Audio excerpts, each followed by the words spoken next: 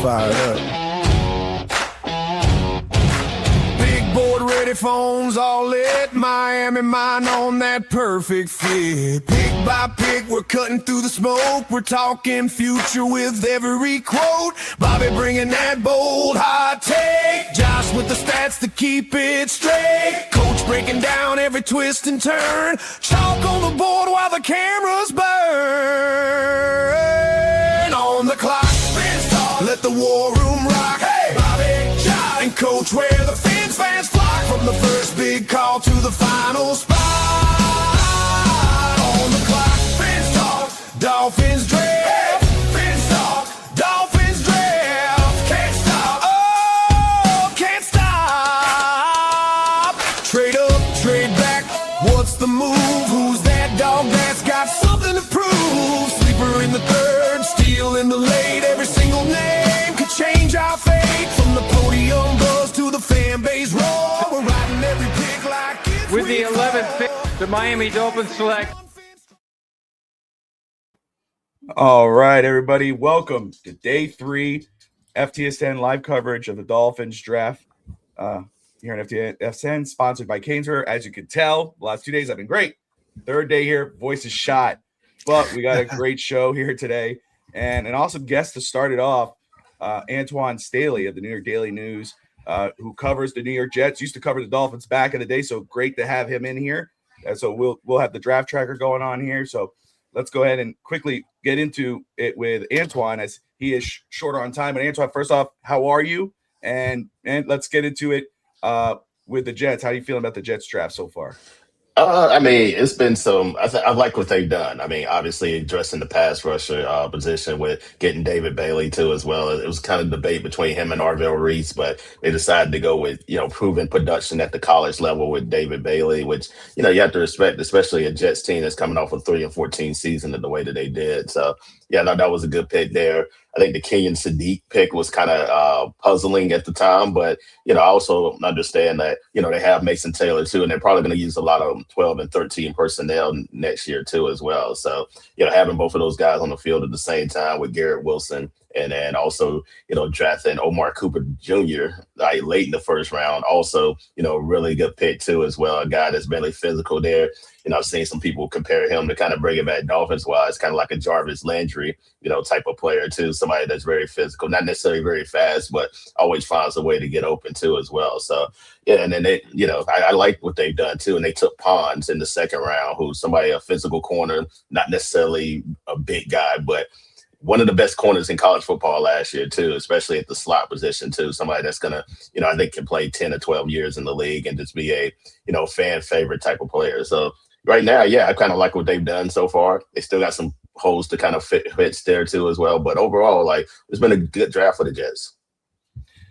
100%. No, it's been surprisingly well. We have a Jets fan here on the network, Russ Morgan, and he was just texting me how much he's happy with this draft for New York. Now, Miami, it's been eventful. This whole draft has been weird. I mean, there's guys coming on the board that you didn't expect anywhere. I mean, Miami started it. Maybe the other team did. But either way, you've covered Miami in the past. I know you're obviously covering the AFC East. What are your thoughts on what the Dolphins have done in this draft so far?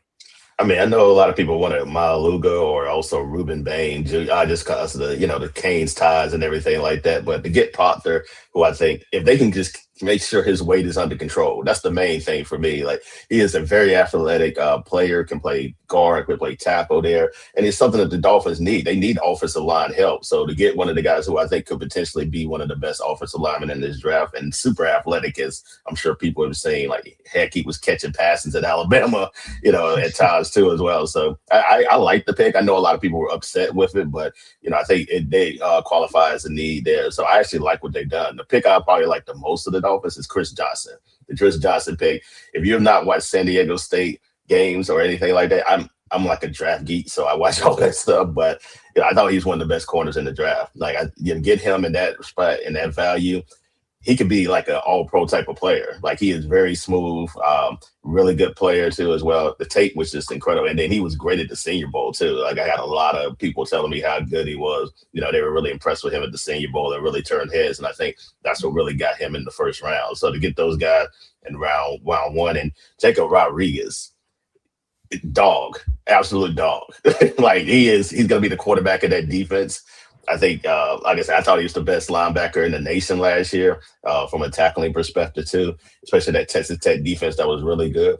And yeah, I think the Dolphins get him around too, especially right before the Jets, pick too as well. I thought that was very smart because he easily could have ended up with the Jets too, and the Dolphins would have to play him twice a year. But to get him at that spot, I thought it was really good and impressive. So I actually kind of like what the Dolphins have done, even though my timeline on Twitter says otherwise from a lot of Dolphins fans. I have to ask you because again, you've been covering. You cover the Jets now, but you've been covering the AFC East and Miami for a while. Giving your eyes, so you've seen the different regimes, you've seen all the inept. Oh yeah. I mean, it's still early to judge John Eric Sullivan or even Coach Hafley, obviously, but John Eric Sullivan early on, what he's talked about in Miami, what he's done in Miami in this offseason, what he's done in this draft. What are your thoughts about John Eric Sullivan and Hafley or in the early start? Well, I'll say this, I think it's great that they're all in line with the Dolphins. Like my biggest complaint with covering the Dolphins, and I covered like 4 different coaches in Miami. Philbin, Dan Campbell was there, Adam Gase was there, and then a little bit of Brian Flores. My biggest complaint is like everybody was not like aligned with it. It's like the message was not aligned. Now you got a GM and the coach that are on the same page there. Whether it works or not, I feel like everybody's on the same page. Everybody has the same vision and goals of what they want to do too as well. Like either the Dolphins fired the GM, kept a coach, fired the coach, keep the GM. So now it's good to have everybody in line with one another. So I like what they're doing. Like whether it works out or not, I'm not necessarily sure. Obviously, I don't think nobody is, but I do like they have like one message and one vision. And, I think it's very smart that they did that finally. I love that you brought that up because that's something I've talked about. You hit the nail on the head. We don't know if this is going to work. We can't foresee the future. But what I agree with you 100% on, and I've told people, the difference between the past and now is that it seems like the coach, the GM, the front office, they're all on the same page. They have a vision. And that's what I see with this draft. I can see I know a lot of people are complaining because a lot of their picks aren't picked because we get locked in on mock draft simulators. But the one thing I will say about this draft that I've been saying the last 2 days is you can see the vision. You see the type of guys they're going after. You brought up the word dog. That and I one thing I've said about with covering this draft this season, with the offensive, defensive line, but especially the team in general, we need that girth. And right now, this has been a girthy draft. So I love the vision that they have for this team. Yeah, and I like the Chris Bell pick too. I didn't even hit on that. I love Chris Bell. I thought prior to him getting hurt, I thought he was a first round pick, and then he tore his ACL, and unfortunately, his stock dropped down to round 3. But first round talent, can run over you, can run past you. Heck, I think if you watched the Canes last year against Louisville, you remember him pretty vividly because he was the one the Canes couldn't get down the field. They had trouble with him in that game on Friday night against Louisville. So I'm a huge Chris Bell fan, and I think he's going to be a really exceptional player in the league. Oh, no, he was my draft crush. I mean, we've been banging the table for him, and there you go, Jamal McCoy off the board. Stops. There it goes. Smart move there. Is that to the Raiders? Yep, to the Raiders. So, Antoine, if I may, Antoine, I know we know you had to go because you had to cover the Jets pick, but you've covered the Dolphins for so many years. My take on this whole draft is that Dolphins had to find a way to be more physical, to be bigger. Yes. Because you're going to go every single year to New England, to Buffalo, to Baltimore, to Kansas City. You cannot keep doing the same things over. That's the definition of craziness. Right. Doing the same things all over. So there's a lot of criticism in the fan base about the Dolphins picks. But if you ask me, I think they got them bigger, they got them more physical. I think they're going to pay dividends down to the end. Don't you think? Yeah, I think the only pick that I have trouble with is like the Douglas pick too. The one I felt like they kind of reached there a little bit there, but outside of that, I like what they've done. Like I mean, getting Will there, the tight end, like it kind of reminds me of Darren Smite, like especially somebody that's not necessarily gonna burn you with the catching ability, but he is a good inline blocker, and you want to be physical at the point of attack. And I feel like that, especially coming out the Mike McDaniel era. I feel like they were more of a like finesse team. Now you want to get that physical team. That's when you come playoff time. Not saying the Dolphins are a playoff team, but you got to be physical. You got to be physical. You got to hit people in the mouth there. We've seen it, especially I remember watching the Kansas City game, against the Dolphins in the playoffs a few years ago. It just felt like they didn't belong because they just were not a physical team. Like especially when the cold weather climates, when you go to New England, you go to New York or Jersey, technically, or Buffalo there, you need to be able to be a physical team. Like there's going to be times where you have to run the football. And I feel like that's what they're trying to do, be a physical team. Hoping Malik Willis can do some things there that can, get the offense on track. But yeah, you gotta be a physical team. And I really like what they've done. That's awesome. That's really good. I think to be respectful of your time, just saw the Bills pick his in and the Jets are on the clock. So I think we should probably let you go and do your thing. All right. Yeah. It was good talking to y'all. And let me know if y'all want me to come back on too. Like I love to spend more time with you. 100%, Antoine. That'd be great. Thank you, brother. All right, y'all take it easy. Later, bro. Antoine Staley, New York Daily News, man. Awesome guy. There you go. Buffalo's picks on the clock. Jude Barry. All right. Yeah. Antoine's great. We had him. Brett was able to get him on to our Diamond State Scouting podcast a while back. Love his insight. He always has great insight around players. Absolutely. And basically, that's why I asked the question to Antoine, because, a lot of criticism, Josh, about the Dolphins draft, but, they had to get bigger. They had to be more physical. You cannot be the finesse team. The team was quicker, is faster, but, when it comes down to the winter and that cold weather hits, with every single year we go backwards and we start to see like this evolution of defenses, and then like that turns into like the evolution of offenses. And Bill Belichick was really good at it as far as evolving to we're getting smaller linebackers, we're getting smaller corners, we're getting these smaller defenses. So get bigger on defense or offense and then start pounding the ball. And that's the natural way to come at these smaller defenses. And I think the NFL is always evolving that way. And I think that's what we're starting to see here. Double tight ends. We're seeing the blocking tight ends come back. We're seeing these offenses evolve so we can attack these smaller defenses. Yeah. I'm sorry, you're gonna say. I gotta keep talking so Bobby can rest his voice. In the 80s, Bill Parcells changed the game, basically going bigger, and shoot out two, going bigger linebackers, bigger defensive linemen. Then Jimmy Johnson comes to the Cowboys and he goes to the draft and says, what's in the board? And what's the board were smaller players, more agile and faster. And the Cowboys in the 90s have so much speed, way too much speed. And then the players kept evolving, and now you have bigger players and fast too. So if you don't have to win in the line, you're toast. And basically, that's the problem with the Dolphins every single year. They get manhandled by teams in cold weather with picks that are bigger and with great quarterbacks. So they had to do something. So I'm pretty pleased with what they're doing. Bobby? No, 100%. Let me throw this up very quick. I'm going to jump to another window. Everything should be good. Oh, well, it eliminated Josh. Let's bring Josh back in. Sorry. So here's what Miami has done so far. I mean, again, we talk about size, but let's run this through here. Cannon Proctor, 12th overall pick. I mean, again, we saw the raw reaction. Now, 48 hours later, people are starting to come down on it or starting to kind of settle on it. The national media and the scouting community seems to be high on it. Chris Johnson, probably the better pick or the most understanding pick. Everybody was high on him before the draft as a second-round prospect, but got him there. There goes Jacob Rodriguez. We've talked about him, been high on him, like C.J. Allen. Caleb Douglas might be the one where everybody kind of went, that's like if you would have got him today, that would be great. We'd be okay with it. You got him in round 3 with the first, the first third-round pick. It shocked you, but maybe they see something that other people don't. And then Kek Merrick, the tight end. Maybe the best tight end in this draft in regards of blocking. And again, we talked about, they keep highlighting the running game. And the Jets just made their pick. It's Darrell Jackson Jr. out of FSU. So, and of course, Chris Bell, who this was a guy who, again, if he wasn't hurt, would have been more than likely a first round pick.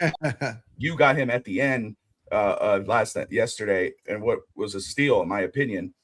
So, just love what Miami has done so far. It was just in regards of vision. Yeah, not everybody we thought, but you can see the vision. Go ahead, Josh. And if you swapped Caleb Bell and what is it? It's Chris Bell and Caleb Douglas. Sorry. If you were to swap them, like, would you have a problem with this draft at all? No. That's my point. Like, if you would have put Douglas at the end and put Bell at the top, you would have felt really damn good. You would have been like, this was, but because Miami did it differently, they felt like, hey, we need to get Caleb Douglas right now. We can't let this guy. So they have a vision here. So that's what my thing with them. It's like, yeah, it's not the perfect, you know what I mean? Like, according to everybody else, but you could see where they're coming from. And I could appreciate that. Yeah. And so you might prefer, and like I said, the big takeaway from this draft is trading away from downs.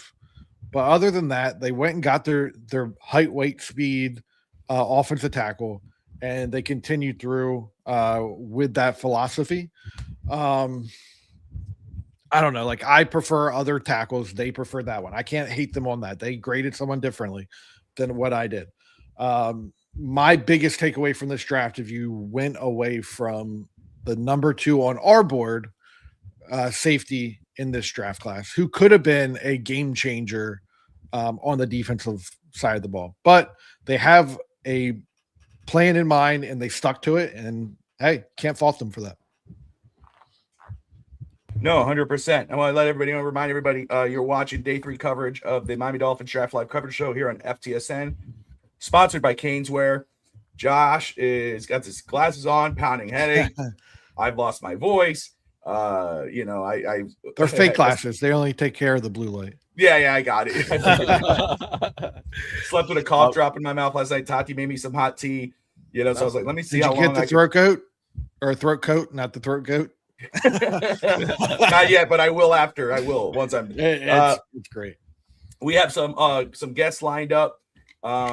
We have some surprise guests depending on how everything works out. But Antoine obviously jumped on with us. Could be on with us later. That's cool. If not, he'll be on Fitz Talk today because he's an awesome dude. We love to get him back in here. Oh, here's Arizona's pick. Caleb Proctor. Caleb Proctor. Now there you go. There's the defensive tackle out of Louisiana off the board. So I was like, hold on, we already took him first round. I know, like, hold on. Caden Proctor. But we will have, again, we're going to be on the entire day. It's the same scenario, guys. We have a Caneswear giveaway there. So if until the end of the day, you're live making comments, you are enrolled into the Caneswear giveaway, the gift card giveaway, sponsored by Caneswear. At 2 o'clock, Coach will be joining us about around 1:30. 2 o'clock, we'll have Steve Malloy, Rob, Q, Will. We have a whole crew coming on. Ftsn will be on with us again. Miss Finns, Adrian. So we have a whole crew coming right back at around 2 o'clock. I may stay around a little bit, but that's when I'll probably tag out for a little while and just, drink salt water and see how it goes. Yeah, there you go. We have to give shout outs to DSG, Brett. They've been here throughout. Yeah. Anthony came in late yesterday. I'm judging you, Anthony. Yeah. Joining us late like that, Anthony. But appreciate everybody who's watching, who's been with us and continues to watch with us. Wherever you're watching from, if you're watching on X or Facebook, anything, or even YouTube, appreciate you. If you're anywhere other than YouTube, come on over, hit that like and subscribe button. When you're done with the show, hop on Fins TV and subscribe to the channel as well. We got great stuff coming on all fronts. So to answer Anthony's question, I think Zakee Wheatley would be a great addition to this defense. I love Zakee Wheatley. So we'll see. But Anthony, Bobby doesn't give links to people that show up late. So we got to be here every day. At 9 a.m. at least. 9 every day. Yeah, 9 a.m. at least. Bobby, maybe. Bobby, a couple of years ago, the year that Asian was drafted, this fan was crazy for the Dolphins to draft. They're watching that at the second round because they wanted a blocking tight end because they felt that was important to block. This year, they got basically the best blocking tight end in the whole draft, if you ask someone upon this. So I think that they go. Julian, Mr. Flag Hill is out the door. He's going to the Patriots. So the Dolphins need someone on the goal line that can basically block. So I think, again, as I said yesterday, they set out to be more physical. They said they were going to be bigger. big doesn't get small, but fast goes get slow. So they're finding a way again to be more physical. So we're in the days of Ozempic. Big does get small. Yeah, I would not like 20 pounds of Proctor being Ozempic, if you know what I mean, because that 355 makes me a little queasy, like John Philbin. But that would be good. But you have to be bigger. You have this time again. The Dolphins is come December they fall. They're called soft. They get us outplayed. They got out manhandled basically by every single team in the call. So I love the fact that they even went big at defensive end. Because I think this is gonna pay dividends going forward, probably the next couple of years. Not this year, because this year they're gonna be a very good team. But draft and develop. That's what they have to do. So if you can develop, it's gonna be a very good tight end. I want to say too, again, with just Jamad McCoy finally coming off the board, just in regards of draft coverage, McCoy. I mean, this guy, if he was not hurt, like we say, Chris Bell would have been a first-round talent. I'm ecstatic about Chris Bell, but Jamad McCoy, if he was healthy, he didn't have this injury, he's a top 10 talent in this draft. So for the Raiders to get him at that spot, it's amazing value. You're just praying that when he is healthy, he stays healthy, and you look like the smartest people in the room. Josh, were you surprised he fell this far? Yeah, I mean, we thought he was going to go much earlier, and him to fall, but injuries do play into it. And I got on, I think day 2, I got on, and I was like, I heard he can go round 4. And we also talked about Jamad McCoy a little bit of, this is the guy, like if you're into him, like you take him in the 3rd round, you have so many picks, you use one of those picks. And I think that's what happened with Chris Bell. They fell in love with him. They knew he could go in the 4th round because of his injury, and they said, we're not going to wait that long. And they went ahead and took him with their last pick in the 3rd round. And with Bell, you see some progress. You see him running. You say it's a report of 18 miles per hour. But, with McCoy, you still have to wait. The rumors of probably another surgery. So that's a completely different ballgame when you take that in consideration, because you don't know what's going to happen after that surgery. So Bell is way ahead in recovery. So this makes a lot of sense for someone who basically – in the next phase of recovery, that's someone who's going to need the next surgery, and you're seeing a guy playing the level that he was. So I can understand why. It still would have been a good pick. I wouldn't mind the Dolphins take it with that 75th pick. It would have been also with a much better draft than right now. But he's a Raider, so it is what it is. All right, we wait on the Chargers to make their next pick. See what McDaniel convinces Harbaugh to do here. Brennan Thompson. There you go. I didn't see him going here. I thought he'd go later. I did too. I will say that tiny guy, Drew Collins of the Draft Professor, is high on Brennan Thompson. But that's how this draft has been. Guys that you would think would go later on. This is one of the fastest receivers in the draft. He ran a 4.26. So I mean, it's a McDaniel pick. It is. It is. Yeah, it's a McDaniel pick, like you said, because. Basically, as soon as they were receiver, they were going speed. They need that. They need to spread the field. And Justin Herbert has a cannon. That offense, with the way McDaniel runs that offense, is going to make a lot of sense for Justin Herbert throwing downfield. He's not as accurate as Tua, but they're going to take a lot of advantage throwing downfield. So it's a good pick. No, 100%. I mean, and you look at the receiver prospects still left on the board: Elijah Sherrod, Skylar Bell, Bryce Lance. I mean, Josh Cameron, C.J. Daniels, Jeff Caldwell. I mean, there's still some really good talent there at wide receiver.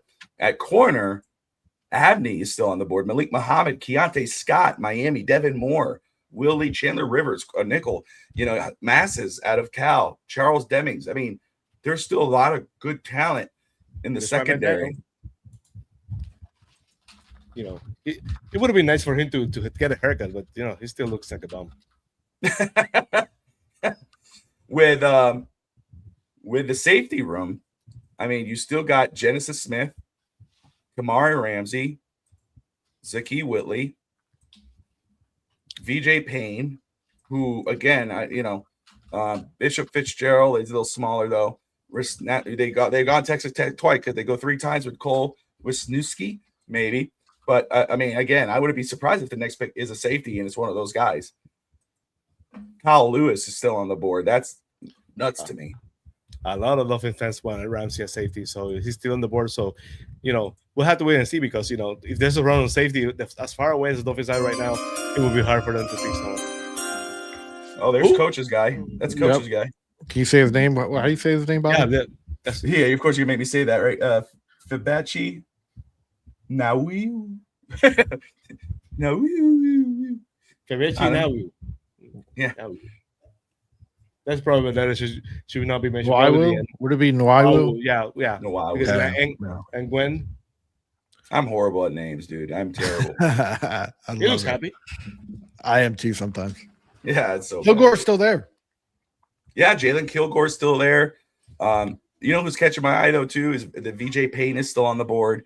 Very intriguing prospect in the safety. Kilgore is nice too. Like there's so many safeties available. Yeah, Jalen Kilgore, man. Oh my goodness. And then interior offensive lineman, you know, Farmer, Parker, Anas Cooper still there, Bo Stevens. But again, I look at all these guys at the top of the board and I'm like, I'm savoring. I'm like, oh man, I hope one of them are there. But the way Miami's done it, minus Chris Bell or Jacob Rodriguez, they've gone somewhere else. So what I'm doing now is like I'm looking at the top of the board and I scroll down. I'm like, okay, let's look at these group of guys. You know, Josh Josephs, Dennis Sutton still there. Yeah, Joshua Joseph is a nice one too.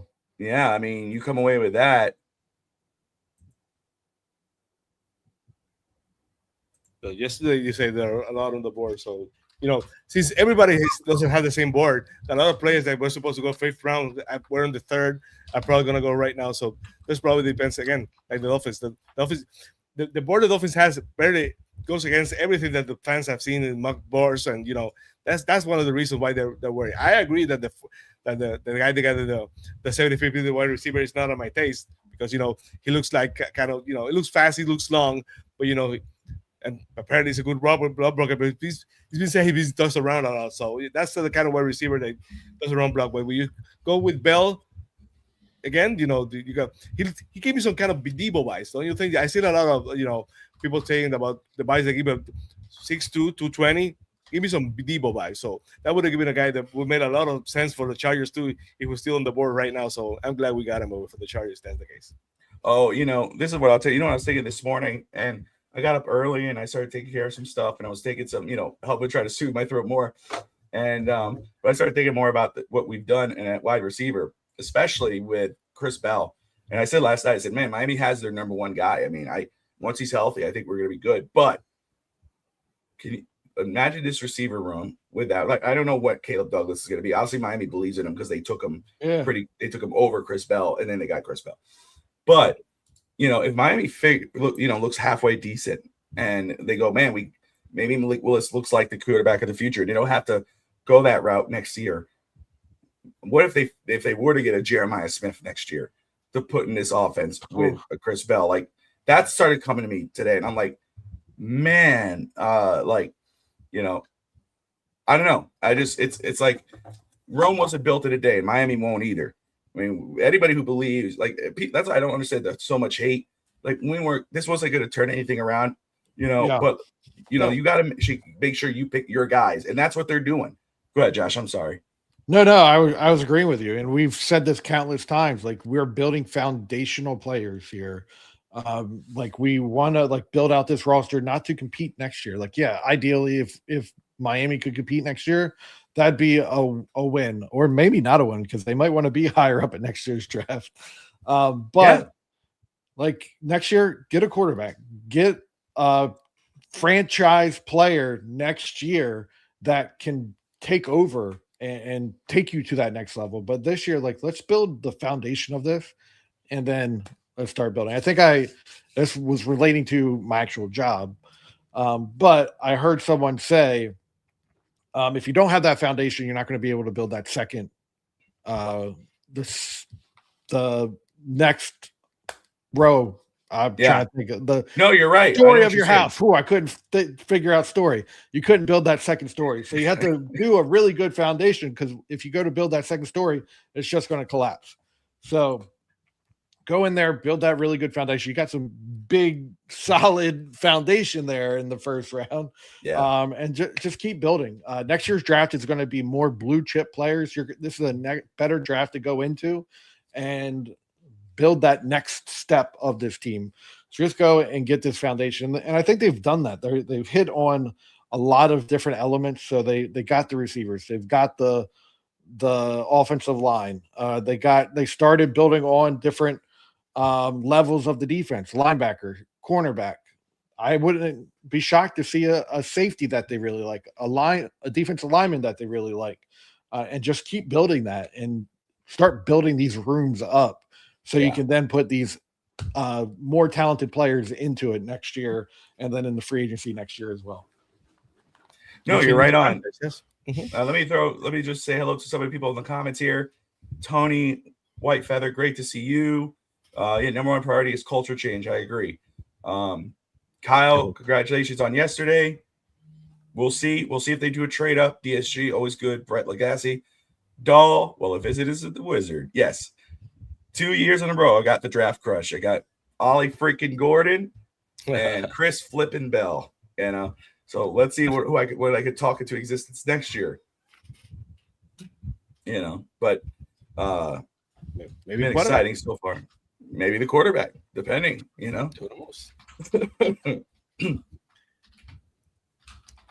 Going to what Josh said, we talked so many times on Victor today about the Dolphins building the foundation for the future, and how important was that Halfley and Josh Sullivan's first pick in this era was someone that they can rely upon. Ruben Bay would have been great. I'm not saying different, that you have the character, you have the player there. Yeah. But I think they're thinking more about the position, about what they're gonna do on offense, how they're going to establish things.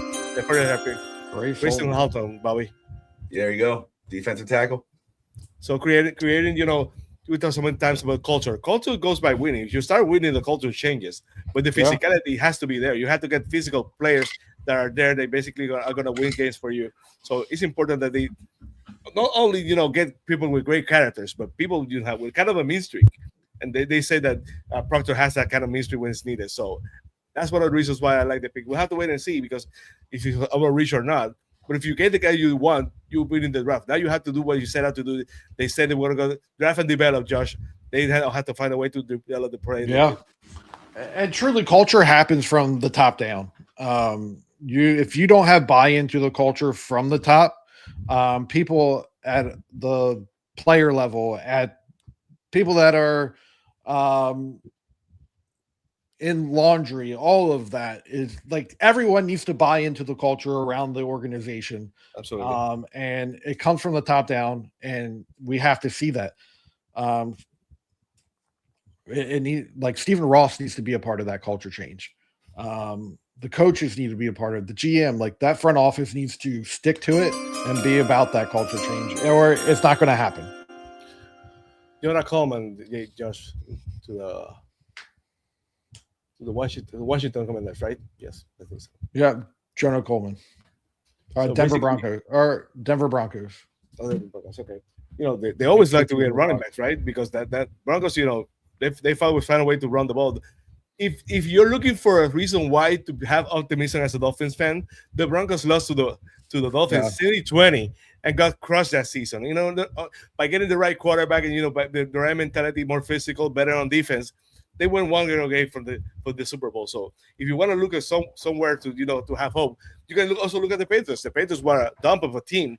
Of course, they spent a lot on offense and defense through free agency, and the people they got was questioned. But look at them now; they went to the Super Bowl last year. So if you get the right quarterback, it all starts with the quarterback. You get the right quarterback, and you draft well, you have a chance. So the Dolphins right now have to hope that Malik Willis is the guy, and they get more physical than they want to. But there's still a chance for the Dolphins. I'm not saying this year, but a couple of years, maybe they might be, a perennial playoff team. But they're going to be on the top division with the Jets having a good draft, with the Patriots, we're going to the Super Bowl, and with the Bills never going to a Super Bowl, but having a good team with Josh Allen, who's probably the best quarterback in the league.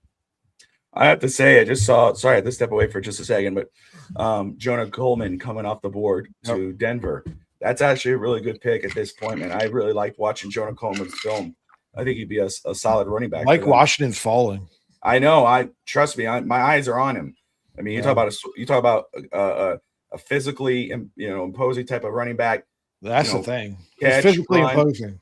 He could do it all. I mean, but he has speed. That's the thing. He's a total package. I mean, 4.3 speed, 6'1", 6'2", 223. I mean, again, I love what we have in our back room with HN and Gordon, and you got to throw Wright in there. But you bring in Mike Washington. Kennedy, safety. There you go. So Kennedy, Mr. Kennedy. But yeah, Washington's still up on there, man. I mean, trust me, I got my eyes on him. And Keontae Scott, wow, still there. Nussmeier's still on the board there, Josh. Yeah. What do you think? How far do you think he falls here? I think his last year kind of I looked at it differently. I don't know if the film I looked at was much different, but I saw Nussmeier as someone that he looked a lot like Romo out there running around and being able to throw the ball. But I felt like he was more decisive this year than he was last year. Last year, I saw him just make some boneheaded decisions out there, very much like my head is all over the place right now. I can't think of the name. Who's the University of Miami quarterback? Beck, very much like Beck, where you just make these boneheaded plays. So I thought this year he made better decisions. He might not have the biggest arm in the world, but he was accurate and he made good throws. I like him. I wouldn't be shocked if he comes here. Like, I could see him being the pick at 110 for the Jets. Well, yeah, this would be a good time to get him. I mean, no expectations at that point. See here, the Jets are up. The Jets, we've had a solid draft. I mean, Antoine Steele was just on with us. I mean, you can't. I hate to say it. I hope they all fail, but it's funny that they got Taylor last year and they went, again with tight end, right? They did this year, right? Sadiq, yeah, Sadiq. So it's kind of weird. Are they going to run a lot of those 2 tight end sets because that worked for the Patriots for quite a while. So that might be might be looking for that because going tight end when you got a tight end in the second round last year, that's very rich. Yeah. Let's see here. Gosh, I hate day 3 because of this. How is he still on the board? I don't know. I mean, but there's a lot of I was just talking about him. But there's a lot of guys that are still on the board, and I'm like surprised that they're. I'm wondering if Dallas coming up is going to take one of these receivers like a Skylar Bell, Elijah Surratt, and then maybe a pass receivers on the board. Yeah. I mean, Muhammad, it's crazy. If there's any chance the Dolphins go wide receiver for a third time, Bobby, because we talked about times of Insta today that the Dolphins might go twice. They did twice. Will they do a third time? Because whoever that's going to be depleted because those guys are 1-year deals. Of course, they can go high for a wide receiver next year, but they might also go for a quarterback. Who knows? So, do you think there's a chance they go to a third one? I would not be surprised. Again, I'm not putting anything past this Dolphins team or what these guys have done. I mean, but if you look at the talent still on the board, even at wide receiver, again, Skylar Bell, Surratt, Bryce Lance still there, Caldwell, CJ Daniels, all still on the board. I mean, comes to a point where maybe you go, you know what, I just can't pass on the talent, and you go to another, grab another receiver. No, I wouldn't be surprised if they did that. Again, you got Dennis Sutton. You got plenty of safeties on the board. Mike Washington on the board. Miami has 4 picks. So within those 4 picks, I see them getting another receiver. Yeah, I can see it happening. Again, it depends on the talent on the board, right, Josh? Yeah, for sure. And that's kind of what I'm looking at right now. I'm kind of honing in for the Cowboys and thinking, like, who could they go? And like, we both have like these new scenarios coming up of like, we have to fit it into what they like. You guys have a completely new regime over there. We have a new defense coordinator. So I'm thinking Dallas might go Keontae Scott. My thought process now, Keontae Scott and like one of these, I'm looking at like maybe you just mentioned him, Bryce Lance. Yeah. Big body guy that can come in there. Outside receiver because they really like moving their guys around a little bit, which would allow for that. But the guy that I really want to see come off the board, just being from Delaware, is Dennis Sutton. Really would like to see him. He had a really good, a sophomore year, junior year. He's like Penn State just fell apart last year. He does he's not very good side to side. His change of direction isn't the greatest, but he is a good football player, and I would love to see him show up in Miami. Big guy, 6'6", 256. But him and Chop Robinson tormented college when they played together. So I would love to see that pairing again and see how that works out again. So did the Jets trade? No, this was the Jets, right? The Jets traded up to Cincinnati's pick. Yeah. Okay. Yeah. Again, and right now Dallas, it's all been defense, so they could go defense again here with Keontae Scott and kind of or Kyle Lewis. They've already doubled down an edge rusher, but I guess third time's a charm.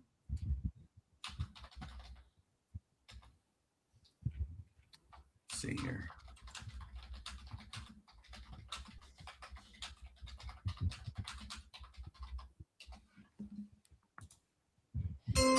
Oh, Cade Klubnik. Ooh, Wow. Klubnik. Clemson quarterback.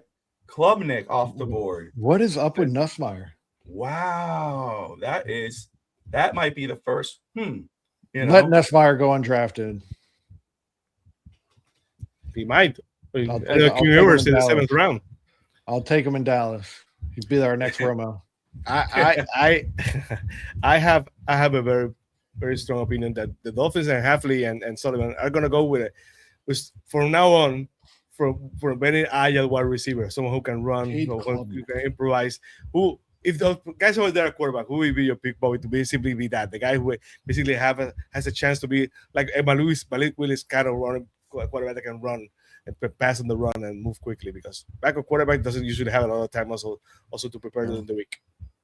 Well, they've shown as a fast quarterback. Yeah, they've shown a lot of interest in quarterbacks during this season. The guy, again, I think everybody's zoned in. Has been on Taylon Green, right, out of Arkansas. You know, I mean, my God, physically imposing 6'5", 6'6", 4.36 speed. I mean, he's raw, but there's some traits there you could build on, and whatever. Another guy there, talk about speed and whatever. Jalen Daniels out of Kansas. I mean, he's not big, 6 foot, 219, but he's that mobile type of quarterback that you kind of I don't want to say exactly, but fits the mold of Malik Willis. You got a 1-2 punch. I do believe Miami's going to go quarterback somewhere in this draft with the last 4 picks because of what's still on the board. I mean, especially with Nussmeier. I'm going to say Nussmeier might be that pick. I know Josh has been talking about that all offseason, but it could happen. I mean, you can't just ignore the talent that's left on the board. Yeah, and Cole Payton is very similar to Malik Willis as far as someone that can get the ball out quickly. He can throw at different arm angles. He has a big arm. Cole Payton, super athletic. Yeah. Cole Payton could be a guy like that too. He's just a bigger version of Malik Willis. Another guy later on, out of Baylor, Sawyer Robertson, 6'3", another guy, big arm, athletic, little obviously raw, but that's another guy to watch out for. Casey tackle out of Boise State, staying a Bronco. Has Tiernan gone yet? Yes, Tiernan, the offensive tackle Northwestern, he did yesterday. I was expecting that, but I was I don't remember his name being called. Here comes Dallas. Yep, Dallas coming up. Kyle Lewis. Dallas on the defensive side of the ball wants someone that can do multiple things. So that's why I'm looking at our guy, Keontae Scott, because he can play safety, he can play corner, nickel specifically. And then also we don't know what's going on in the wide receiver room. So maybe getting a guy that can play receiver for us. We have a really good receiver room, but obviously if we can get someone in there as well, that'd be nice too. Ooh. All right. What are your thoughts on the Cowboys draft so far, Josh? Do you like the draft so far? I do like the draft. I mean, anytime you get Caleb Downs, it's just a check mark for the draft. I feel like that immediately puts you in that B range, no matter what you follow up with. But while Malachi Lawrence wasn't the guy I would have taken, same thing with the Dolphins. Dallas was going to take him before they traded back. Oh, is this the pick coming up? Drew Shelton, offensive tackle, Penn State. Then they find their offensive pick right there. They got the next one coming up now too. Yeah, No, the Cowboys have done very good taking the offensive line through the last 10 years. But I think, what are your thoughts? Yeah, and then so Malachi Lawrence wasn't the guy I would have taken, but Dallas was going to take him prior to trading back with Philadelphia. Yeah. He was their guy, so you can't fault him for that. And then I believe his name's Bowden. He was the linebacker edge guy that we got in the third round. Really enjoy him because, again, Dallas likes multiples. So he can be someone. I've heard him compared to like an Arvell Reese light. He's an off-ball linebacker that can do some edge rushing. So really enjoyed that possibility. Drew Shelton, I haven't watched yet. Again, Penn State players played down. I'd have to kind of look at him a little bit more, but we got Caleb down, so not upset with that. And Dallas drafts really well in the first round with offensive linemen. They have historically done really well in the first round. They haven't hit as much like in these middle rounds, so we'll see. Maybe Drew Shelton could be one of the next guys that they hit on. 100%. I'm looking here at what's next.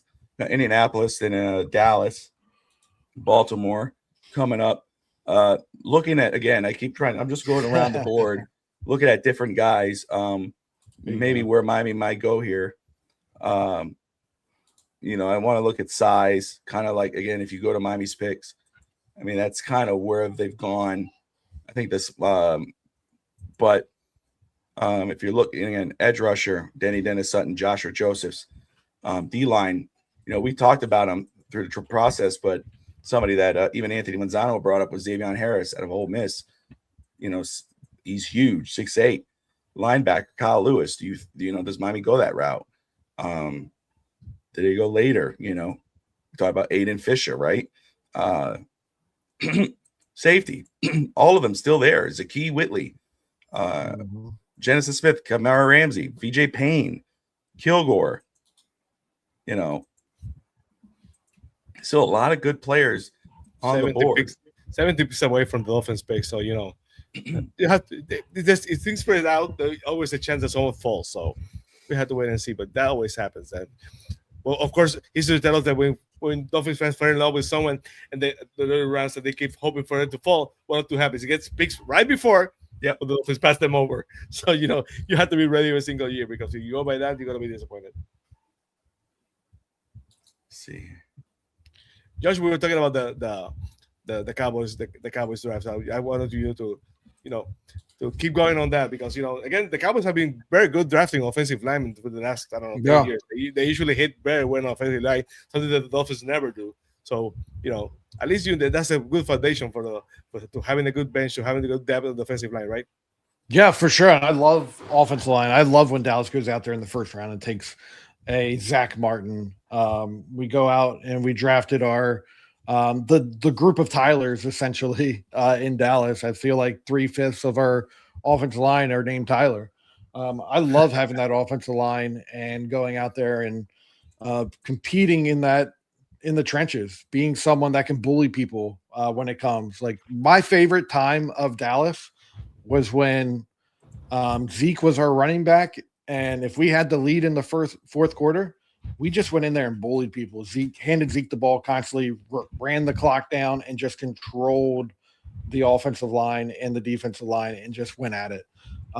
It's a good running game, which we're talking about in Miami, of building that and getting, so we have this running game going, could be also helpful for the defense, because giving them time to breathe, keeping their defense on the field, and not letting their offense get into a rhythm. If you're just constantly running the ball and you're getting yards and picking it up, again, you're draining the clock, and then you're coming out here getting a lead, because hopefully you're finishing that out with a touchdown, and then you're moving into that game fourth quarter and then running a little bit more and going. So yeah, I love offensive line. The trenches are important to me. I feel like that's where you build in the trenches, and then you build elsewhere.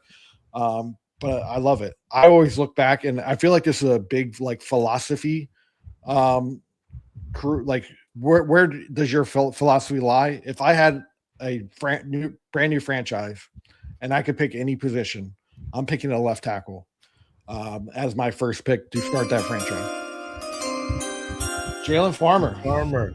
There you go. And the Cowboys and the Ravens have both made their picks. Because I was trying to see what Miami's doing, and I've seen them, so they should come off the board right away. I'm not going to spoil nothing here, but yeah, I want Keontae Scott. Yeah, that would be good for the Cowboys, right? Because the Cowboys defense last year was a disappointment, right? You said basically that if you find a way to control the tempo, the Cowboys off defense is going to get better by default. Of course, that's going to happen. But the Cowboys defense last year was a disappointment, right? They come a lot of expectation, at least to be middle of the pack, and they was one of the worst defense in the NFL, if I'm not mistaken. So, hands down, maybe historically bad defense. Yeah, so basically, and they usually are looking for the next defensive coordinator, and that happens sometimes. We got Dallas's pick coming up right now. We'll hold on to it there. Actually, I'm already familiar with who it is, and so we'll talk about it right when it comes up. How do you like my no sell? No sell right now. Just leave it alone. Yeah. Are we in the portion of the draft that goes through the throw the prospects here between commercials? I mean, yeah. No, that's. But it's the fifth round, right? Yeah, fifth, sixth round. Okay. We're still in the fourth round, so we're still. And but fan of the year. Now everybody wants to do more commercials and everything. So I would not be shocked that basically they're gonna put more commercials on left draft picks. So that would not be shocking. That wouldn't be surprising.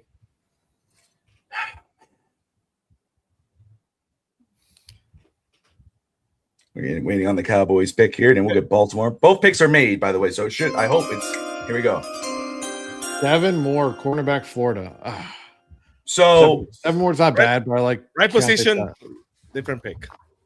But I'll tell you, Devin Moore is one of those guys that has a good upside. I mean, his injury history kind of screwed him up, but again, he checks all the boxes that you would look for a potential starting corner in the NFL. I mean, 6'3", 190, almost 200 pounds, 198. I mean, but fluid, good coverage and zone guy. I like him. I do like the pick. Yeah, I do too. He was projected because of his injury history, and he hasn't hit it yet. But a day 3 pick that could turn into a possible starter here, Josh. Yeah, I love it. We needed a cornerback. Obviously, Keontae Scott was the guy I wanted because he was more up on our board. But Devin Moore can be an outside corner that competes. He also looks to have the size and the ability to thump a little bit too. If you want, you can move him to safety a little bit too. So yeah, I like it. Let me just welcome everybody in here very quick to the FTSN Miami Dolphins Drive Live coverage show, sponsored by Canesville, Baltimore. Here they go. Elijah Surratt, wide receiver, off the board to Baltimore. Getting the Indiana wide receiver. Got DSG Rogers in here. Great to see you, Roger. Let's see here. Brett saying Cole Payton could be an option for Miami. Dolphins Thirsty's in there. Let's see here. Perfect. Cornerback is one of those positions that the Cowboys usually draft. Well, am I wrong in that, Josh? Because that's my perception is that the Cowboys draft corners usually.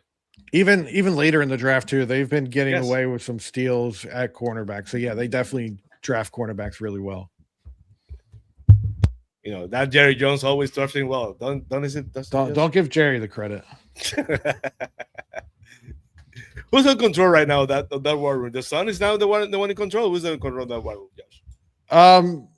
So yeah, I feel like as far as Jerry is like the head person. He takes the credit. He was the one who does the camera things, but he always takes the credit.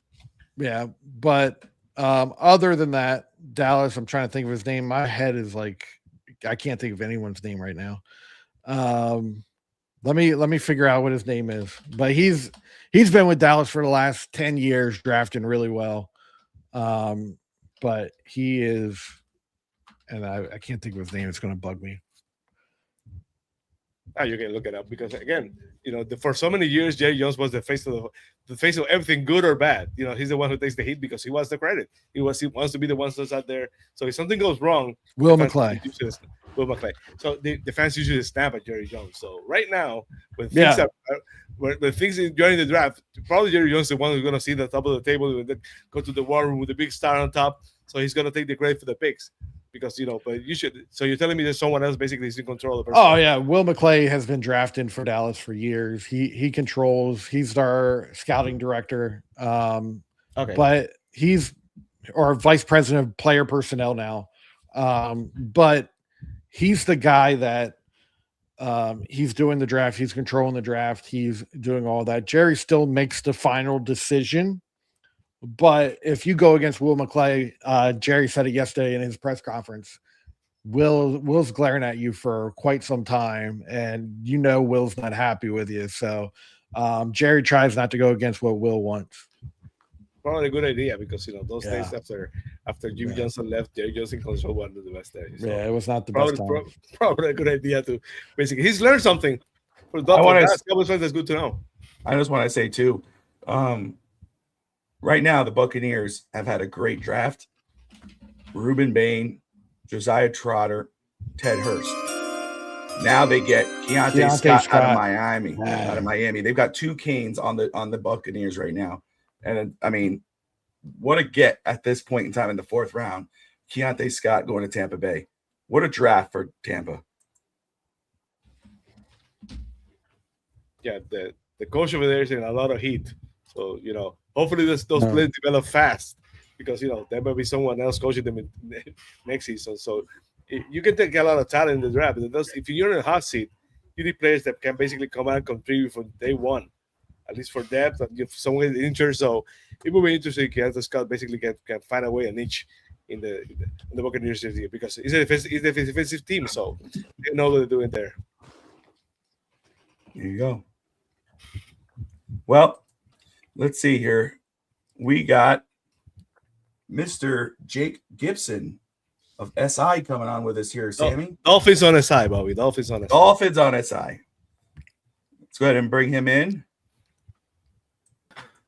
There you go. Jake, gentlemen, how's it going? How's it going? Jake, how are you, sir?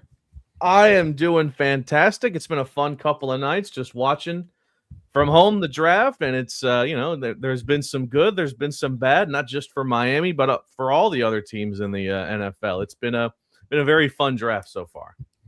That's the truth. It's been a fun. That's what I love about it. To be honest, there's been a lot of like, wait, what? But to me, that's a lot more fun than going, oh, I knew that guy was going there. Makes you have to think a little harder. So we'll get right into it as we're waiting here for Los Angeles to make their pick in the 4th round. Mm-hmm. Your thoughts on what Miami has done so far in this draft? I'll say this. It's like a weird puzzle. At first, when you started off, it's like it's very strange. When you put all the pieces together, it's turning out pretty nice. I gotta say, obviously, the elephant in the room is the first pick that Miami took, Proctor.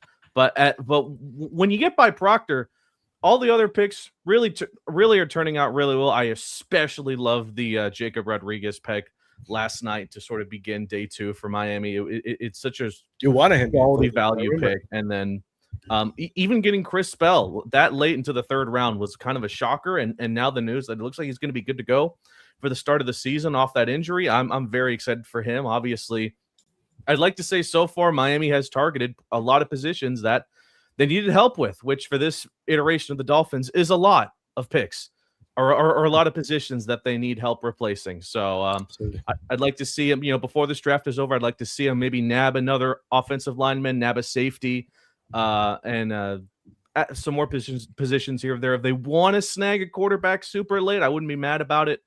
But here we go. Travis Berg, Memphis tackle. Big guy, big body. And former FIU Panther, Travis Berg. There you go. So let me ask you, as we get closer to Miami's pick here, is there anybody that you're eyeing, that you're looking at the board and go, ooh, I hope he lasts? It's honestly, it was going to be McCoy, but the Raiders traded up to grab him. So as far as like the best available players, I'd say just kind of looking down a list here. Like I said, I want a safety, and Kilgore from South Carolina sort of fits that bill pretty well. You could go and definitely snag him. As far as other receivers go, I got to see Skylar Bell from UConn in person, and I don't know about you all, but I considered UConn, especially this past season, to be a power conference level team. They were that good, and he was a big part of why that offense clicked. So I would definitely pull for him. Obviously, there's not going to be too many wrong answers, I would say. As far as that quarterback I had mentioned, Nussmeier is there, but hopefully a little bit later down the line. I like that you brought up receiver because Sammy just asked that question. We've gotten 2 receivers, but with the talent that's still left on the board, you just brought up Skylar Bell. Mm-hmm. He asked me, he goes, Bobby, do you think they get to go 3 times? I go, with the talent left, you have to consider it. I mean, Skylar Bell, Bryce Lance still there. Even CJ Daniels, if you're a Miami guy, there's still a lot of talent. I think it's always good to go after the talent. So Miami could use as many receivers as they could. And then if you look at safety, you brought up Kilgore, which Josh was just talking about. Jalen Kilgore, 6'1", 4.4 speed, fits Miami. VJ Payne's still on that board. So, and of course the quarterback as well, Nussmeier is there. And if he continues to fall, you may have to consider him. Waiting on Detroit here. So out of Miami's picks, who was your favorite one? Was it Jacob Rodriguez? I would say it's between either Jacob Rodriguez or Chris Johnson. Now, regarding Proctor, the upside with a guy like him with his size is absolutely electric. The problem is he has a very low floor as well, so you kind of have to balance that out. If Miami can properly develop, he could be a potential steal of the draft. So this is the pick where I'm like, okay, I'm really gonna have to have faith in Sullivan and Halfley to see if he can actually build him. But I think Chris Johnson and Jacob Rodriguez are immediately going to be 2 players that can immediately start for Miami week 1. So I'm very stoked about those guys, without a doubt. Chris Johnson, very solid pickup. I think a lot of people are going to discredit him because he's not from a power conference team, unless you now count the new Pac-12 to be power conference in San Diego State. But yes, Jacob Rodriguez also could be an immediate starter, just like Caleb Douglas and Chris Bell. Low-key, they could all be starters. That's why this draft is so crazy, because I'd say like the majority of picks Miami has taken so far, they could start day 1. I love that. Which one of them though were the one that was it the tackle? Which one was the first one where you kind of went, think about it, like well. I was definitely shocked at Proctor, like we all were, because of who was available that they didn't go with, Reuben Bain. But I'll never be upset at the Dolphins or any NFL team for that matter wanting to bulk up the offensive line early. It's just it's a position that you need depth in, and Proctor was that guy. So I wasn't super shocked about filling the need of offensive tackle immediately. Not at all. I'd say maybe the pick I was the bit most surprised about was Caleb Douglas that early for Miami, like their first pick in the 3rd round. This is the guy that I thought they could maybe grab in the 4th to 5th, but they grabbed him early, and I was ironically feeling, Chris Bell was available. They could have gotten him, and then Chris Bell fell to their lap, so it kind of all worked out well in the end there. But aside from that, Kaepernick from a tight end from Ohio State, I'll be honest, I didn't know a whole lot about him, except that he's a shoot straight, basically an extra lineman kind of guy, which I'm also not mad about. No, 100%. I mean, and I think you're hitting the nail on the head. And that's the thing with Caleb Douglas. I'm so intrigued because I've watched the film and I like what I saw, but I did not see him that early coming off the board for Miami. But obviously, Miami likes what they saw and they wanted to grab him early because they thought he may be coming off the board. So I'm intrigued what their vision is with him. That's Wesley Williams coming off for defensive lineman coming out for Jacksonville. You got a lot of people in the comments here. You got Lou, Kat, Roger. Great to see everybody. You're watching the Miami Dolphins draft show here on FTSN, sponsored by Caneswear. And again, the tight end was the one where we kind of went, that's interesting. But another, again, 24 hours later, you do some research on him. You find out, better blocker in the draft, maybe one of the better blockers in the draft. And it kind of goes back to what Miami's been saying. Run, run, run. I mean, what type of vision do you see what Miami's doing here with this draft? What type of team do you think they're going to go into next season with after this draft so far? They're trying to give Malik Willis a lot more confidence in his first season to give weapons that he can actually go ahead and use, which is great to see. They're giving him they're going to want to give him time in the pocket, and they're going to give him available options to throw the ball to, because entering this draft, it felt like that Will Smith meme of him walking into the room and there's absolutely nothing there. That was Malik Willis, with the exception of Achane, of course, but I guess that's still not completely resolved either. So we'll have to wait and see on that. Now I feel like you're definitely building some confidence in Willis that he has weapons to work with now. And hopefully it can still continue to be a run heavy style of offense if you're able to keep H in. And if it's not, well, you now have a decent receiver core. I would still say right now it's probably one of the weaker receiving cores, not just in the AFC, maybe even in all of the NFL, but it is slowly getting better. And granted, if a guy like Chris Bell can immediately come in and make a big impact as I think he can, then that is going to be an absolutely it might be the biggest pick off the rip for the Miami Dolphins if he can do what we're all hoping he can and be an immediate wide receiver 2, maybe even 1 for Willis. Yeah, and I'll take 2 again. This Chris Bell was a guy who, if he was healthy, would have been a round 1 player. Yes. I mean, he is a first round talent. He was my draft crush. If you know, they asked me right before the draft or draft week, what's my draft crush? I was like Chris Bell, and to get him at that point in time, to me, it's too early to say steal. But if you're going to go there, he's a steal. You know, because I think that's how talented he is, and I think he will be going into next year. God willing, he stays healthy. Here comes Green Bay. Denied Dennis Sutton. Wow. Sutton off the board. Pittsburgh. Somebody said that in the comments that Green Bay was going to grab him, and there he is off the board to the Packers. Sammy, any questions there? Jake, we were talking so much later. The fan base is rattled by, they were not expecting, the Dolphins to pass with Ruben Bain. But I tell the guys who are here and everyone on Fizz Nation that basically, they set out to do something. They set out to be more physical, to go bigger, to change the mentality. Because if you're going to go against the Bills, the Baltimore Ravens, the Kansas City Chiefs, the Patriots, and even the Jets, cold weather teams, you cannot continue to do the same thing they've been doing over and over with smaller teams, faster teams. But it comes time to winter time in January and December, they basically get run over on defense and cannot basically pass the ball on offense. So to go bigger, to go more physical on both sides of the ball makes a lot of sense. To find a ways to do something different to move this team further into the offseason. The playoff time. If the Dolphins get there in the next couple of years, don't you think? Yes, absolutely. It makes perfect sense to try to get bigger, and they certainly did that with Proctor with 352 pounds currently listed. I mean, my God, the guy is absolutely ginormous. Yeah, they've been racking up the size in the trenches, which is absolutely perfect, either in sort of giving a player like H.N. open lanes to work with or just protecting Malik Willis. I mean, I feel confident that Willis has the potential to be a quarterback you could have for multiple years to come, but you need to keep him healthy. And in order to do that, you have to protect him the best you can.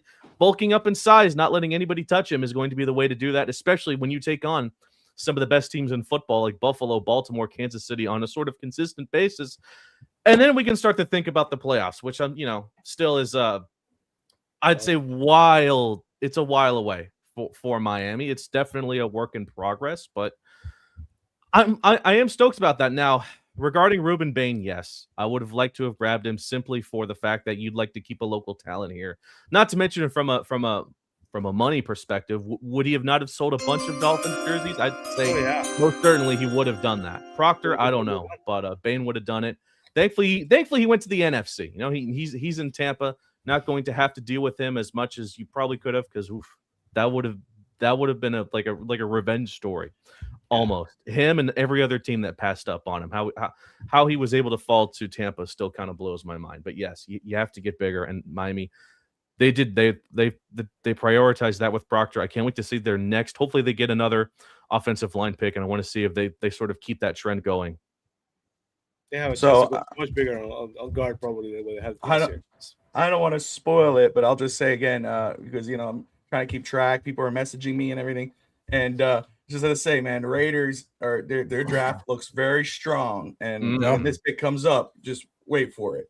Because I'm surprised this guy's still on the board and he's about to come off. He was a guy that Jake, even though we look good at that position, I'm not going to sleep on the position. I don't want to spoil it, because maybe I know who it is. But when he comes off, this was a guy I thought that maybe could be an option for Miami, but just because of talent and size and what he could offer to Mike Washington. Here we go, coming off the board. Oh, you spoiler alert! I don't know. I'm taking your clues. I'm like, what position is Miami really good at right now? Oh, there's only one running back. But he'll be coming off here in a second. But I mean, I mean, the Raiders, I mean, obviously, we knew they were going Mendoza, but you talk about trading up to get McCoy. Again, if he was healthy, he would be a top 10 pick in this draft. Yeah. You would snag him at the top of the 4th round. And if he does get healthy, you get yourself a strong player. You gotta love it. Now you go here and you get Mike Washington out of Arkansas. Pair up with Ashton Genty. Like, yeah, that's a fun Madden team. If you play Madden, you're gonna have a blast with the Raiders. Yeah.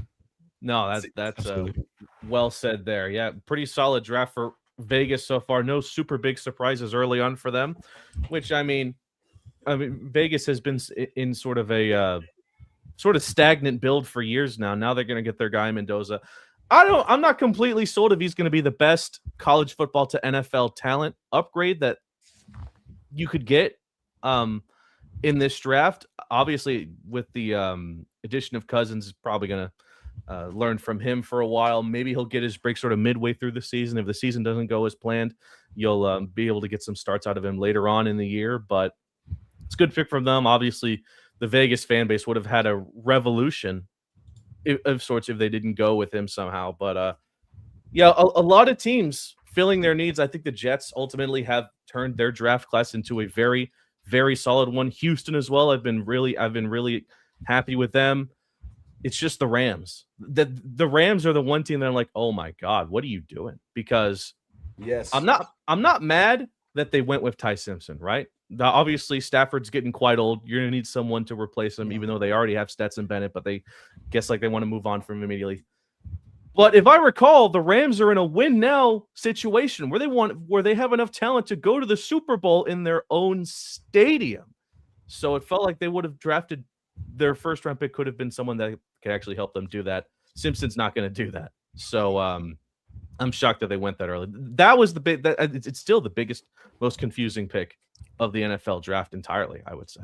But then you think about it a little bit, and then you see Green Bay has created this persona around, we need this player, we need a wide receiver, and they go out and get that quarterback of the future. Like, is this something like we have seen this happen? It worked out for teams consistently. Aaron Rodgers, and then they go out and do this. Is this like a tradition that we're going to start seeing? Is like, yeah, we're in the competitive world, but we have a Matthew Stafford who I don't even know how long ago he was drafted, and he's about to retire. Like, let's go get the quarterback now and then develop him and then bring him in. And potentially we could be like a Green Bay has been spoiled by riches with quarterback after quarterback after quarterback. And we get into there.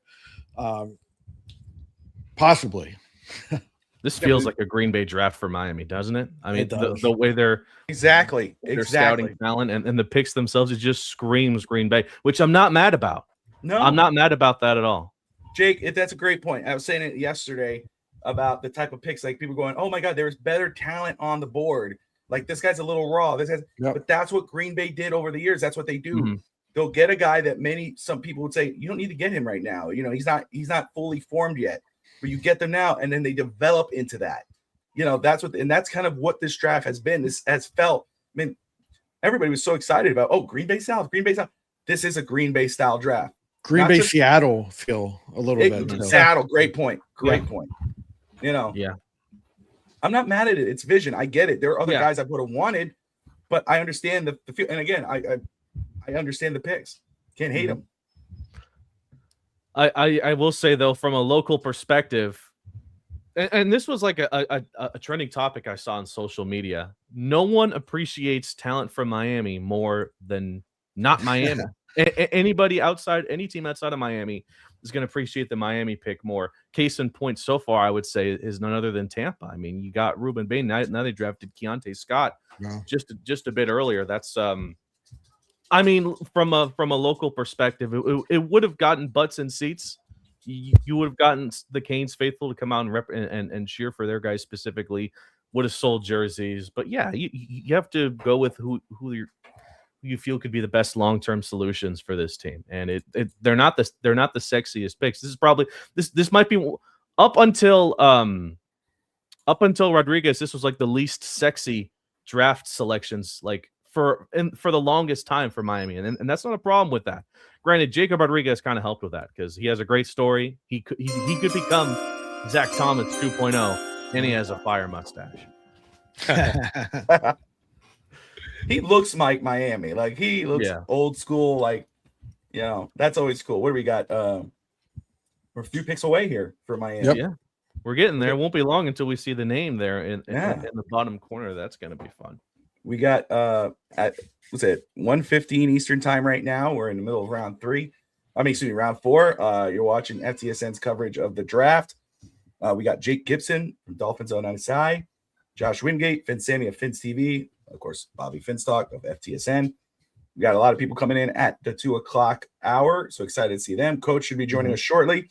We got Curtis of Ace Per Head will be joining us shortly. Be excited to hear from him. And, of course, Steve Alloy, Rob, and so forth. We got a crew. It's been a great, eventful 3 days so far. As you could tell, Jake, I was fine yesterday and the day before until the end of the night. Then my voice was gone. I tried working on it. I don't sound like Barry White all the time. Usually I have a pretty subtle voice, but so forgive me as I try to keep it going here. Was it Houston's on the clock now, or is it the Chargers? I think Houston's on the clock. Houston's on the clock. Yes. Yeah. Okay. So let's see what Houston does here. I'll ask you guys this. If the Dolphins were to finally bring in somebody from the University of Miami today, who would be the best case scenario? I'm thinking Cooper. That's what we're saying. Yeah. We're all on NS Cooper, man. We have a motto here. Yeah, say it. I was going to say it, but you say it. We believe that, and I can't, my head is all over the place right now. We want to get girthy on that offensive line. So bring the girth to Miami. That's right. So Anes Cooper will come into here. He can play the guard position and just girth up this offensive line. Girth up. Girth up. It was like Arby's. We've got the girth. We need to get that girth on. Yeah. But Anes Cooper, it would be the guy for sure. Okay. By the way, a name to keep an eye out on. He was a visit with Miami, and I've been really big on him because I do follow FCS, probably a bit more than I should. But Demings from Stephen F. Austin is still around. Obviously, the corner. Yes, the corner from Stephen F. A lot of teams. It's a good sign when a lot of teams look to the FCS for a specific player, and Miami was one of those teams. If it's just one or two teams, you can have your doubts. But I feel like he had like 7-8 visits from NFL squads. That's really big for an FCS. That's awesome for him, man. And he fits the criteria. And Josh spotlighted him on our draft show, the Finstock draft show. But 6'1", 441, 193. He is. He could be the pick coming up. Yeah. Malik Muhammad. Talking about corners. Muhammad. I like that. There you go. And now Buffalo's up 2 times in a row. How about that? Yeah, they traded so much that basically that they have. That was the funniest situation in the NFL draft, seeing Buffalo have that pick, then trading down 3 times in one night.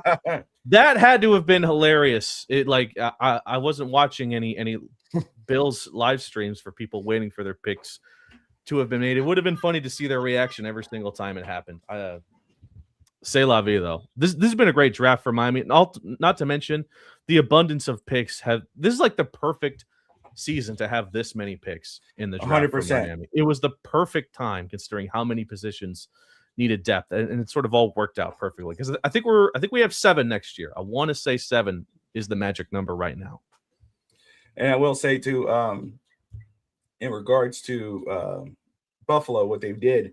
When you do when people do the mock draft simulator, and you always go trade. Yeah. It's unrealistic. You're not going to trade that much. Well, Buffalo proved it is realistic. You can trade that much. One pick after the other. So there it is. Miami's peaking. Miami is peaking. We're almost there. Let me see. 5 picks away. Oh, 4 because the pick is in.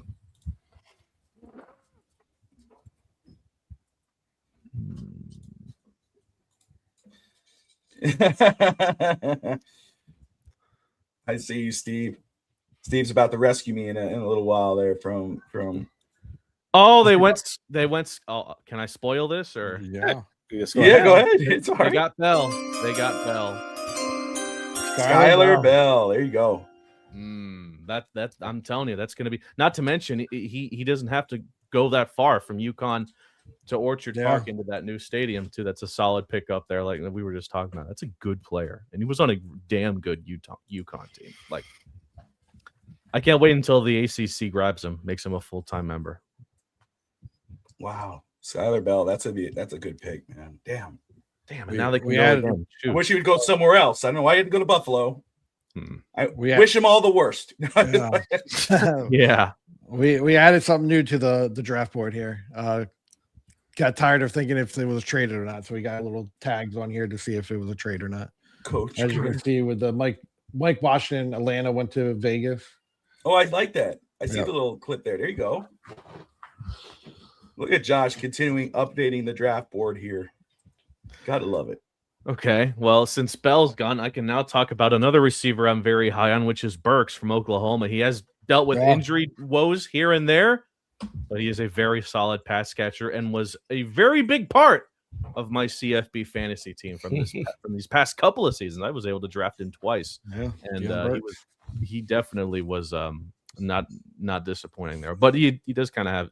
He has had some injury troubles, though. Do you think he fits what Miami's looking for in a receiver, knowing what coming from Green Bay and what Green Bay goes for at the receiver room?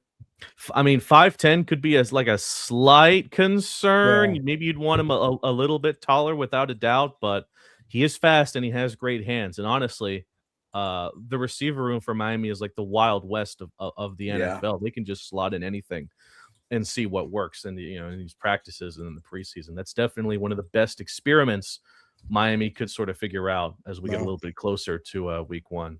But I know people are probably like, what are you talking about receiver for? We just got two. I mean, but there's still talent on this board. Yes. Talking about receiver, another guy there that kind of fits that criteria with speed and height and everything that's still there that people might not be looking at. There you go. There's a linebacker. Is Jeff Caldwell out of Cincinnati. That's one that I have that keeps popping. Even though I'm looking at CJ Daniels as a Miami, I look at Jeff Caldwell and I'm like, that screams Miami pick. But we'll see. We'll see as we get closer here. We got Coach joining us, and we'll have Curtis Faceperhead joining us here when Miami picks. Kyle says, I'm loving our Miami Packers. There you go. Michael Taft, Texas safety on the board. Let's go ahead and bring Coach Girth. Coach Girth. Bringing Coach Girth. That should be a t-shirt. That should never be said again in your life. Am I going crazy, or did I see a fan at this draft, a Dolphins fan with like a white cheese head that had the Dolphins logo on it? Am I going nuts, or was that something that's I hilarious? saw? If they did it, that's hilarious. Yeah. You probably saw that. So we're getting closer to Miami's pick here. Let's go ahead and this is for everyone watching the Dolphin Draft Show here on FTSN, sponsored by Caneswear. Coach Vogel just joined us, and we got Josh Wingate, Finn Sammy, and we got Jake Gibson of Dolphins on SI. Let's bring in Mr. Curtis. So if Curtis is available, we'll get Curtis in here to react to Miami's pick as it comes off the board. Let's see here. Jake, are you good on time, sir? Oh, yeah, I'm definitely doing good. Yes, sir. Awesome. All right, let's get Curtis in here. Curtis, my man, it's been a bit, brother. How are you? Yeah, I'm doing good. I'm not and see all these guys I've never met before. I'm happy to meet you guys. What's going on, man? Thank you for having me on, Bobby. Of course. Thank you for coming on here. We got Steve honor, and dude. Rob joining us shortly. But man, as we wait for Miami's pick, Curtis, I haven't heard from you, so man, I'd love to get your thoughts on Miami's draft so far. You've been hearing us. I'd love to hear from you. Well, it's a thing because I was saying this, I was just with George, and I was kind of saying the same thing. It's so easy to look pick by pick and say, oh, these metrics, this guy, this potential, this talent. But football is just, it's hard to explain, unless you've really kind of played a little bit, that there is this physical nature. It's a game of horses, and you clearly need those traits.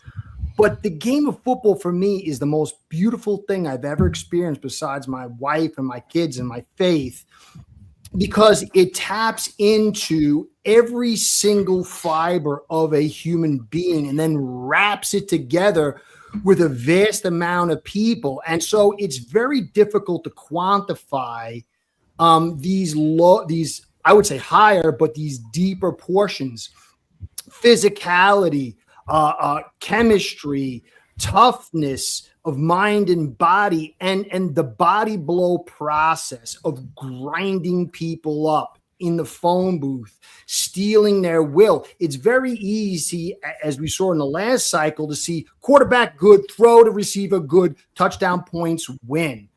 But as the cycle has shifted, we've gone back into this more nebulous environment of winning in these smaller games, winning late in the game, building up the body blows to create these big points through moments rather than overwhelming with sheer talent. And so I'm not here to tell you this is the greatest draft in the history of drafts, but when you see the cycle where it's heading towards pass balance, controlling the A and B gap, talent cycles are shifting. You could see even in the draft how everybody was going offensive line to get these top guys out quick. Max Yankor was a guy I loved. I thought he'd make it maybe 26, 27. He was out by 21. And so the game, you look at Seattle last year with Darnold, their top receiver was out, and they still dominated. Mm-hmm. So we as fans, we're in this transition point, and it's not easy to evaluate. So you look at a Proctor guy, and look, there is some concerns, but I don't want to get too verbose. But then you tie him into Will Kaczmarek. And to me, it feels like an overdraft when you apply the old cycle of passing to be your guy. But if you look at these tight ends, they suck at blocking. And you go get a guy, 6'6", 261, who sticks his nose in the buzzsaw, yokes guys up and loves it. And he's a lacrosse player. He had a 36 vertical, just about a 10 broad jump. He doesn't even have a drop. There is that upper echelon move of what he can be more than just, big. He's like 10 times better than Smythe was ever. And so if we see the cycle shifting towards this physical mode, maybe blocking, because it's such a rare commodity, has higher value than what we're used to. It's not easy to say that. This guy Douglas pick, I got my finger crossed reasons why, but to me that feels like, I wanted Hurst. Bell I thought was a really good pick. I think Proctor. I have so many great commenters, and I'm slow to some stuff. Proctor graduated in 3 years with a 4-point GPA. You add that into, I wouldn't say Larry Allen type strength, but I was a power lifter. I loved it. To put 835 pounds on your back to do a squat, to bench 535, to clean 400, to run a 5.21 at 350, a vertical jump. He's got a 1 inch higher vertical than Douglas. His broad jump, I forgot what it was. It was like 9 something to 10. But it's insane. So this guy really has potential. He's not a clean pick. I love the Will trade, the Will Johnson trade up, because you look at this guy. Like, for me, it's about personality. I was not a smart guy. Let's say I was a very physical guy. I like to fight and play football. And so I learned the cues of people. And then I started trying to study it out from a psychological standpoint. You look at Will Johnson, I call him dialed in. He's just like this. Yeah. And that's the kind of leader you want. And then you tie him to Rodriguez. And Rodriguez, he does not seem to fit the old cycle. Pure zone cover guy. But Kuechly was talking about, he loves him. He says, you know what? You want to know a good linebacker? It's a guy moving forward. Not the guy who's chasing and dogging and getting the guy down from behind. The guy who pre-diagnoses and shoots. And he comes at it from a quarterback perspective. He's seeing and processing beforehand and able to get guys into the communicator. His character is elite. And, I love Bonaconte. I saw him after his time. Like, I started watching 78. But you just have a reverence for him, especially on inside the NFL. Like, I love this guy. I didn't have a father. I would watch that show to see what it's like to be a man, Don Shula and stuff like that. But then I love Zach Thomas. Not saying he's that guy, but he has those cues.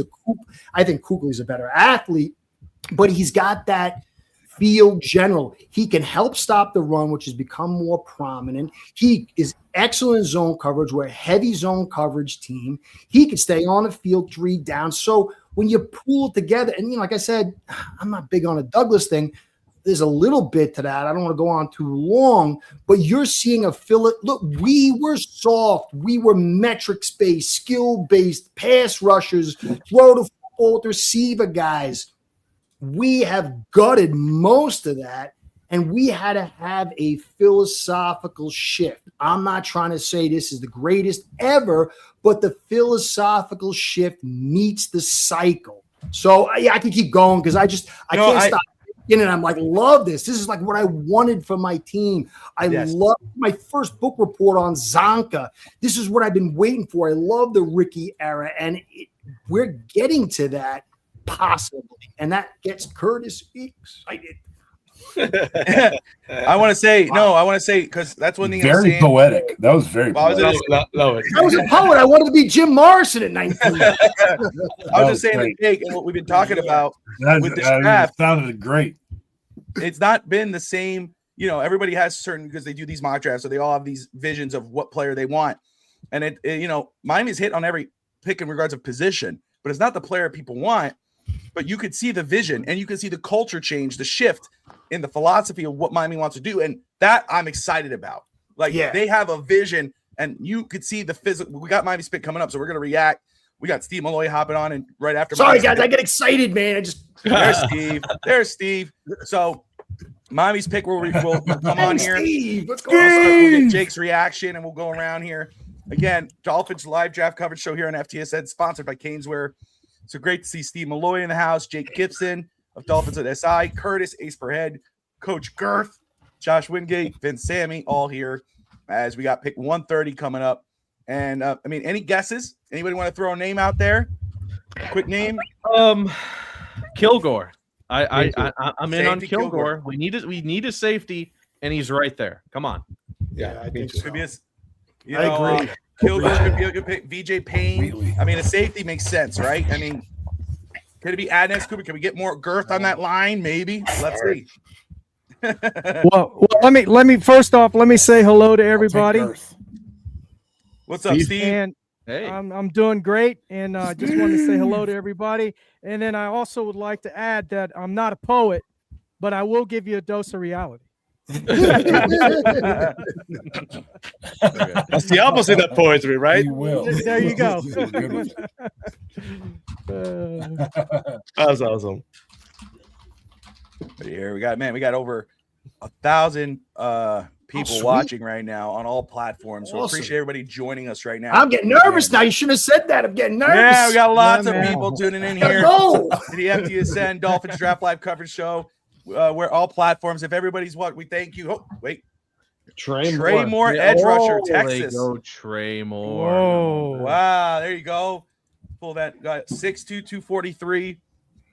There's your Edge rusher and linebacker. Versatility there. So there you go. They got an edge rusher, but Trey Moore. Go ahead, Steve. Yeah, I was gonna say, I don't know a lot of these college guys, these players. I'm not up on it like you guys. You guys do a great job. But I would like to say I'd like to see Miami get an edge rusher. That's who I'd like to see. We haven't gotten one yet, right? Right now, Trey Moore. Oh, That was you a good did? one. Yeah, Trey Moore. Texas. Oh, shoot! I'm behind, man. Yeah. I'm sorry. No, you you're were right but on I'll the tell money. you, Go.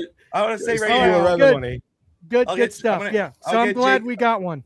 We'll get Jake's reaction right here, but I just want to say this is another player, Yeah. kind of in that Green Bay mold that we talk about. That he's not that guy that he's a guy that could grow into something better. He's a little bit raw, but he could grow into something better. So following that formula, Jake, your reaction to Trey Moore being the pick? He really impressed a lot of scouts at that combine with the 4.54 40-yard dash, the 38.5 inch vertical jump too.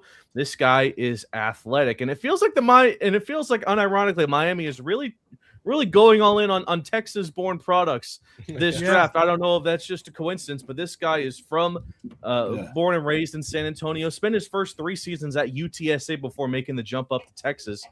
Just sort of proves his skill set there, how he was able to begin in the group of 5, then transition over to the SEC because of his skill set. But no, he's a fast guy that can make a lot of plays happen in the air too. He's very fast off the snap.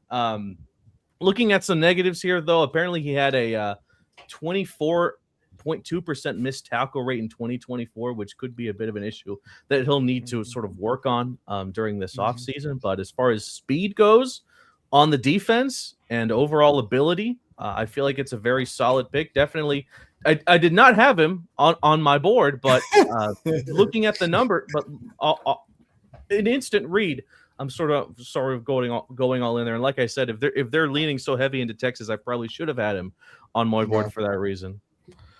It kind of sounds like a coach's pick here because he's like that athletic guy that uses athleticism to win, but then you can train him and coach him to use his hands more and then actually develop into something more special than what he is right now. Yeah, well, here's my quick take. To me, he reminds me of another Chop Robinson. He's undersized, not a lot of strength, quick off the ball, doesn't use a lot of technique. He tries to use more of his speed than anything else. That's what scares me about this guy. But hey, maybe they could develop him, you know. I'm a big believer in don't sleep on Chop yet. He's had 3-4 defense coordinators since he's been in the league. That's hard for a player to change up. So good point. Yeah. I agree. Can't hold that against him. We gotta wait. Let's see how he does this year. But Curtis, you were just talking about this philosophy and what you've been seeing. Trey Moore comes off the board as a versatile guy, off-ball linebacker, edge rusher. What are your thoughts on this pick? Well, as Jake said, he wasn't on my board, but a lot of these guys haven't been on my board. Right. You know, look, I try to look at the player and say, oh, what can you get from him? You know, you look at Chop. To me, there's two big problems with Chop, and he has unbelievable acceleration, but he has no tools.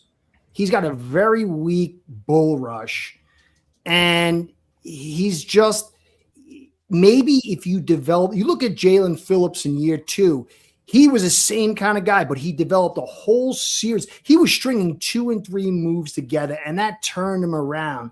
Chop is not good at the run defense. Is that commitment?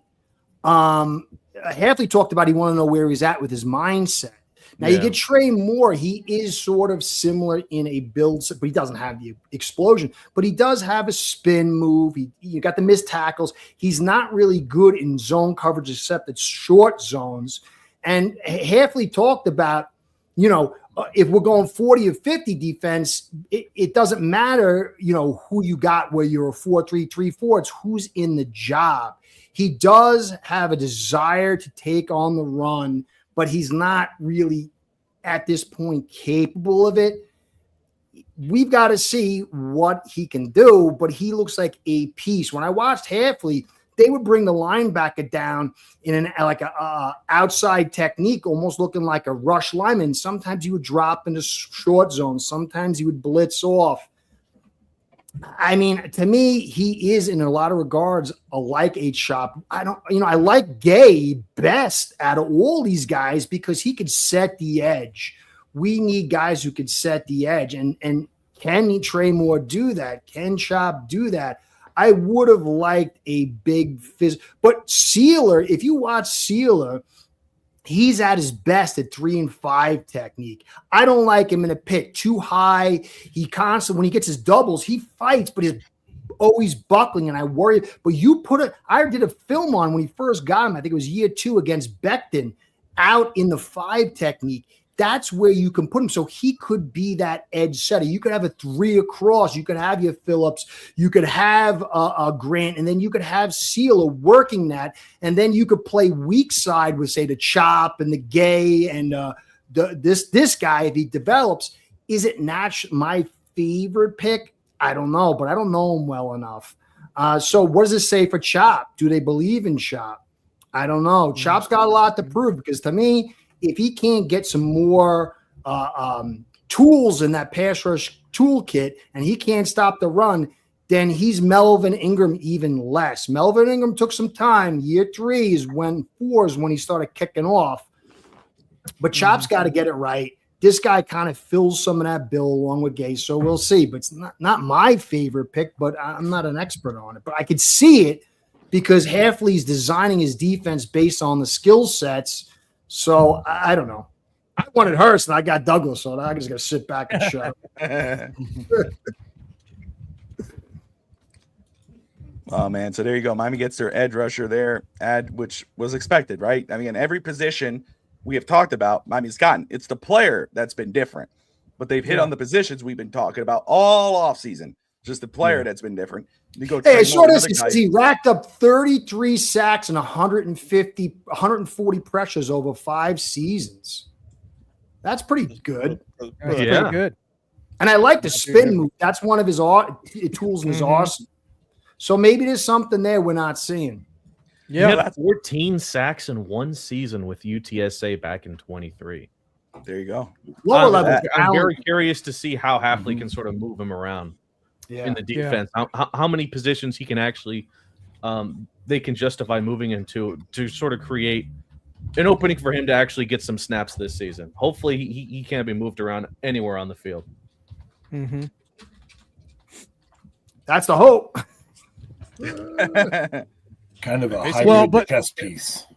Basically, Bobby, at 4.54 speed, if late 4-round pick, at the very least, you're getting a good special teams player, right? Yeah, 100%. 100%. So, if you can become a hybrid defensive end, they can rush up and drop back in coverage when you in some packages, you get a steal, you get a win. So, and that production, we talk so much about Jalen Phillips and Chop Robinson having the edge of, almost there. I used to call Jalen Phillips Kasi because he almost got to the quarterback, and now Chop Robinson is the same. He could not close the deal. So, when you get someone that basically actually do get to the quarterback, that's something different. It's production. That's what they've been missing the last couple of years. So I think for a late 4th-round pick, someone who at least can play special teams with that kind of speed is a great thing. 100%. I think that's a great point. I mean, and again, this is where you kind of needle in the haystack. The scouts do the work here.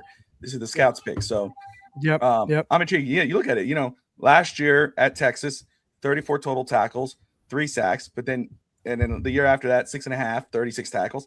UTSA, what Jake was just talking about, 14 sacks, 45 total tackles, 17 tackles for loss, 8 sacks in his first year. So consistently getting to the guy, and as a versatile defender, off-ball linebacker, edge rusher. And again, what as Sully has said over and over again, competition. Build those rooms up. You got to compete. You're not just going to be given the job. You need to play for your job. So this adds to that room. And I think this could be one of those sneaky good picks that we go later on, maybe 2 years from now, going, damn, man, that was a good pick that got him later in the draft. And again, contributor on special teams day one, maybe rotating edge rusher throughout the season. So we're waiting here. We got Atlanta on the clock at 134. Miami's next pick is 151, I think. Or 138. We're not far from now. Oh, they're 138. Okay. Yeah. Well, they moved up. Am I crazy? Nope. Yeah, I saw this on Draft Buzz about him. I think this is pretty good. It says Moore fits best as a sub-package edge rusher in a 4-3 scheme, whether that's 40 or 50. Look, at the kind of play you send after a quarterback on passing downs and maybe asked to carry a flat zone on occasion. I saw that a lot with Hafley with Green Bay. He's not an every down defender because bigger tackles can steer him, but his rush plan is advanced. So he's got a good plan. He's just but maybe develops. On film, you see a guy who sets up his counter before the tackle commits, and his spin move is a genuine weapon. Texas also used them off the ball in 25. The worry is whether his best tape came against overmatched competition. So, we got this upcoming pick from the trade with San Francisco. This was part of that deal in the first round. We ended up with 138 through that. Oh, okay. I'm sorry. All right. Yeah. Okay. Nice. I didn't know that. So we got 138. So there you go. Say we had 13 picks, right? Yeah, I think 13 total. That's the most. Okay. Out of any team. Yeah. In the NFL, I think Pittsburgh's second. I think with 12. So, yeah, that's crazy. That's crazy. So Josh, so what's our remaining picks, Josh? If can you pull those up? Sorry. You're good. I gotta go through the entire draft here. 138, 151, 177, and 180. That's how the 5th round, and then no picks in the 6th. No, and 222 and 238 in the 7th round. So how many have we picked so far? Holy shit. How many have we picked so far? We have 7. We have 7 so far, including more. Okay, so Okay, now I feel better. I feel better now.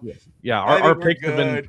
Proctor, Chris Johnson, and then Jacob Rodriguez, Caleb Douglas, Will Kakmarek, Chris Bell, and then today's pick with Moore and whoever we're about to select.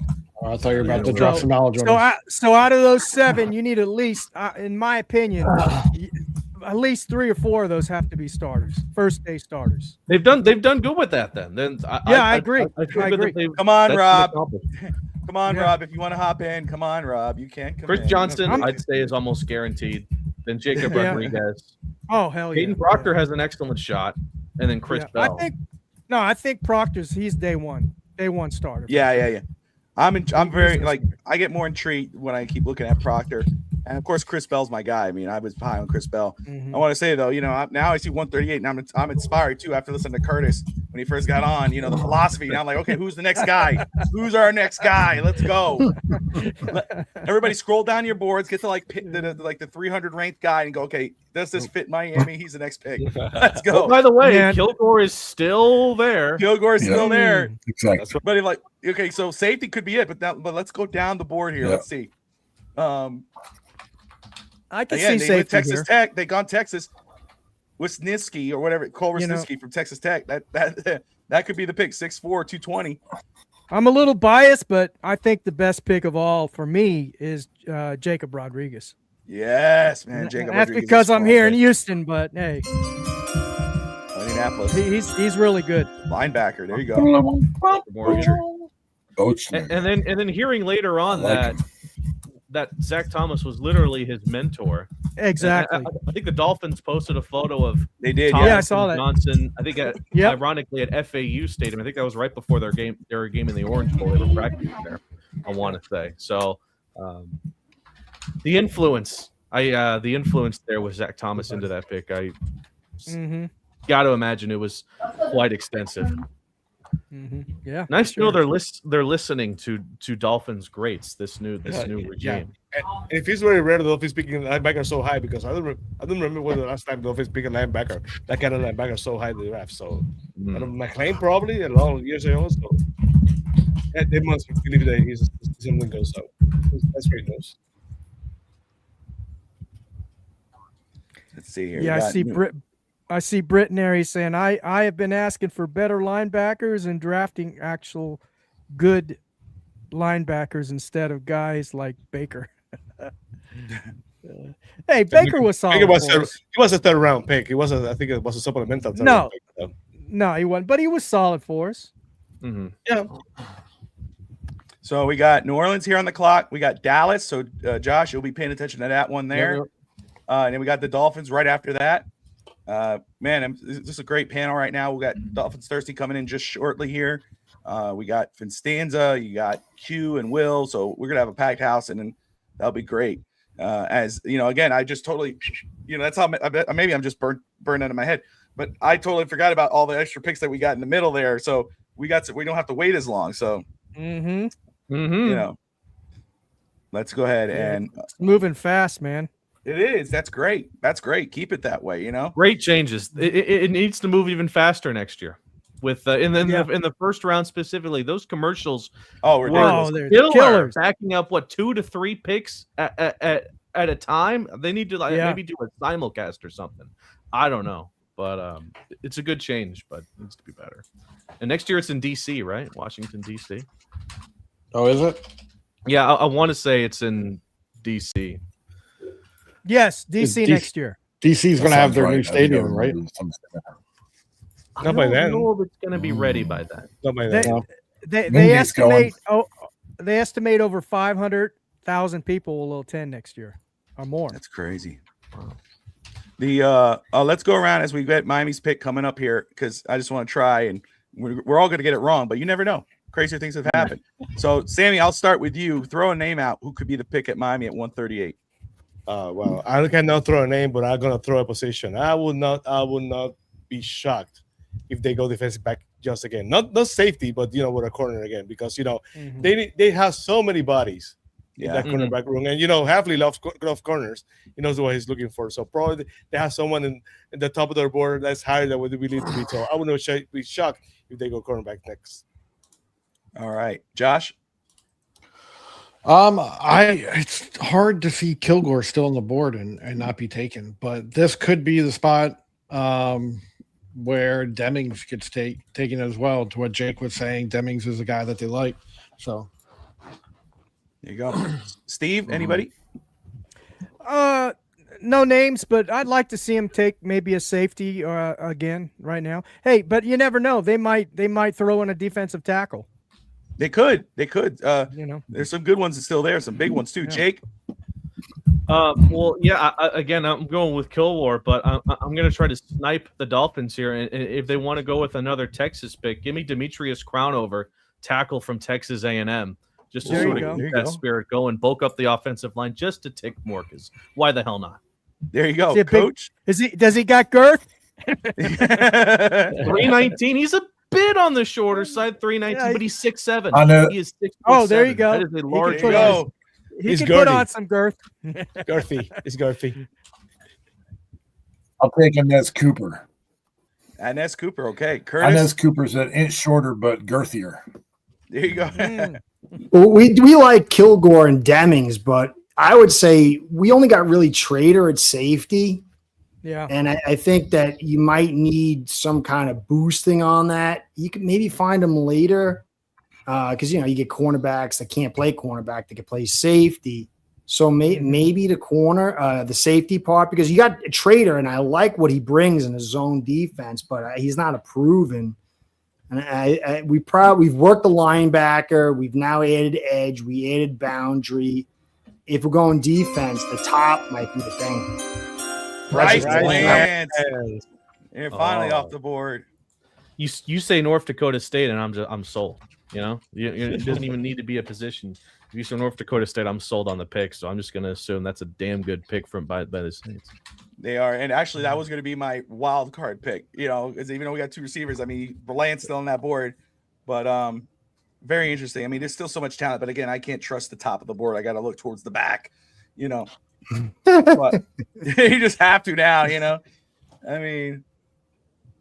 man, Pat Coogan is still there from Indiana. And as Cooper, love him. Talking about O-line. Let's see here. And there's still so much talent. You talk about D-line. Xavion Harris out of Ole Miss. That's a big dude. Overton out of Alabama. Mm-hmm. Yeah, Crownover out of Texas A&M. Jake just brought up. Huge. With so much talent in the secondary as well, even in safety and corner. You could pick Masses out of Cal, or Abney, safety. Again, Ramsey, Whitley, Kilgore, VJ Payne, Taff out of Texas. We'll know now, but Dallas is on the clock. Yeah. This is Josh's team right here. Yep. I'm trying to think of who they could go for here. I feel like they already entirely defense, right? It might not be. It could be a receiver here. I'm still waiting for a receiver, even though they want offensive tackle. You could see a receiver sneak in. You could also see a tight end potentially come in here, like a Justin Jolly or something of that nature. But I would love to see defense here. Joshua Joseph could be a pick for Dallas. LT Overton. I know Overton Dallas would be a good pick, man. Even Miami, but Miami. I think Overton would be a solid pick. I also know Dallas likes Harold Perkins a lot, so linebacker. Also see that pick as well. But just get me some more defense and we'll make it work. Because that defense was just historically bad last year. If the offense didn't score, you lost the game. So defense could not stop anyone. We made Jacoby Brissett look great. So, man, we got over 1,300 people watching live on all platforms. the FTSN Miami Dolphins Draft Live Coverage Show, sponsored by Caneswear. Yeah. Appreciate everybody watching right now. Thank you for tuning in. Whether you love or hate what we're talking about or our opinions, we appreciate you guys. Come in the comments. Let us know what you think about this Dolphins draft. Let us know what you think about what's being said. Shout out to all you all joining in here as I try to protect my voice as long as I can. But Barry. Man, there's a. I didn't realize that. Somebody said it last night that I've been on every day this past week since the weekend. Every day. Josh saw me on another show. He said, "Bobby, stop." He's like, "Stop. We need you, bro." I'm like, "Sorry." I was a guest on two other shows, and now last night that was when my voice went. But that's all good. I love that. This is my Christmas. I mean, Christmas is Christmas. I love Christmas. But mock draft is your Christmas list. Your big board. This is what I want. And then Christmas morning, you open the gifts. You go, "What the fuck is that?" Yeah. It's like, "Thanks, Mom." Thanks, Santa. I already had this last year. I guess we got it. That reminds me of a Christmas gift I got once. It was a red box, and I thought it had Legos in it. I was all excited. Whoa, Legos! Yeah. Open it up, and it was Constructs. And I was like, big letdown, right? Like that to me is the board. You got all these ideas of what you want. It's hilarious. Good. It's not what I wanted, but it's good. There you go. Mm-hmm.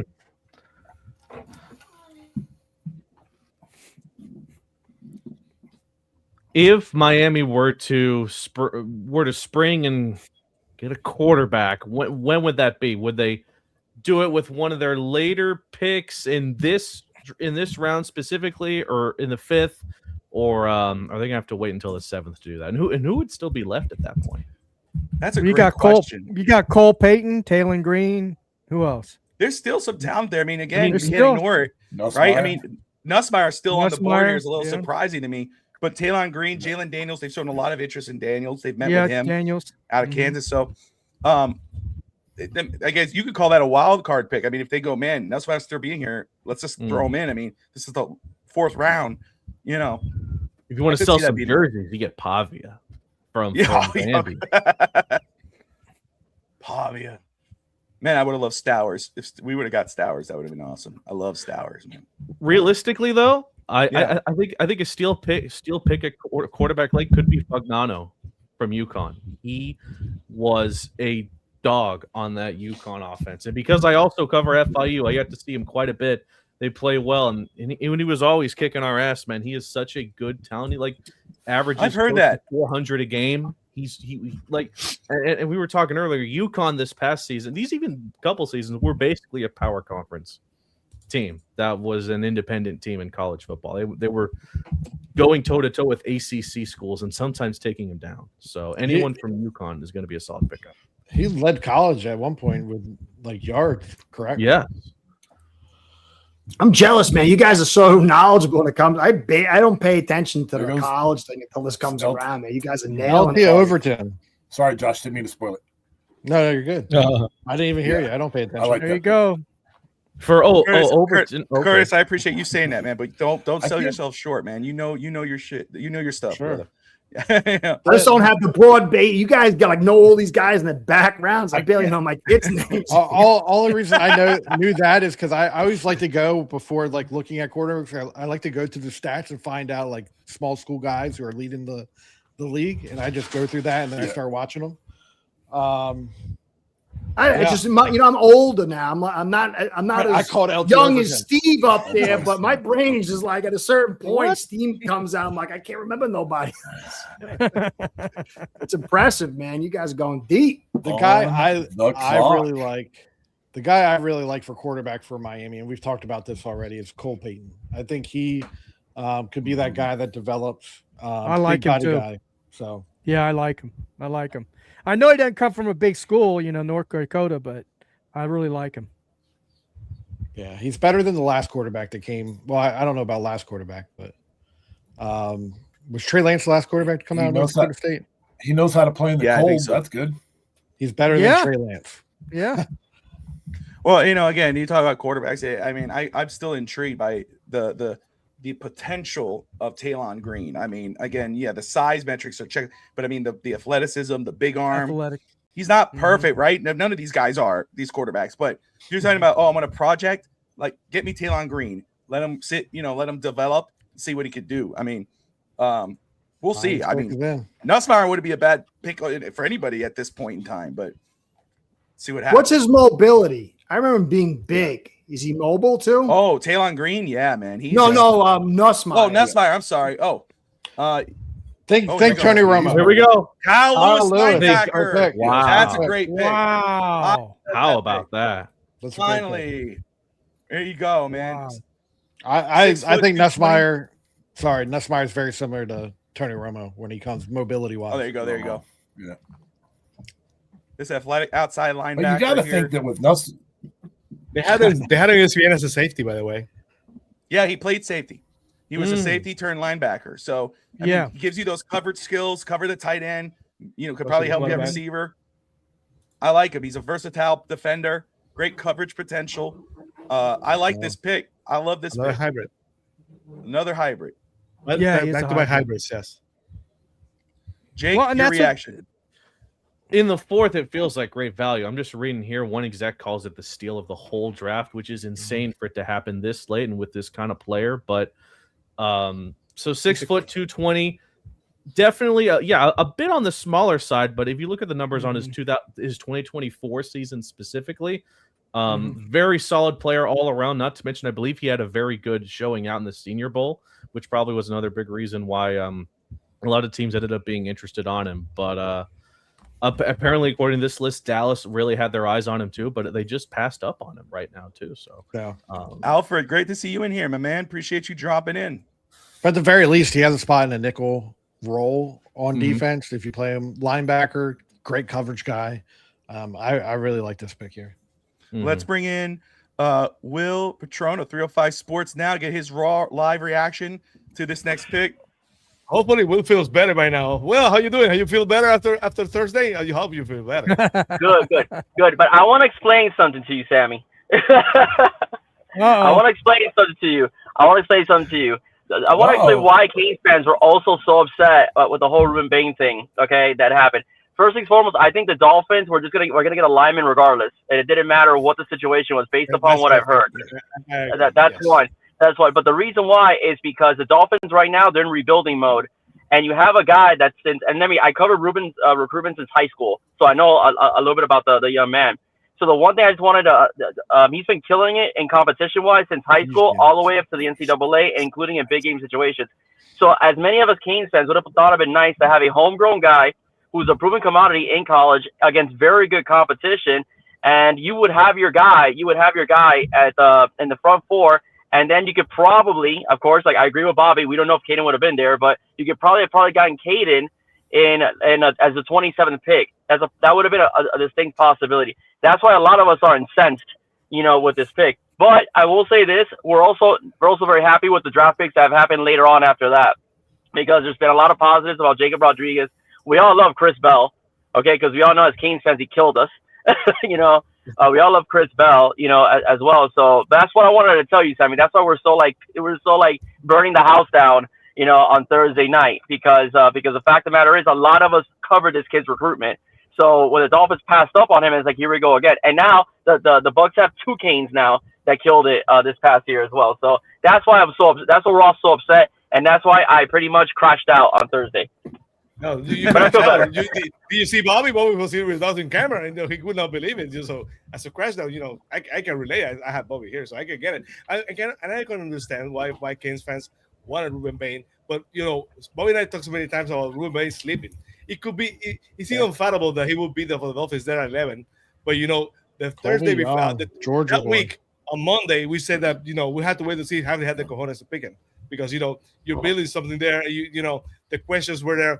I did not believe that the questions were enough for him to turn Bain down. I would have turned Bain for sure. I would have picked Bain if in another case. But I said constantly that I believe the Dolphins were going to go online, and they should have gone online, because they're trying to change the attitude of the franchise. They will be somewhat more physical about it. So I get it. I'm very happy they went to Tampa Bay because I have some friends that are Tampa Bay fans. So I'm really happy. I would be crushed if another team like the Jets come up from the Picos or the Bills.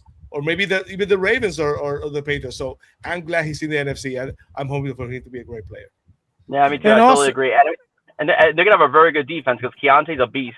If it wasn't for his injury, he would have won the Thorpe Award as the best defensive back in the country. So that's another thing, too. I just want to say this, Steven. You jump in right after me, sir. But I just want to say very quick, man, I cannot wait to see Miami's linebacker room this season.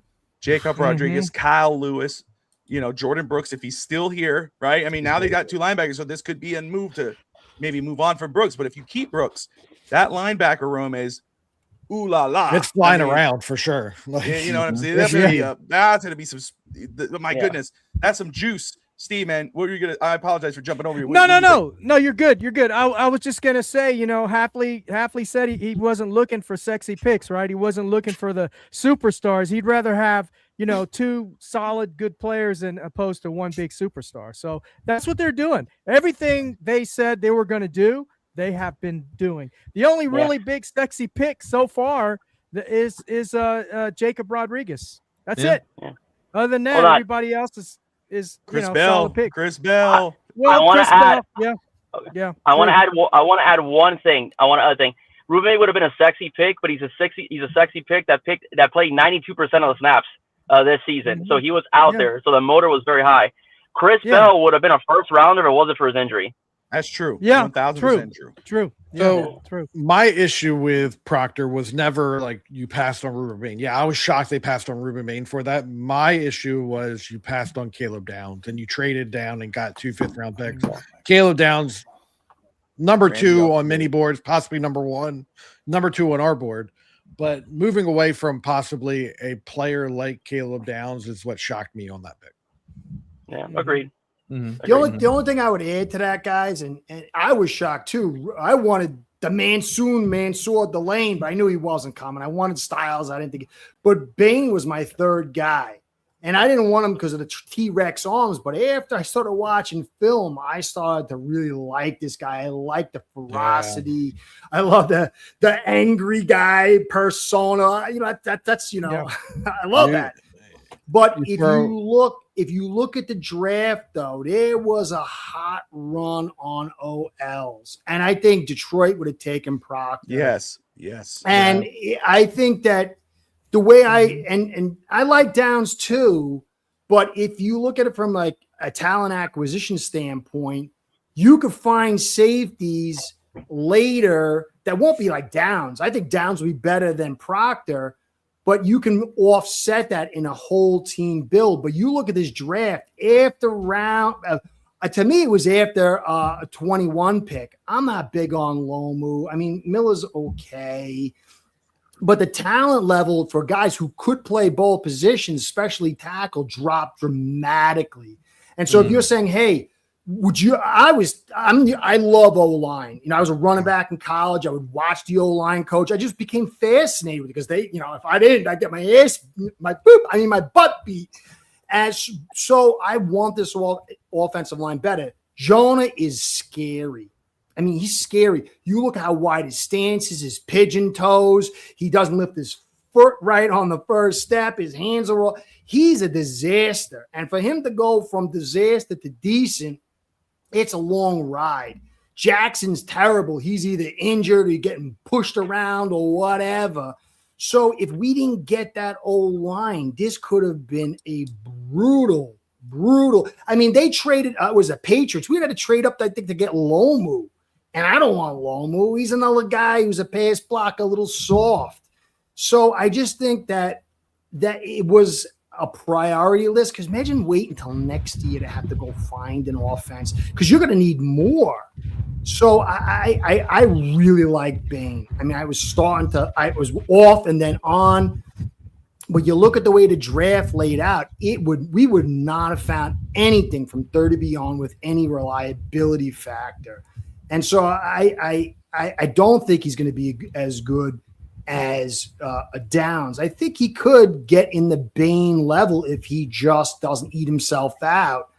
But it would have been so tough, and you wouldn't get a guy to set the tone the way he would set the tone in the physical nature. Like I'm dreaming, dude. Will on the tight end, inline tight end, Paul, and then Proctor. Guys are getting moved and right, and Ollie smashing in there. That, to me, I think is where they started heading, because this is a thin draft mid-round, especially on the line. If you're looking for a tackle guard. So, it's a gamble, because if he doesn't make out a tackle, it lowers his value unless he's an elite guard. So I understand it, but we would have been tissue paper again on that O-line. So it's a way to think of it, maybe. Yeah, and also these guys, they're looking for guys that are going to fit their philosophy, their system, right? What they want to do here, change the whole character of this team. They want to set this foundation for the next 2 to 3 years.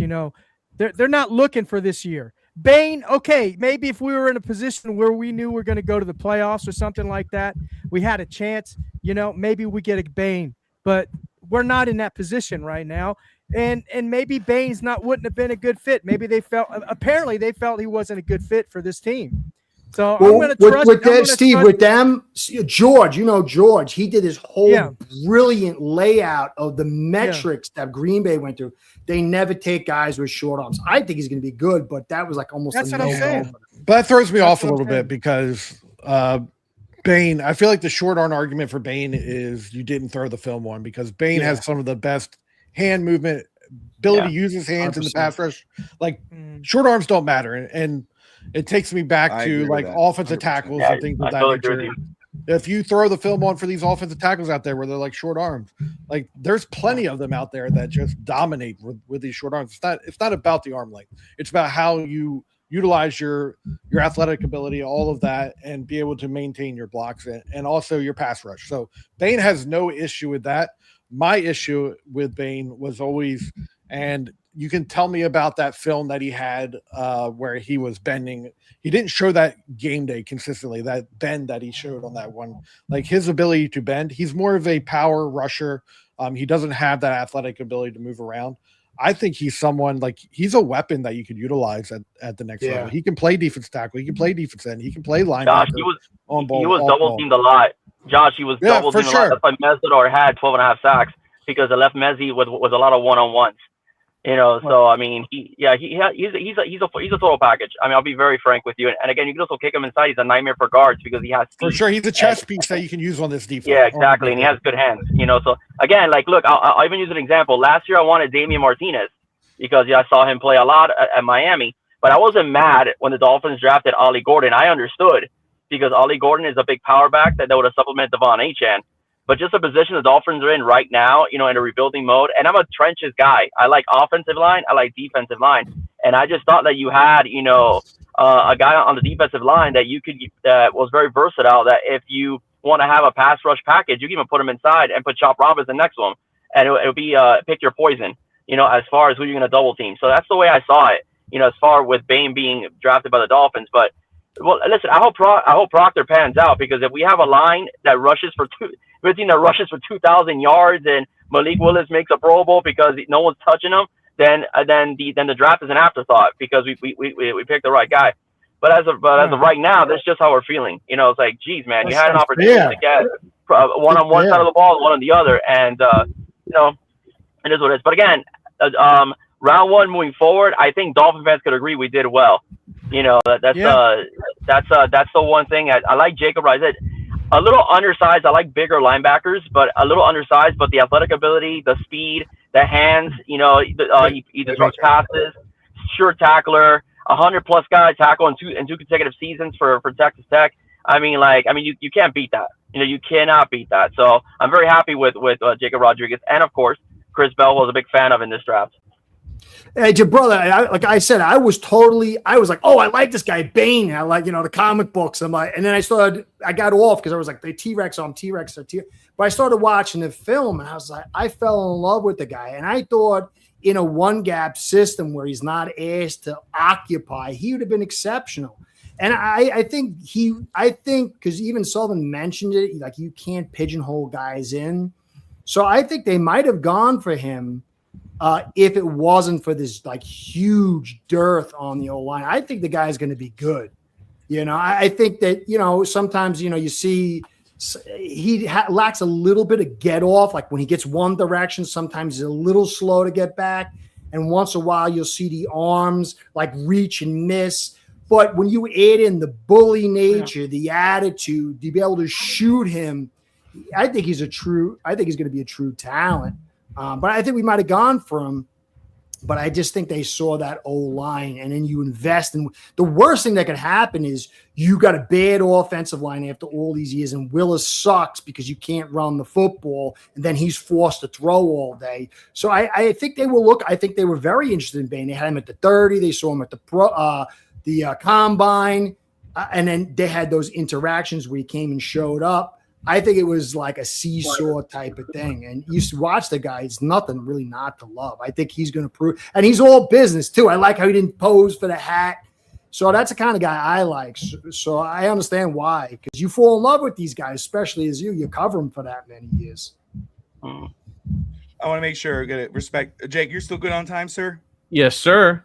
All right. Just want to make sure, just let us know. But as we get closer now to Miami's next pick, again, you think about where they could go here as we get closer to 151. And obviously, I think the favorite thing would be safety, right? That would probably be the favorite position that we're all thinking. But again, they've gone linebacker twice now. They got an edge rusher in there. They're really zoning on defense. Here we go. Here's the next pick, Carolina. Okay, all right, there you go. Center out of Kansas State. That's a good pickup. That's a very good pick. But right here, this is where, again, yeah, there's positions of need, and there's still some good corners. There's some decent, really good safety still there. But there's still talent on this board where you could go, hey, you know what? I know we need this, but I'm going to grab this guy because he's talented. I mean, you got tight ends, you got running backs, you have receivers. I mean, but Abney's still on the board, another cornerback, a nickel corner out of Arizona State, still there. So I'm very intrigued to see where Miami goes as we get closer to 151. Put up this here. Perfect. Okay. Again, Bobby, the Dolphins, again, I have not had the opportunity to say this to Will or to Jake. The Dolphins basically had, and to Steve, the Dolphins basically had done what they set out to do. They say they were going to be bigger, physical, changing the dynamic of the team. And if you look at every single pick, other than the wide receiver, the first wide receiver in the first round and third round, that's what they have done. So they're not complaints. We basically don't know. We think we have a good idea how good a player is going to be as a pro. We have to wait and see what they put the pass and basically play in Hard Rock Stadium. So I think that if you are a Dolphins fan, I think you usually look for things to be discouraged about, because after so many years, the Dolphins has post-traumatic syndrome. So it's impossible not to be worried about. But I think if you look at it, what I set out to do, they have done exactly that. They become a more physical team, a bigger team, a team that is probably much better in inclement weather. So I'm happy about it. I cannot wait to see what happens. And we talked, probably we said too many times on Fitstar today, there was no way that the Dolphins could fix every single problem the Dolphins have on one draft. So that's the key here. If they address basically, they get out of here with basically a better defensive line and a much better, safety tandem. Hopefully they get another safety. They said that they a much better team that would have been that they are before the draft. So we have to wait and see. But I'm happy what they've done. I know Fitz Nation is frustrated. They have a lot of reasons to be after so many years, but I think they're on the right track. Absolutely. And I'm going to piggyback on that too. They're doing exactly what they wanted to do, man. I mean, in the past, think about it. In the past, when we were here during draft day, we didn't know what the hell they were doing. You know what I mean? We were like, what's their plan? They had no direction. At least now we know these guys. They've given us a path. They've given us a direction, a perspective, and they're doing exactly that. There's nothing. They're not deviating from it. They're committed to it, and I like that. And I see Brett comment. I get it, but you have a team from Miami that basically is a finesse team all those years, and you basically come up with a other team. My perspective is that the only way you can overcome that basically is to be a bigger team, a most physical team. So I don't care if they're basically not a big team. We need to be bigger than them on the field every single time that we go there, because we don't have a chance. That's my point. 100%. Let me go ahead and welcome Q of the I Hate Football podcast. Q, my man, great to see you, my brother. How are you? Hey, Q. What's up, guys? How we doing? Happy draft. Happy Saturday. Hi. Hope everybody is enjoying the results so far. What's the word out there? What's the word? What do we Well, Q, I want to congratulate your Atlanta Falcons football team. They have acquired all-pro quarterback.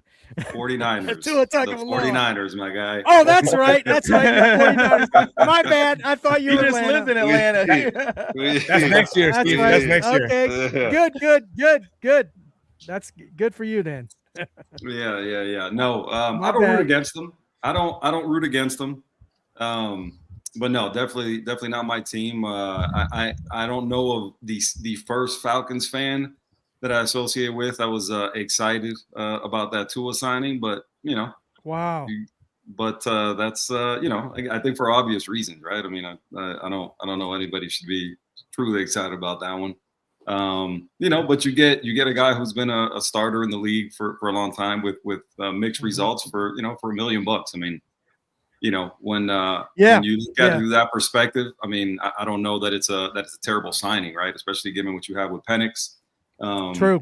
But again, if you look at it through that angle, I don't think it's a bad signing, but I don't think anybody's looking at that with any real excitement, expecting it to be a long-term fix by any stretch.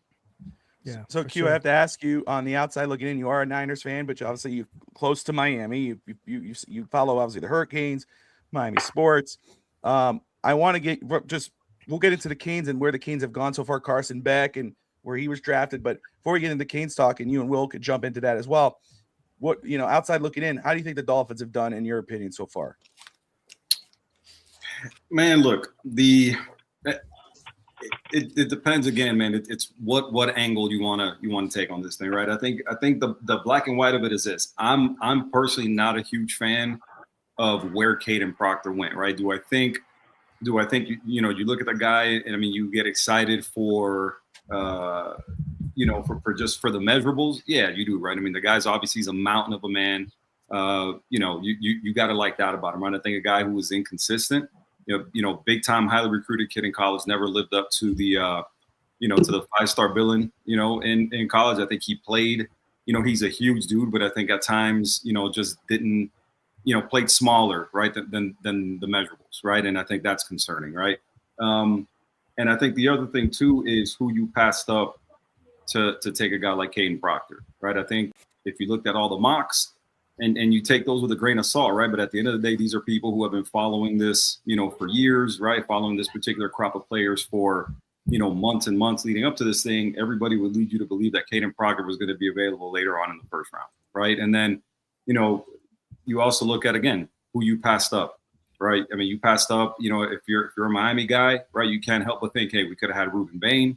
If you're looking at it as, kind of best player available at the time, I mean, you passed on Caleb. You could have had Caleb Downs, right? If you're looking at it that way. I think there were better players that you had at your disposal, given where you started.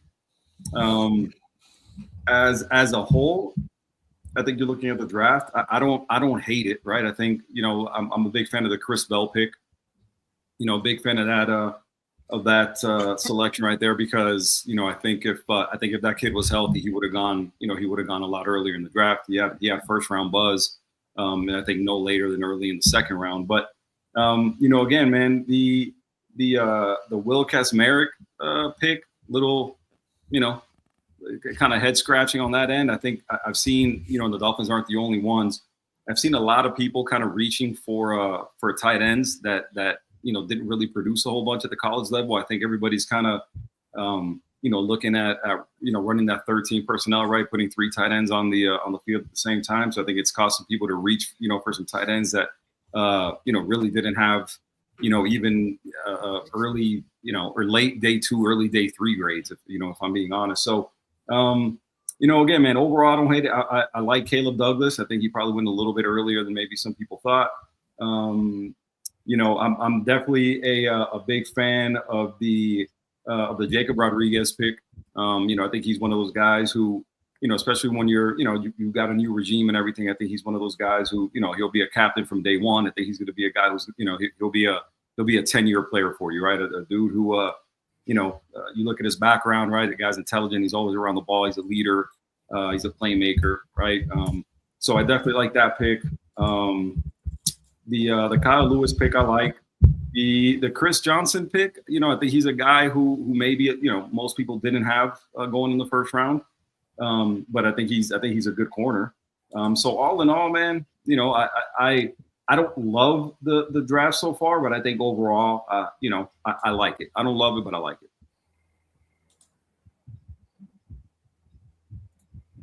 Fair enough. Yep. Not a huge fan so far what the Niners have done, and I've seen the grades. It's like F, D, D. What? Speaking of D, what's your thoughts on D winners? I was a little bit surprised at that move, man. I'll be honest with you. I was a little bit surprised, and this is my thing, right? So I'm sitting here thinking, all right, I see him get moved, right? A guy who I liked, right? I think a guy who was productive. I think with landing Drake Greenlaw, I guess maybe to them he was expendable on some level. I thought, okay, well, you're going to trade him, and you're going to fill in that, that position, right, or that vacancy with another linebacker. They just kept trading back and kept trading back. To what end? I'm not 100% sure. I like DeJon Stribling. I saw him play a handful of times for Ole Miss last year. The kid's a baller. I think he would have been available later on. I think you were sitting there at 58. And able to take the safety, Emmanuel, what's his face, the one that Cleveland took at 58, and then from Toledo, dude from Toledo, yeah, Emmanuel McNeil Warren. There you go. I was a big fan of that kid. I was like, okay, we're sitting there at 58. He fell right into their lap, and then they trade out of there, and Cleveland takes him, right there where the Niners are sitting at. I think he's one of those guys that was a playmaker that I think the Niners needed on the back end. We've seen what these safeties here recently, safeties that look like him have done here recently with, Nick Emmanwori in Seattle, and you got Kyle Hamilton with Baltimore. I don't think he's as good as those guys, but I think, the measurables are similar. I think a guy who's a playmaker, I think he can use them all over the field. He would have been tailor-made for that Niners defensive backfield, but they traded out. They take Romello Height, who I think, again, isn't a bad player, right? I think he's a really good player. And if you look at that tape of him with David Bailey, there's a lot of people who I've seen, talk about how in their eyes there wasn't a huge difference from David Bailey to Romello Height, right? Take that, however you want to take it. It's just what I've seen, and some of the tapes and some of the cut-ups that I've seen, that there is some merit to that. So we'll see. The Kalen Black pick in the 3rd round, at running back, no idea what the hell they were thinking there. It's like every year Kyle Shanahan has to have a 3rd round, running back. It's mind-boggling when you've got, guys in that room that you haven't used. You haven't seen anything from Jordan James yet where they were, really excited about. You got Isaac Guerrero still there. And then with all the needs that you still have, you go and you take, a guy who wasn't even, it's not that he wasn't good. The guy wasn't even invited to the combine, right? He's like 5'8.5", if you're going to reach for a running back, I think Mike Washington from Arkansas probably would have been a little bit safer pick if that's the route you were going to go, if you absolutely had to have a running back in the 3rd round. But I don't know, man. We'll, time will tell, just like anything, but not a huge fan of what my team has done so far in the draft. I want to trade.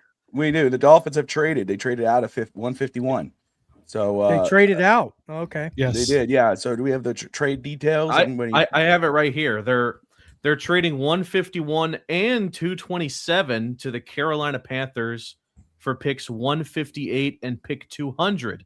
That pick 200 is in the 6th round. So now we finally have a 6th round pick. We didn't have one because of the Darren Waller trade back when. There you go. I like it.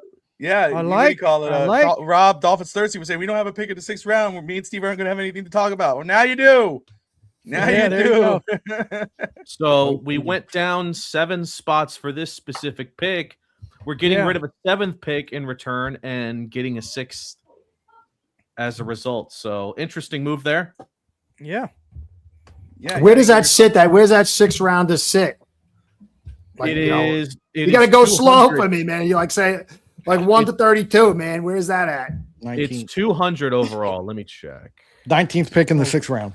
Oh, that's Okay. nice. I like that. Yeah, Not too that's real shabby. good. I like that. Jeez, we got a competent GM for a change. So Fingers is crossed. We're going to fall to 158. Holy. Cleveland just got Justin Jefferson. Trust in Sully. Yeah. And the Raiders made a trade too. They traded one of their Jet. edge rushers. Let's That, see, I mean, Ty you guys, Wilson. think how big that Proctor over Downs and Bain is, man. That is like, when you really think about it, man, that is going to be like my, sort of like a reputation kind of trend. So that's a ballsy move. I give the guy, stones for that, but gotta be good on that. And that's what I was talking about, man. I think to me, and we talked about it, the other day when I was on with these guys, is I think you had a good starting point on the O-line already, right?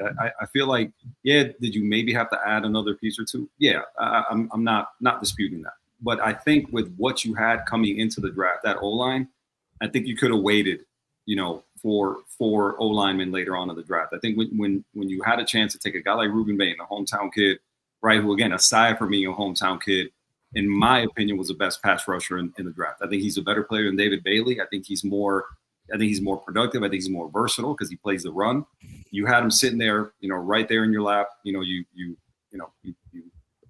pass on him, pass on a guy like Caleb Downs, who I understand the position and what it's, what the reputation is of it in terms of being, taking that position early, but a guy who, in my opinion, I think the guy's going to come in and he's going to be, a really, really good player from day one. The moment he steps in and on the field, he's going to be the same way he was in college, right? From as a freshman at Alabama, the moment he stepped on the field, the kid was a stud, right? And so, again, to pass on the guys that they did, to take a guy like Caden Proctor, again, time will tell, just like with all these picks, but you're always going to look at that, right? You're always going to look at, okay, you're going to follow these careers of Ruben Bain and Caleb Downs and all these guys they passed on, and then you're going to look at Caden Proctor and go, look at who we could have had. It's going to be at the forefront of everybody's mind for years to come. You passed on those guys to take a guy like Caden Proctor. So hopefully it works out for him. Hopefully he's a guy who's a Pro Bowler, who's really good, anchors your line and the whole deal. But again, I think to me, for several reasons, that pick at that particular time in the first round,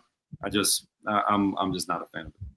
I'll give you maybe a little opposite view on that, where I totally agree on Bain. I was really getting into Bain, but if you're not a Dolphin fan, so you didn't get like front seat with the popcorn and the sodas of the horror show of all offensive line.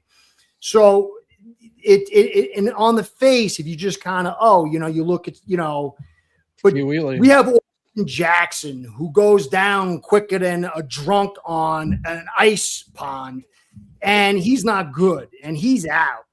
And then you got Jonah, and Jonah, sadly, a second and third round pick, some of the worst signs I've ever seen. I'm not saying hyperbolically. The guy's got a wide base. His toes point out. His first step is up and down. It's terrible. It's scary. And there's a very good chance he's no bueno. If you look at what he's produced, very rarely do you see guys become good after that. Certainly after 2 seasons, it's almost non-existent. So both those guys are – I like we added Salyer from the Chargers. I think he's a better piece than maybe some realize, but that's my take. Paul I like. But Brewer – very good in the movement, but he gets moved off a lot. He's not good in power. And he's not a big dude. No. And so for me, my value is I like the kid. I think he's ferocious. I think he's smart. You see him with the Titans, though. He's a different guy. You got to flank him with power. And so in a way with Proctor, it offloads a lot of the fear factor because Jackson's gone. You don't know about Jonah. I personally think there's a good chance that Proctor and Salyer start over Jonah.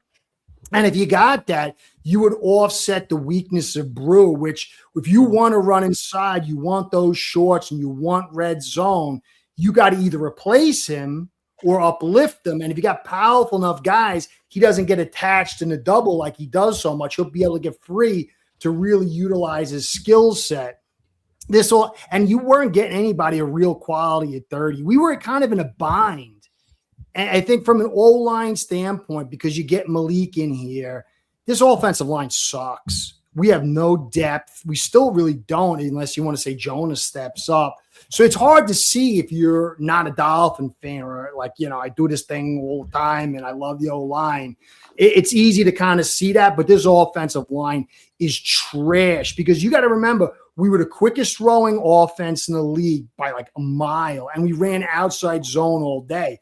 If you're asking these guys to block at a decent time frame and you want to run inside, guys like Jonah, guys like certainly Jackson are going to be exposed like the king with no clothes. So I think there was a sense of desperation, especially with the track, to run on these offensive linemen.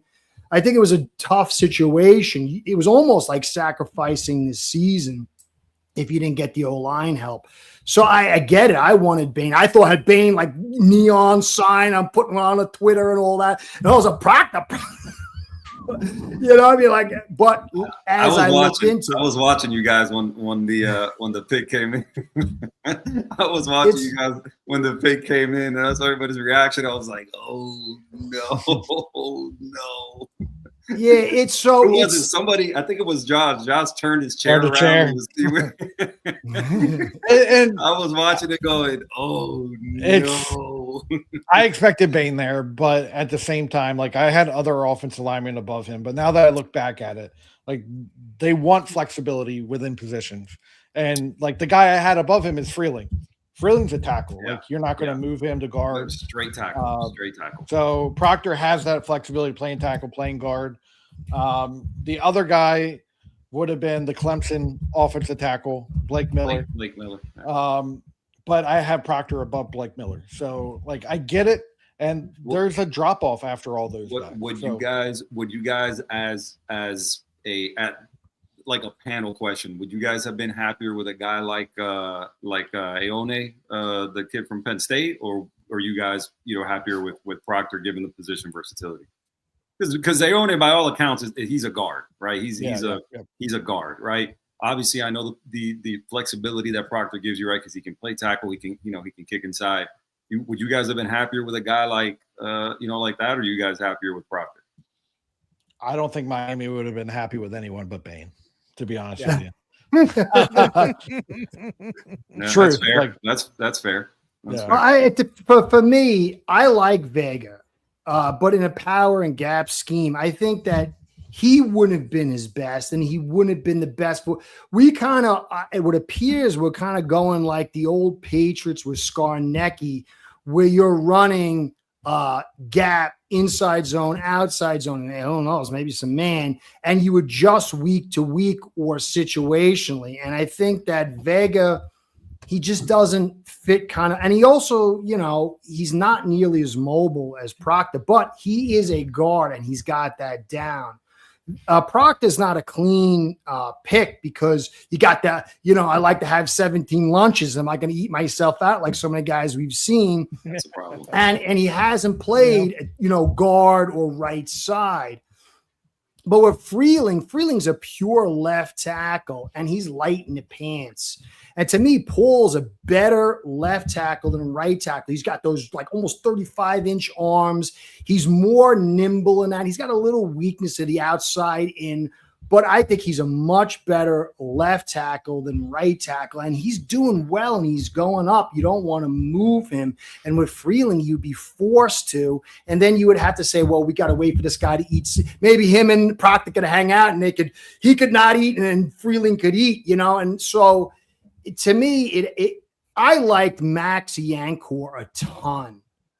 I really, really liked his potential. Very raw, but there's a lot of, but he would have been like the ultra reach to go there. So when you kind of look at these guys, for me, Proctor was the best option across the board.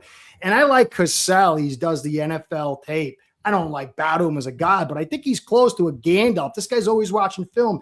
And when he went over, I was like, you know what? I don't like the right tackle fat guy. He eats too much. So I kind of pushed him off. All of a sudden, I was very intrigued. I didn't see him on the 30 visits. But then I listened to Cassell and Ross Tucker, who played in the league. And they said that this kid, when you look at him, he's got he's got to drop some weight, but a lot of his issues are minor adjustments. And when you watch his feet, he's got exceptional feet and a ferocious nature. There's no clean transition, but that started making me go back and look at this kid. I was saying I don't know if I said it here or someplace else. I don't remember anymore. But I had a great comment to say this guy graduated in 3 years with a 4-point GPA. And so when you watch this kid's fat trajectory from 400 to 350, it follows a trend line. And the dots are at least 3 or 4 more. And this guy's highly intelligent, highly competitive. He's vicious. And he had pros call him up that he knew and say, dude, your weight's the only thing holding you back. And if you're disciplined enough to graduate in 3 years, it took me like 7 or 8, and you get a 4.0, there is a discipline and analytical nature. And I think this kid understands. Again, it's not a perfectly clean picture, but from a talent standpoint, and remember, he was in the SEC at 17 years old. And so there's a mental maturation of, hey, I've been dominating kids forever. I'm 7 feet tall, and I've been going against guys, 3 feet tall. And then you get in the SEC, and you're like, I like to eat. I'm huge. Look, I could do it. And then you learn over that process. If this guy gets down to the 350 or 345 range, and he dials in some of these technique issues, I think you could be very, very, very surprised as a right tackle guard, certainly prospect. And so I think the potential's there, and a lot of people get wrapped up with soundbite of Saban, but if you look at the total Saban comment, there's a lot of other stuff there that offsets it. And if you look at the kid's history, how he's been down to 350 since week 5 of the college season to the combine. And I love to eat. It's very difficult. I finally learned how to control it. But guys that are the fat guys, they're fat and trying to drop to the combine. It's very hard to hold your hunger off, that ghrelin factor, for that long without losing it. So I don't think he's that sloppy kind of guy. I think there's a decent potential for him to be disciplined enough and to understand. And we got to remember, with 270 pounds of muscle mass at 350, that 20 pounds is like a couple of hamburgers. You know what I mean? Anyway, so that's it. That's my take. So I kind of get it, but I got issues. I like to think. So I've been thinking about it because I was thrown off the board when I picked them, and I've been thinking day and night, and I've been trying to pull these pieces together. I ain't saying it's gospel, but I think this. Right, I get it. Miami's up. Yep. Who do we think Miami goes here? Kilgore is still on the board. That means they're not taking him. Exactly. Kilgore's there. Deming's there. Cooper is now starting. We're starting to get into the range where Cooper from Miami is realistically. I would love for them to double down on offensive line, get Cooper, and just make this offensive line huge. Make it the Georgia offensive line of a few years past, where they're every day that Georgia's playing, they're saying this offensive line weighs 1,000 pounds, and more than 1,000, like 1,500 pounds. Give me some girth to the line, basically. Yeah, get the girth. Yeah, girth. Girth. The word of the day. Girth. Well, since Bobby's not here, for those of you who are watching or new, you're watching live drive coverage on FTSN of the Miami Dolphins. The Dolphins on the clock right now. Josh Wingate, Steve Malloy, Jay Gibson on Dolphins on the side, our friend Curtis, and half football. The Dolphins right now will be going to go anywhere because they still have so many holes. So the pick is in. Hopefully they got up on screen right now. But, offensive line, safety, probably not, again, the wide receiver. But other than that, basically all the other positions open. Is this the time for the quarterback, guys? I know I would not go quarterback, but would this be the time for the quarterback?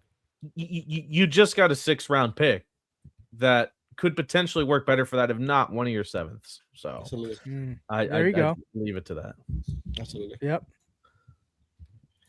It will be interesting because the Dolphins basically have their own board. They are ahead of everybody else. They're thinking, I'm gonna get my guys even if it's early because I don't want to lose the ones I have on the board. So anything can happen right here at this pick. But the Dolphins trade down 7th spot. They got an extra 6th round pick. So they're open for business right now. We'll have to wait and see. Yep. Why do we think Xavier Harris is falling in the draft as well? Big defensive tackle. For Ole Miss, I will say that basically every other team takes defensive tackles very late because they develop very slow. So usually 6th and 7th round, they you see a lot of run on defensive tackles. So I would not be shocked if right now or probably next week. I've previously said about Xavier Harris that I feel like he's just too tall to play defensive tackle, and teams are going to kind of knock him down for that. Like, it's going to be hard to get low. He's probably going to pop up high, and teams aren't going to like that. So that could be a reason, in my opinion, why he might be falling. Okay. Hey guys, speaking of ghrelin and wanting to stuff my fat face, I gotta go and eat some food, man. Enjoy. All right, Curtis. Thanks for joining. I'll talk to you soon. Hopefully, thanks for joining, Curtis. Also, Physicality. Thank you, Curtis. Guys, nice meeting you all. I will talk to you all soon. Be well. Go Fins. Well, or find 49. Thank you, Curtis. Steve, you're the captain now. Here's the pick. Oh boy, we got Michael Taft from Texas. Another Texas. You've got to be. We are all in on the safety. Okay, well now it's a bonus. You got a bona fide safety. That kid can play, man. That kid 6 can play. foot 190. That kid can play. I saw him play a few times last year. He can play. He can play. Mm-hmm. Go ahead, Jake. What were you going to say? They had to clarify. I believe it was the Kyle Lewis pick that he's not listed as a safety, listed as a linebacker. So they kind of paved the way for there to be more safety picks down the road, and this is where they've landed. So, yeah, okay. Interesting pick up there. 5'11", 190, but well, I got him here listed at 6 foot. So first team All SEC this past season, by the way. Yeah, first team All SEC, third team All American. Trust me, that kid, he can play, man. That kid can play. If I may, guys, I wanna welcome. If he's here, I think he's here. Where is he? Oh, he's off stage. My co-host from his TV, Steve Haddock, is gonna be here in a minute to join us to go speak. Steve, you're the captain now, so where you want to go here? What do you want to talk about? Because you're the captain now, Steve. No, that's good. That's good. You guys, go ahead. You're conversing very well. I'm just shocked Kilgore. I'm just here, kind of, directing a little bit. But what do we think's happening with Kilgore? You guys are more knowledgeable than I am when it comes to this. Is there injury concerns with Kilgore, or do we think it's off the field? At this point, there might be because has a history of hamstring injuries. But I don't think that would make him fall this far. Surprised Keith Abney lasted as long as he did. It's a hell of a value right there in the 5th round. Hey, Steve, welcome to the show. Hey there, everybody. How we doing today? We're doing great. Happy Fins draft. What do you think so far, Steve? How do you like so I need to give a little bit of a mea culpa here because I went off a little bit Monday or the first night in that first round. So like always, I calmed down just a little bit. I actually want to credit one of our Fins TV members, Matt Armstrong, for always kind of grounding me. And he was kind of putting me in my place. He was subtweeting at me, getting a little passive aggressive with telling me that I need to calm my shit down. So look, here's the bottom line. You know what? None of us know. There's a reason why we're sitting where we're sitting right now, and everybody else is sitting up in the war rooms. So, you got to be real about that. You got to be realistic about it. And none of us know what's going to happen. We've been in situations where we've been like high-fiving and happy as hell at who we're picking, and then, they crap the bed, and then we're kind of like sometimes sitting around being like, Zach Thomas who? And then look at where we're sitting with somebody who said, started, 12 seasons and All-Pro and Hall of Famer. So you just don't know what you're really going to get. But I went back and I looked at some of the tweets about Proctor first, the way too soon drafts after draft season 2025, and he was a consensus top 10. Hell, some people had him first overall. There's a reason for that. And somebody can say, well, he dropped off. Well, he might have dropped off, but was it just him by himself dropping off? You can't look at it in a vacuum year over year. I'm a firm believer in games, not names. Don't tell me what they did in the combine. Don't tell me how well they were coached up to knock it out of the park on their interviews with the teams. I want to know how they did in the middle of the games. And I think Proctor's got a hell of a body of work for that. We'll find out. You just don't know. He's got a hell of a body, that's for sure. He's a big guy. Yeah, so. he's a mountain of a man. But yeah, I agree with you, Steve. You know, we really don't know how these guys are going to turn out. We don't even know if Ruben Bain is going to turn out the way that everybody suspects that he is. You know, exactly. Until they get on the field and they play the first game. 100%. We don't know, but I mean, really, overall, I gotta say, Chris Johnson, I'm a fan of that pick. Jacob Rodriguez, huge fan of that pick. I'm not as down on Douglas as everybody is. You know, people like saying, is he UDFA, giving him a C-. I don't care. I don't care what everybody's grades are. You look at his tape. I think he's got incredible hands. He high points the ball. He's lengthy. He's fast as hell. Nobody knows what's going to happen with that. Give him a shot. You know, we're going to have a lot of bodies out there. And I will say Kyle Lewis, I'm extremely excited about that pick. That's a lot of value at that position. And we know that we need value on our team right now, especially for the next, calendar year, 16 months or so. We need a lot of value. So we're going to get that out of the draft. What are we sitting at? Possibility of 12 picks? It's pretty 13. damn strong. 13 picks. That's crazy. Yeah. That's crazy. Yeah. That's good. I mean, you ought to be able to get at least 5 or 6 starters out of that, Should. Well, I mean, at some point they're going to have to start because, just they're going to, team, Yeah, exactly. So, whether that how well they start, you just don't know. But I'm looking forward to the 5th round here. 5th round has historically been where some of my favorite Dolphins have come from. So I think it'll be interesting to see how that last pick. How do you say his last name? Taff. I think it's Taff. I want to say. I think it's Taff. Jake. So some info on what I'm going to assume is Taff, right? He actually began as a walk-on with Texas before upgrading to a multi-year starter, right? So overall, great story with him there. He has experience on special teams, so we could probably fit him into that role almost immediately. His missed tackle rate got better as he continued on in Texas. Originally in the 20s, now it was in the 10s in 2025. The only real thing is that he's a bit lightweight at 193. Might want him to bulk up just a tick for the NFL level, but definitely a solid pickup. He was projected to be a 3rd or 4th rounder, and we got him in the 5th round. So not too shabby a pickup there overall. Yeah, for sure. And he's an intelligent player too, from what I understand. I'm always a fan of the players that come in that weren't, 0 stars, not really heavily recruited, walking onto teams and proving themselves the way that players like this do. I was listening to the radio the other day, and Chris Canty was a 0-star recruit. Wow. It happens, and it's players like that really we end up finding in these, the 5th round, these types of players that, we can maybe make something out of. Personally, I'm always excited about the 5th round for the Dolphins and the undrafted free agents that we get after, the 7th round closes between now and, say like Monday morning, who are going to get in for some tryouts, because that's always exciting to see those. Yep. And any of those undrafted players that part of us has a chance to make the team. Basically, once or two have made the team the last couple of years. If that other teams, imagine this year, at least 3 or 4 maybe be able to make the team. So it's going to be key for the Dolphins to sign up good undrafted players because they have a lot of space in the roster for sure. And cheap. And cheap. And now I don't know if we're going to be able to get as many of the undrafted free agents as we had in the past because we got 13 draft choices, So, remember in the past, we've only had 7, 6, 7, 8 draft choices and sometimes less. So we may not get as many of the undrafted free agents that we normally get and that we've had in the past.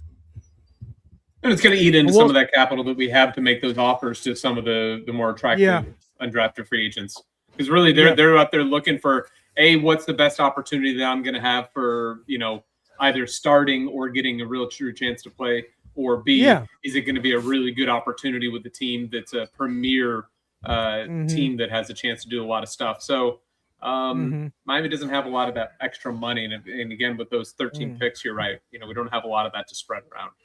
Yeah, not this year, for sure. Steve, you're in Tampa. Basically, the Ruben Bain going to the Buccaneers. Other players that a lot of Dolphins fans, Canes players that fans want in Miami are basically going there. What's your perspective of how the people in Tampa and fans of Tampa Bay and what you're seeing from Tampa Bay? How everything's going on? I was expecting Friday for work to hear some more people talking about it and excited about it. Heard a couple people mentioning it, but I mean, I'm stoked for them for the opportunity to get it. You know, for him to, he's going to get a chance to prove everybody wrong, or everybody's going to be proven right in some way, shape, or form. But you know, Tampa is just one of those teams where they seem to have a knack for picking up extremely, you know, so maybe like the Baltimore Ravens of the NFC, where they just seem to get some of these defenders that stick long term with teams and make really good names. Those, you know, the Levante Davids that, you know, for years made you know, cause fits throughout the NFC South. I think that Ruben Bain has that opportunity. I'm glad he's not in the AFC East, that we're not going to be facing him. I'm happy about that. Yeah. It would have been great to see him in Miami, but look, the bottom line is, I can't, and I've been bitching and pissing and moaning for years about us not packing the trenches and starting from the ground up and saying, hey, let's go all in on Tyreek Hill or Jalen Ramsey, or picking to a quarterback who's clearly limited, but not protecting him the right way. We've got to have the trenches and the beef around to fill up. And that's exactly what I think we did with that first pick to bolster what already we have with Patrick Paul and the rest of the offensive line. So can't complain about that. Yeah. I mean, I can, but it doesn't matter. We're Dolphins fans, of course we can. Come on. Yeah. Of course. That's what we do best, is complain. Absolutely. I feel like that's every fan base. It is. Yeah, kind of. Now that we're talking that topic, I agree with Josh. I seen a lot of discontent after the first round. You know, except the Steelers fans for some reason are more content than I would have expected them to be. But other than that, a lot of fan base, I think they're not feeling satisfied or good with the players. I think it's the same problem with everybody. We fall in love with mock drafts. We fall in love with the news. We have an expectation who's better, and then in the draft like this, where basically everybody's equal after the third round, at the late second round, you know, the team doesn't pick the player respect, and you think they're crap. So is that the case we say in San Francisco? Is that the case in other places? In Dallas, guys, what are your thoughts? Dallas Cowboys have the worst fan base in the entire NFL, like hands down. Like, you said it, not me. Yeah, like I can't walk in. Like if I go to a bar and someone comes to me, like, "Oh, I'm a Cowboys fan too." But why? Because they're delusional, or because they're always mad? It's America's team. It's the easy team to attach onto, especially in the 90s. Yeah. Like you just get all these fans that become Cowboy fans that, I mean, don't really watch the game, don't really do anything, but they're Cowboy fans, and that they're overly opinionated about the team.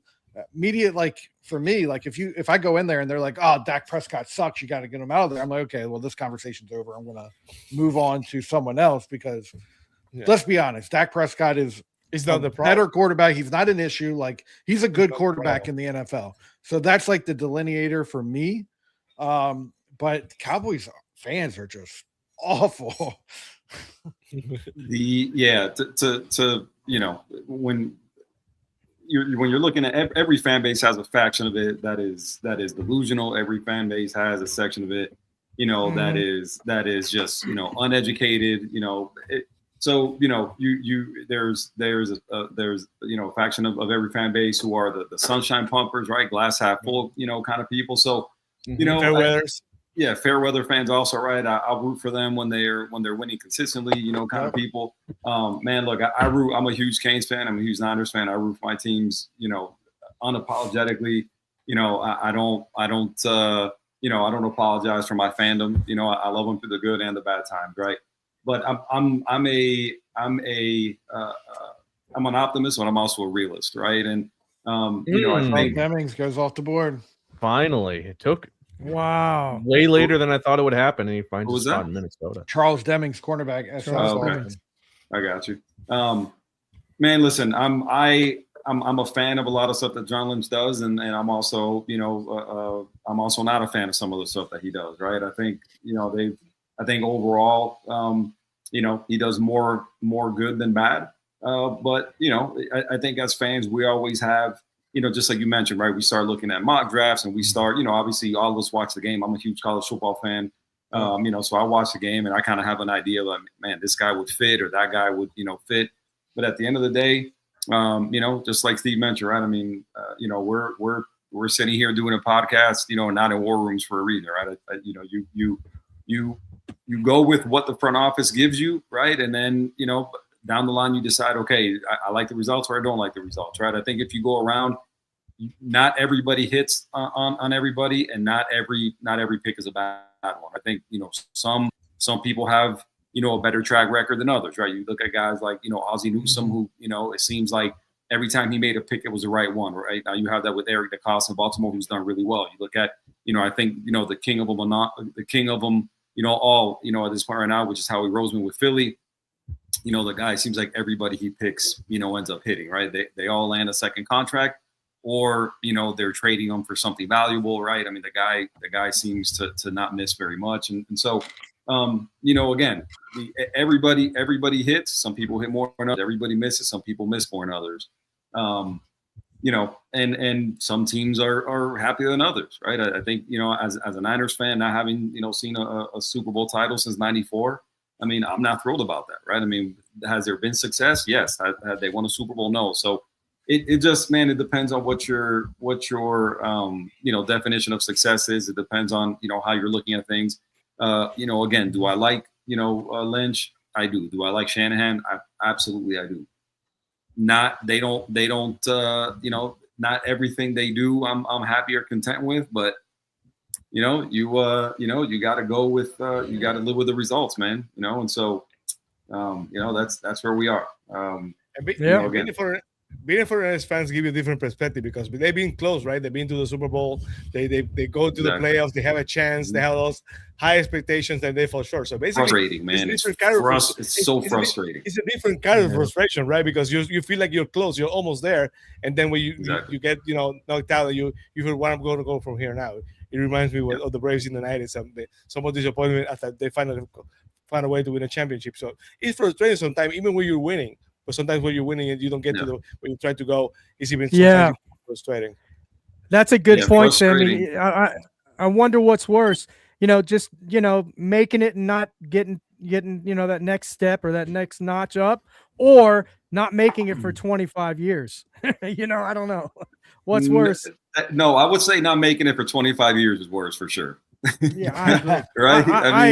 I agree. We have. Because there's hope there, right? I mean, at least I know with San Francisco. I mean, I can speak for me personally. I think there's hope. What's frustrating more than anything, right, is and I know obviously you guys have gone through it because the Patriots, it coincided with the Dolphins not being good and the Patriots were dominating, right? For me as a Niners fan, with them having missed out, the way they have here recently, and now, for example, Seattle having won the Super Bowl, like that makes it more annoying, right? Because not only did they win the Super Bowl, they won the Super Bowl in San Francisco, all that. So it's extremely, extremely annoying. Right now, where I hope that leads them is for them to be as frustrated, as I think the fan base is, and leads them to, hey, listen, we need to make the right moves. We need to go all in, right? With this roster and the window that we have, we need to fortify it to make a run, because you're coming up now. If you're John Lynch, you have to look at this roster and go, hey, listen,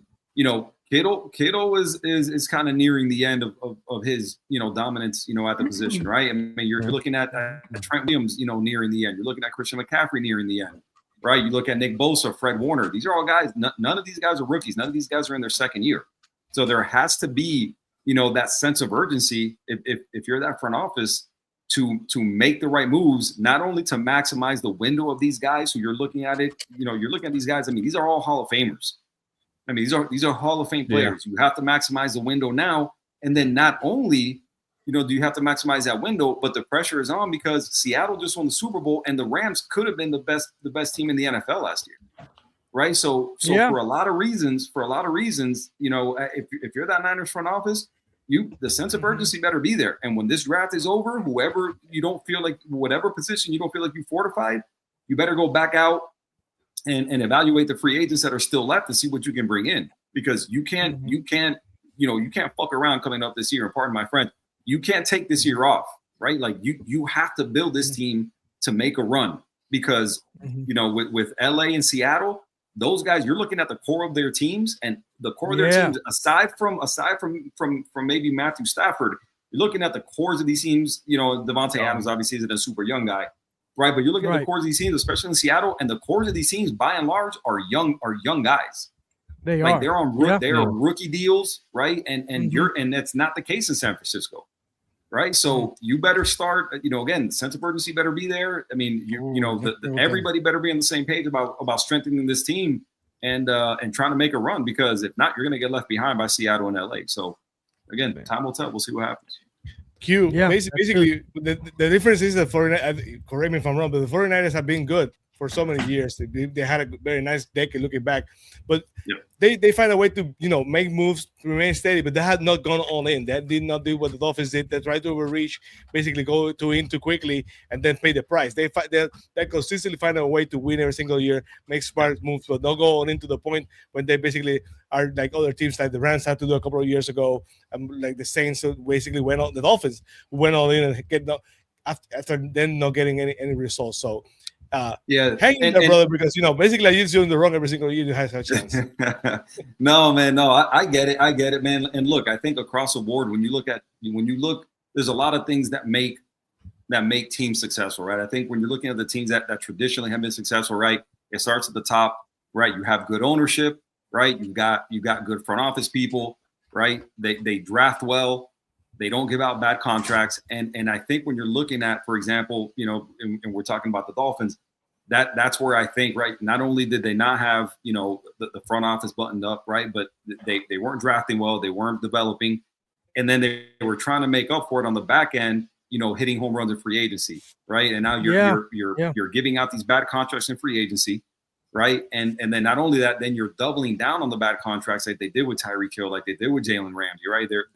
They're giving them more money, right? And you're like, how is this making things better? Like, we're doubling down on a bad deal. We're giving these guys more money. They got scared. And exactly, that's what it is. That you're operating in this mode of operation where you're just like, dude, what is prompting you guys to give these guys more money? They been good? Yeah, obviously Tyreek Hill's been really good. Jalen Ramsey, he's good. But why are you giving these guys more money, right? They haven't been good. They've been good on the field. They haven't been good in the locker room, right? They're giving you the impression that they want to be out, and now you're throwing money at the problem, and it's money that is going to cost you, like we see now. Look at all the dead money that they have, and they're giving it all to guys that are no longer on the team, right? And so that's one of the definitions of a poor franchise, of a franchise that hasn't been successful, is giving out bad contracts. And Chris Greer and his time there, I mean, he's the poster boy for giving out bad contracts, man. And now look at the bind they're in, right? $100 million in that cap. They got like 40 something players, with minimum contracts. Like, I mean, they're gonna have to bite the bullet for a couple of years and hope these draft picks hit. So 100%. This is it. This is what's going to set the foundation for the Miami Dolphins for the future in the next 2 to 3 years. This draft and the next draft, for sure. That's real why quick. Go ahead. I know Jake needs to leave. Appreciate you coming on, Jake. Yes, thank you, Jake. Yeah, appreciate you guys. Awesome. I'll leave you with one interesting fun fact I found out about our new pickup, Michael Taft. He was part of the Texas State Championship game a few years ago with Westlake High School. And in that game, he got an interception on the quarterback of Carroll High School. That quarterback would turn out to be Quinn Ewers of the Miami Dolphins. Oh, wow. So how about that? So that's crazy. All right, everybody. Thank you all so much for the time. Appreciate you soon. Appreciate you. Thank you. Yeah, Q, I wanted to kind of continue on this conversation. Are you heading out too as well, Q? Or are you just No, I'm good, man. Okay. No, I wanted to follow up on this because this is, it's an interesting conversation. And on Fins TV with Sam, we've equated it to the frustration that we felt as Dolphins fans for so long of, Greer going out there and then making these big contracts and pulling everybody in. And this year, like my analogy is like going all in with like pocket fours. They're sitting at the poker table. And everybody's sitting there looking confident as hell, and Greer's got his poker face on, but he's got his, fours or, maybe even like a 10 jack off suit or something like that. And he's just going all in, dumping tons of money and really binding us up when you really don't have that business doing that type of thing. And it's frustrating, but you hit the nail on the head when you're saying it starts with the ownership, the front office, having this solid, proven coaching in there that can bring those pieces together and do it. Miami's just really been lacking any type of that cohesiveness, frankly, since a couple, 2.5 decades. That's a really long time. People have been eligible to drink for a long time here in the United States since before they were born, that they, we had a playoff win. It's frustrating, but you just don't have that foundation at so many of the different levels. Yeah, absolutely, man. I think, I think people are looking at, the run that Chris Greer had with the Dolphins, man. You're always just wondering, man, does this guy have something on Stephen Ross? Like, how was this guy? How has he been allowed to run this thing into the ground with no kind of accountability, with nobody, calling him the carpet, right? And to, what are we doing? I need answers here, right? Because, again, there's varying levels of ownership, right? In the NFL, you see, Big Russ, what's up, buddy? What's up? How we doing, hey, Russ? Brother, how you doing, man? Russ is doing big curry laps. What's up? Before we go to Russ, I want to read Manzano's comment. He wanted to read his comment right now. Okay. I believe it's frustrating for both sides. It's frustrating not making the playoffs 25 years and not being in the dance and making the playoffs, but getting too close and no cigar. Absolutely, both sides are horrible. Basically, the only one who's happy is the team that win the Super Bowl, and that's right, Josh. No one else is happy. Agreed. No, yeah. Trust me. Listen, I think by and large, as a Niners fan, listen, they've been there, right? I mean, I've seen them, win a Super Bowl, right? And I've now obviously been to the Super Bowl, 3 times in the very recent past and lost. So obviously not super thrilled about that, but yeah, I'd definitely rather be, where the Niners are for sure, right? I think, obviously the only thing that needs to change is them actually, close it out and win the Super Bowl. But again, by and large, I can't really complain about what I've seen, from this regime, as it stands now, right? Have there been some misses? Absolutely. I think, you look back on like the Trey Lance move, for example, huge miss, right? But they redeemed themselves with Brock Purdy, right? And so, again, when you look at, like we talked about, with Steve and what we were mentioning, the reason why I always hold out hope as it relates to the Niners is because the ownership structure, is there, right? These are people who have done it. They've done it for a long time. The front office, is in lockstep, with ownership and the head coach. They draft well, they develop, they don't give out bad contracts. So I think, again, when you look at those traits and when you look at, all those things right there that you need to be successful and to win Super Bowls, I think they're in place. They just haven't gotten over that last hump. But I think what you need to be successful and to be successful long-term, they have in place. So I can't complain about that. Yeah. Certainly agree. Good points. Good Welcome points. Welcome Russ, Hey, because yeah. red cup in the hand, celebrating as Oh, there it is. champion. Boy. Congratulations, Russ, for winning this draft. How are you feeling? Hey, guys, thanks for having me. Sammy, Josh, Steve. Finally, nice to meet the guy who loves my intro and on deck so much. I know, right? Steve, nice to meet you. Q, my man, one of my co-hosts. I always when we do college blitz together, and I was like, oh, it's my co-host Q, and I feel terrible because I'm like, well, he's not my co-host because we're both co-hosts. It's a partnership, but absolutely. Thanks for having me, guys. I am a Jets fan, live and die, born and bred. Jets fan. Sorry. Russ, Sorry to hear that. Russ inquiring minds wants to know. I mean, Kevin's buzzing. Chad, they want to know what's in the cup. That's the first question they shout out for you. They want to know what's in the cup. I mean, hey, I grew up in Southern California. It's kind of weird, but I'm a Boston Celtics fan. Grew up. My grandfather's a Red Sox, Celtics Red Sox fan. Moved to Boston when Red Auerbach first started coaching. So I'm a diehard Celtics fan. People say I'm a front runner. Celtics didn't win much when I was growing up. I'm a Yankees fan. So if you don't love the Yankees, you hate the Yankees. Kind of like the Cowboys. I hate the Dodgers. So I've never, I hate the Lakers with a passion. And now I'm on FTSN, which is mainly all Dolphins fans. Yeah. So I'm usually always, I always feeling welcome and feel normal in enemy territory. It's normal for me. So I really don't care. I'm like, if you don't like my team, that's fine. I don't care. It makes it more fun. I think people want to know: Are we drinking? Oh Russ? yeah. Okay. I made myself. Okay. He's celebrating. He's got some draft draft victory juice right there, huh? In the Red Solo Cup. Hey, after the bad ones we've had in history, finally the last couple drafts have been positive. You know, we got Membu, Fashanu, the Membu, which kind of goes in. I mean, I've been listening to you guys as the Jets for years with our GMs. They always say we're going to prioritize the offensive line, and we go draft a quarterback. Like I'm a huge Sam Darnold. I like Sam Darnold a lot. Do I think he's a top 5 quarterback in the NFL? No, but his time in New York, he never had an offensive line. I mean, I'm sorry, even Aaron Rodgers, the year he tore his Achilles, he would have got killed behind our offensive line. So it's finally, you know, you got a hit. We've missed. We had Mekhi Becton, who sucked and ate his way out of New York. So I hope for your case, Caden Proctor doesn't do that, because I heard his nickname is Crispy. Is that right? Cream. Crispy for Krispy Kreme, yes. Yeah, crispy for Krispy Kreme. Man. I mean, I think Aaron Rodgers that year would have got killed too, because we had 25 to 26 different offensive line combinations. So, I mean, I get it. It's not the sexy offensive line's never a sexy pick. It's never wanted. Obviously, being in Miami, and I know I'm with you. I like college football more than the NFL, honestly.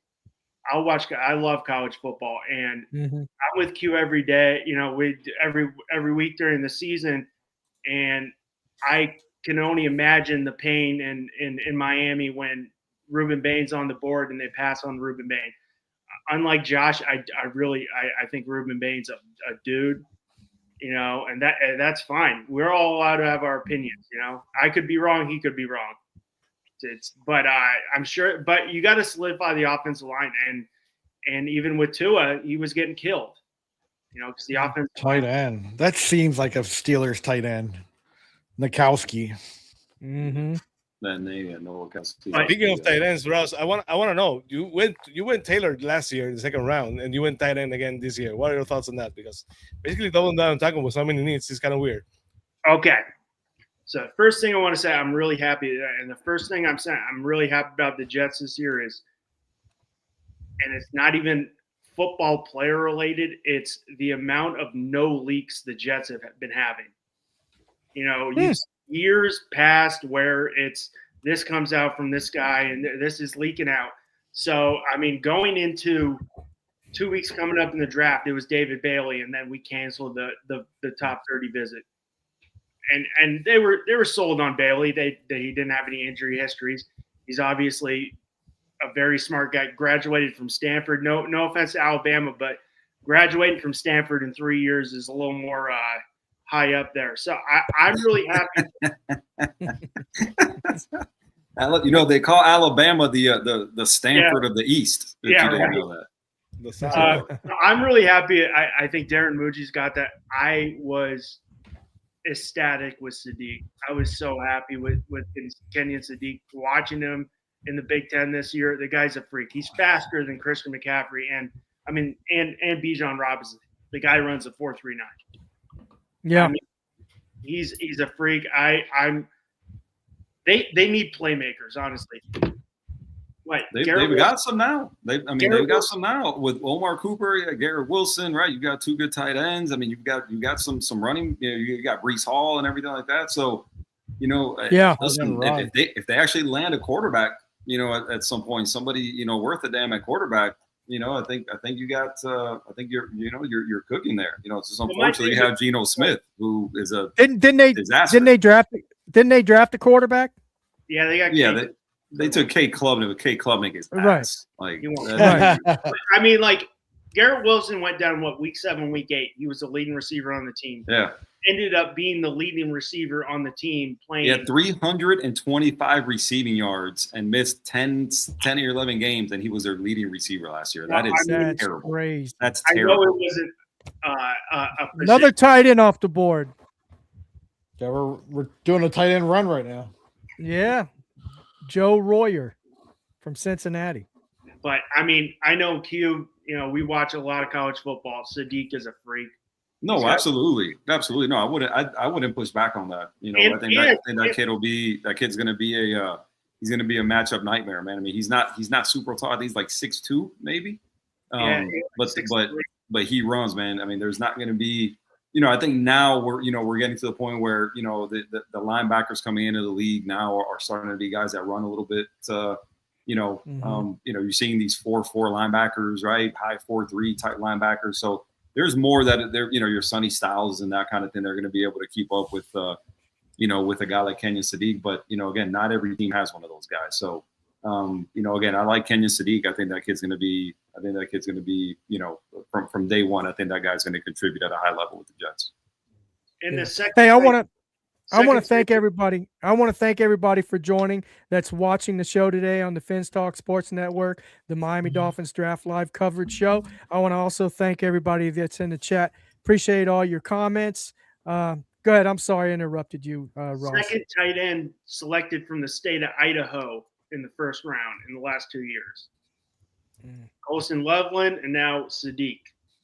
I like Loveland. Not really a football factory in Idaho. Yeah. But Loveland's a good tight end for Chicago. Yeah, he led them in receiving last year. He did. Yeah. Yep. So New England drafted a cornerback from Wake Forest, Karen Prunty.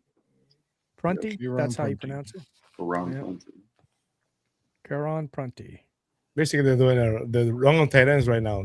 Was Jolly pick already? Yep. Who? Yeah. He went to Denver, right? I'm pretty sure he went to Denver. Who did? Jolie. I think he did. Yeah. Justin Jolly or Jolie? Justin Jolly. I think it's Jolie. Okay, yeah, he went to Denver. Yeah, he was a 12th pick in the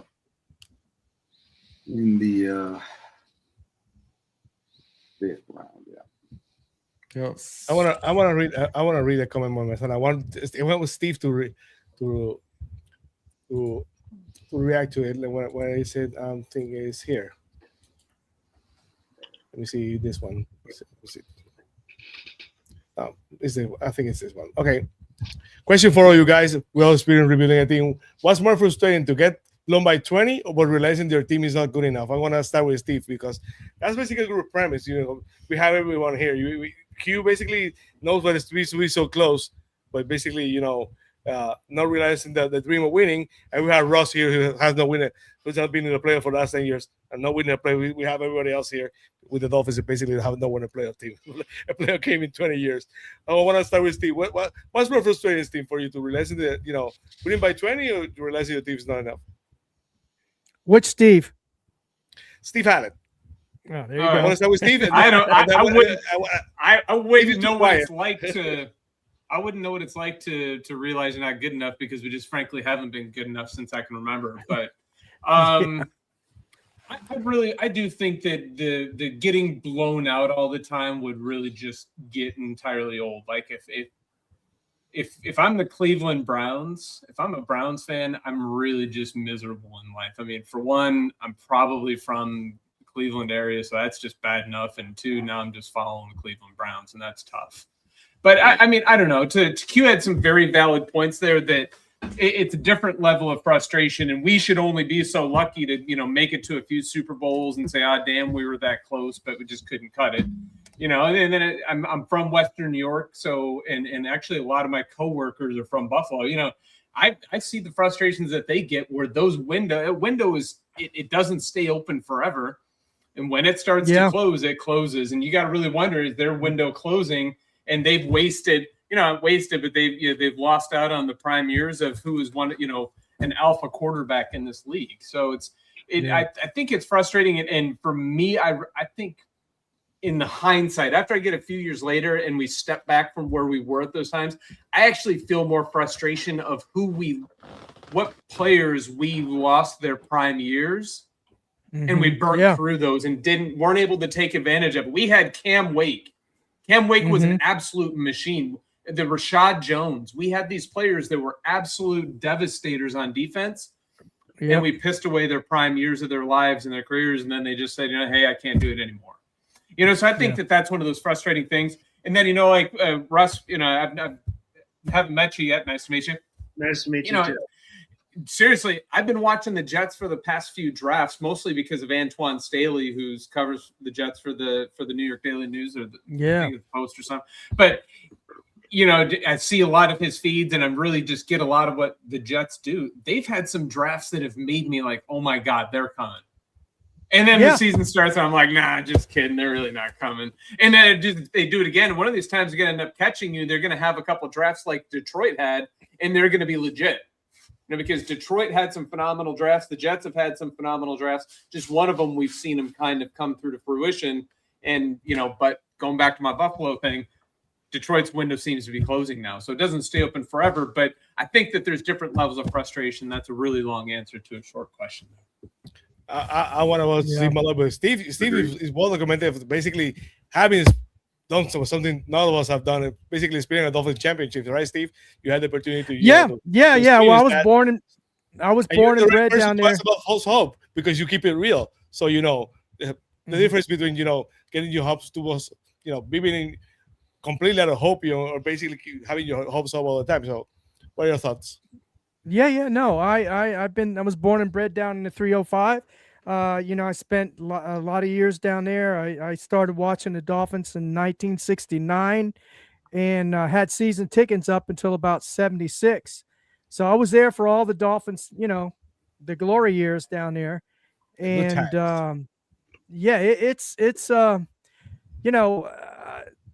it is frustrating for me. We're that close, In the 80s, we went to the Super Bowl. You had the Dan Marino years and all that. And we were that close, and then we lost it in the Super Bowl or the championship game. Was it the Super Bowl? Yeah, Super Bowl. We lost the Super Bowl, and then we also, came real close. We lost to San Francisco, Joe Montana with Dan Marino. We were that close. And, it's just frustrating, all those years. It's been over 50 years. We haven't, won a Super Bowl. Last Super Bowl we won is in 1973, So I seen. Go ahead. Oh, I'm sorry, buddy.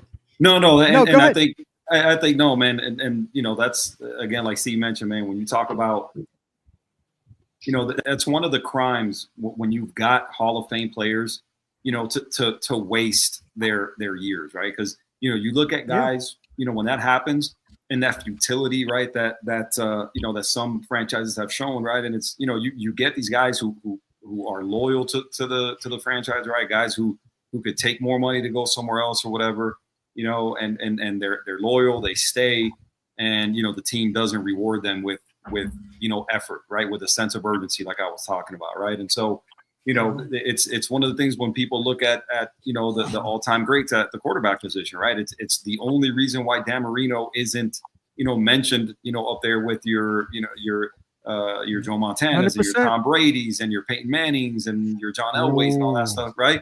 Is because he didn't win a Super Bowl. Right now, nobody argues the talent. Nobody argues just the arm and the ability and the whole deal. Just unfortunately, there's no other position in the NFL that comes more into play than at the quarterback position. That it's just how it goes, right? And so, unfortunately, he doesn't get mentioned with those guys in terms of the best. Because of the fact that he made it to one Super Bowl, and didn't win it, right? And so, those are the rules, right? That's just how it goes, right? And so, it's a shame because you've had players, it's not like they've lacked, players, right? I mean, they've had some studs, they've had some guys that are Hall of Famers in the whole deal, and unfortunately, just for one reason or another, just weren't able to break through and win a Super Bowl. Obviously, a lot of it coincided with the Patriots being really good with Tom Brady, so on and so forth. But again, they didn't do enough. The thing that a lot of people don't I think failed, or I think a lot of people fail to mention with the Patriots, it's not only were they good, but I think as a division, the Jets the Dolphins and the Bills, by and large, made it really, really easy for the Patriots to just own the division. Right? It's not that the Patriots weren't good. Obviously, we know the teams, we know the players, right? Yes, I get it.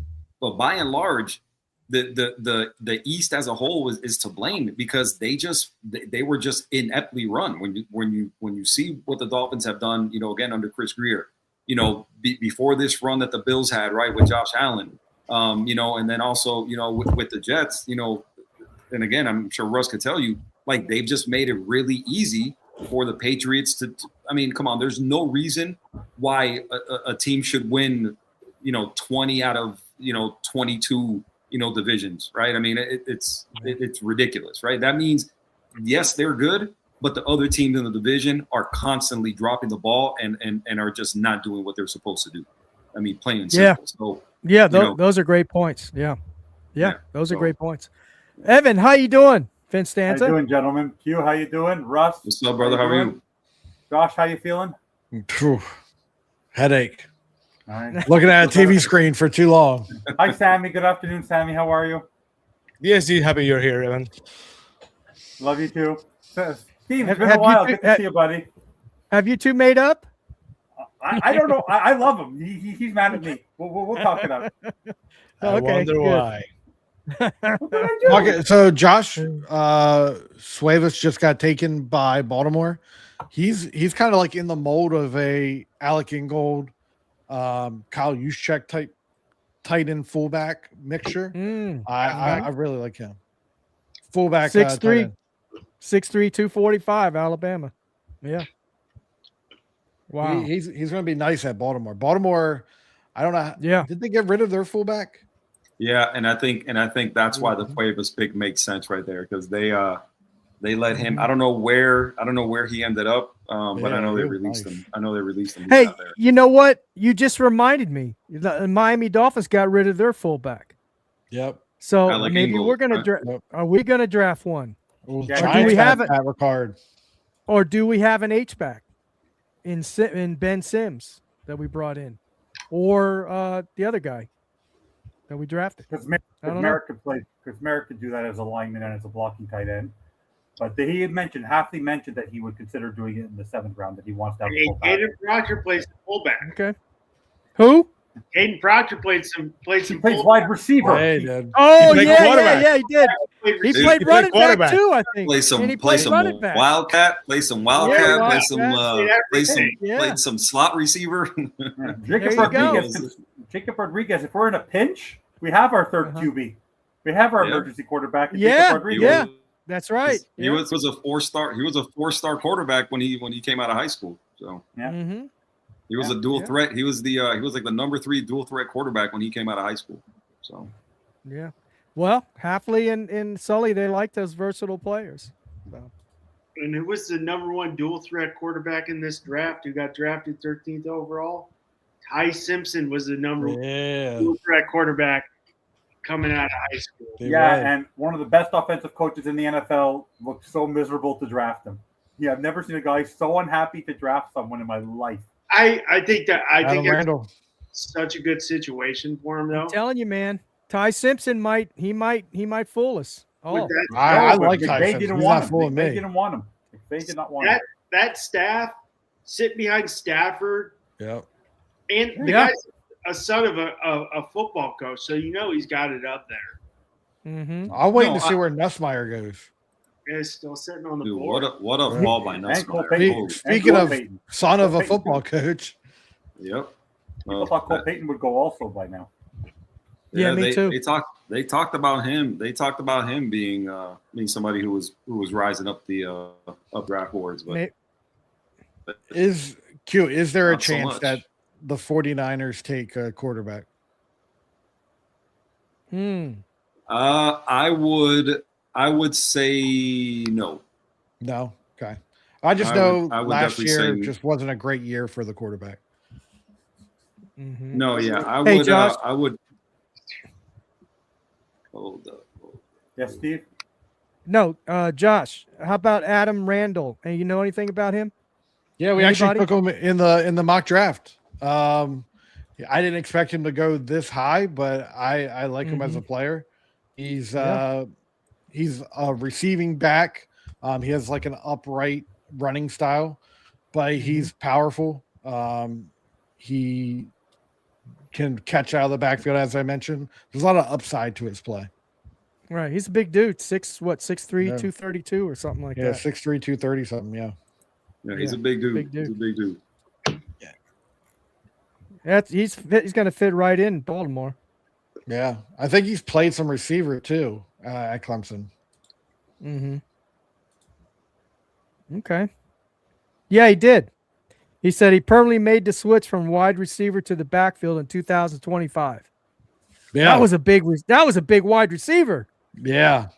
He's very inexperienced at running back. So he's got that receiver and then but he's got a lot of upside to him. I don't know if he's going to be more than a backup, but he's got that like third down capability to him that could be really nice. And good.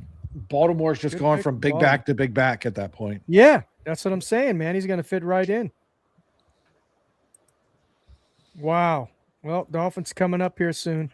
The Raiders are on the clock. They have 2 picks coming up. They have 2 picks coming up. Yep, they do. Yep. 177 and 180. Or if you look at it, 37 and 40. Yeah, by the way, that was the first player, Michael Taft. Like that was, I know you saw, I was listening to you guys. So you mentioned he was like just over 6 feet. I guess people are saying different things, but if he's 5'11", he's the first player they took under 6 feet. I'm surprised. The motto has been trying to stay big, but we'll see. Maybe who knows what tape measure they were using when they measured him. But they're going tall. They're not going small. Definitely not. Yeah, they're not. Oh, where's Bobby at? Oh, is that Masses? Because of Masses. He's got to say his first name. Oh, he can't pronounce anything. He says Ezekiel. Well, he has the I doesn't count in the last. Hezekiah. Hezekiah. Come on, Evan. Give us the proper. If Jewish people say Hezekiah, but it's there you go. Or the Gentiles say Hezekiah. It's depending on how you want to pronounce it. The Jewish people, or not the Jewish, the Amish people say Hezekiah. Yeah, but the Jewish people, because of the my wife pronunciation, say Hezekiah. Looks like a Israeli way of pronouncing it because it's a converted Hebrew name, so you looks like a good time. My wife's maiden name is or Byler, so the Amish is true in her family. Love it. Oh, does it? Which player so far, Q, Russ, and Josh, have you found is the person that you feel is like still on the board now that just is completely fallen? Like now, I know it was before it was Kilgore and it was McCoy earlier in the fourth, but now who do you still see on the board outside of Nussmeier, because we just mentioned him as a position player that's still on the board? Yeah, personally, again, aside from the quarterbacks, I mean, I was going to go with Nussmeier. Like, I'm pretty shocked that he's still on the board. Like, you talked about, a guy who, last year, there were some mock drafts that had him as a number 1 pick, as a top 3 pick. It's crazy to me that he's still on the board. Who else did I just think of? Is it the tailback from Penn State? I think was still on the board. He just got taken. Okay, yeah. Was it Katron Allen? That boy. Or Nick Singleton got taken. Yeah. Nick Singleton got taken, but I think Katron Allen, is still on the board. Yeah, I think he is too. So I don't see him here. No. Yeah, he's still on the board. I think he's still on the board. So I think Katron Allen, especially when you consider some of the other running backs that have been taken, I'm a little bit surprised he's still, he's still on the board. I think Harris from Old Miss has fallen as like he did. He was mocked. He was still going to the top people back in like the third or the fourth. Yeah, but there's still some value there, right? There's definitely some guys that have fallen. Because the mock, Josh, you guys like VJ Payne. I think even Bobby mocked him. Yeah, that's one name I was going to mention is VJ Payne. I'm shocked that he's still on the board.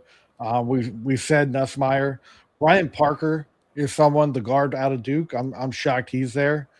Anez Cooper. Like, there's a lot of people that are like, wow, you should. Anez Cooper, I thought would have. All right, we're up. Anybody got any guesses? Who we picking? I want Cooper here. Like, I want them to double down on offensive line and just get big. They've done edge. They've done their edge. They've done their line. They've filled up the Yeah. linebacker who's sort of a safety in Lewis.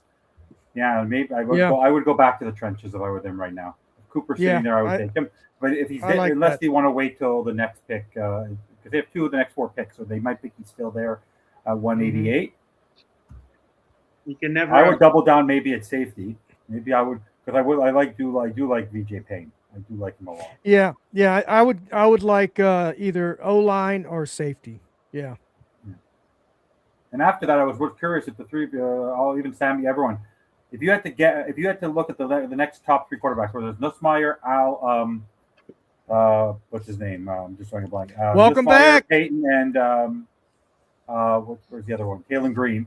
Is there a possibility that one of them falls out, does not get picked at all? Taylon Green. If you're a team that has a long-term starter at quarterback, and you don't have to have anybody to contribute for a couple years, Taylon Green is a dude that I would take a chance on. The measurables with that kid. No. I mean, he's super raw, but he's a huge kid, has an arm, can run. You know, I think if you've got some time, if you can sit somebody in that quarterback room and not have to worry about putting anything on him in terms of, contributing at any point in the near future, I think you've got something with that kid. He's a big dude. Yeah, the measurables are impressive. The measurables are impressive. You need some good coaching to clean a lot of stuff up. But I think if you've got the time to invest in somebody, you can do a lot worse than that particular set of traits. Mm-hmm. I do think Taylor Green might be the one out of the group to fall. Not like I agree completely with what you just said, Q, but also a lot of teams look at him as someone that could move to wide receiver or not be like a true quarterback. And his unwillingness to do that could cause him to fall out of the first possibly out of the draft. You're right. You're right. And then the Peyton kid would probably be my next pick. He moves really well, right? Obviously, the guy's a dual threat. I like him. There's something to work with there for sure. Yeah. I'm just shocked Nussmeier has the NFL connections. That is wild that he's still around. That is crazy. He's still around. He's truly not a bad quarterback. Honestly, and then he's like for me of the teams that have taken quarterbacks, like for example, and I don't know if Russ would push back on it. Like if I were a Jets fan, like seeing them take Kate Klubnik, I would have been disappointed. Like I would have preferred, if you're going to go with a quarterback, I would have preferred Nussmeier over Klubnik personally. Yeah, I agree. 1,000% agree with that. Same here. I think I'm happy. I mean, I knew they had to take one. I know if say he does pan out, it's going to be 3-4 years down the line. I don't think he will.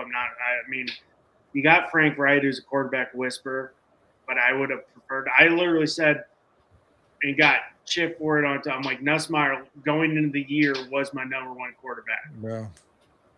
Going into the year. Now he obviously changed that. Kevin Coleman. Wow. Jr. There you go. Another Wide receiver. receiver. There you go. He's small. He's small. 5'10", 179. 5'10". Returner. Maybe. 4.4 speed. 40. Yeah. Another wide receiver, huh? I need to fill that room. Yeah, that's right. Good playmaking ability. Good play after the catch. Did Jake mention him? I can't remember if that was the receiver that Jake mentioned. Is anybody else surprised Harold Perkins Jr. is still on the board? Dude, that's wild. I don't understand why you leave school to. There's got to be some personality stuff. There's got to be some stuff that teams are just scared of because. I feel like you either love or hate his film. Yeah, I think they were calling him a first-round pick his freshman year. No, dude, he was a stud his freshman year. From the time he stepped on the field at LSU, the dude dominated. I mean, he was. I just think the guys, he's undisciplined. I think there's some stuff to clean up, man. But you talk about fast linebackers, man. I mean, for sure, he's it, right? I mean, I'm surprised he's still there for sure. Definitely surprised he's still there. I know I didn't grade him, but I believe between you, Bobby, and between Coach, we had him down like around this in our grade. Mm-hmm. Yeah. So, Yeah, he's not a big dude. He's definitely not a big dude. But I mean, I think again, man, I think he's a guy. He's a guy who again, man, with that speed, I think that's something you could definitely work with for sure. Just adding bodies to that room, and again, the guy a playmaking threat. He's inconsistent, right? There's some games where you're kind of like, there was that one catch, 1 yard, whatever, But again, he just gives you that playmaking ability and another body in the room. What were you going to say, Steve? No, I wasn't going to say anything. Oh, go ahead, Evan. I was going to say though, his stats. When he has yak, like his average. Reading a little bit more on him. I knew who he was, but he's averaging even last year. He's come down a little bit. Like he slowly has his stats have come up and then they drop. But he's a first down. When he gets the ball, he gets you a first down. His average is over his career is over around 12, 13 yards per reception. So he does do that, and he actually has done some outside running. So similar to Malik. He can play in the backfield and get into open space. So I do like that. And I will say again, go ahead, Steve. He's a return man as well. He'd be good with Malik in the back. He'd be good with Malik there too. But we did talk about it. We talked about it a little earlier. It was a great question from Jake earlier about would we go, or Sammy about that 3 wide receivers. Would we go 3 wide receivers? Now Miami's done that. Miami has hit on 3 receivers in this draft plus the tight end. So, noticing too that Randall got picked, Masses got picked. Nope. Randall's gonna be. I think Randall's gonna be that under the radar, real good back. Man, I would have loved to see him in Miami. But speaking to Kevin Coleman a little bit, I think the big thing, getting someone in the 5th round that can separate the way that he does. I think that's a key thing because finding separation as a receiver is probably the biggest thing, and he separates really well from the defender. Bobby, your voice sounds a lot better. Yeah, I had to rest a little bit, or just not talk. I had something to eat. My family went out, made sure everybody was good. I relaxed a little bit. Had to take some Advil, but I'll go again. And once I start to feel myself going out again, I'll let everyone else do it and then move out again. But drink some tea and honey. That's what I did last night. That's what I did last night. I screamed at 9 kids. I just spent an hour screaming at 9 kids on the. Oh, Philadelphia Eagles just picked Cole Payton. There you go. You have to let Josh's thing do it first, Steve. Oh, we're good. We're good. I'm sorry. I'm a bad host. I'm sorry. I wonder who the pick's gonna be. Yeah. I'm gonna say Cole Payton. Yeah. Bobby, I don't know if you just jumped on. Is there a chance that Taylor Green does not get picked? I can't. I mean, well, listen, Nussmeier's still on the board. So, if that's what's crazy is Nussmeier's still there. So, yeah, there's an opportunity. But I have to imagine, though, the upside of Taylor Green, like what he projects. I mean, I think the team would want to grab him just to stash him. Nussmeier is a guy like right here where Brett said that Greg said, this might be a good area where you're like, hey, yeah, you don't need it, but if you could get Nussmeier at 180, that's great value right there. You're getting a guy that, I love the fit of Nussmeier to Miami. I've been saying that for a while. I think it's a great fit. So let's see what happens here. I don't know much about him. What Nussmeier?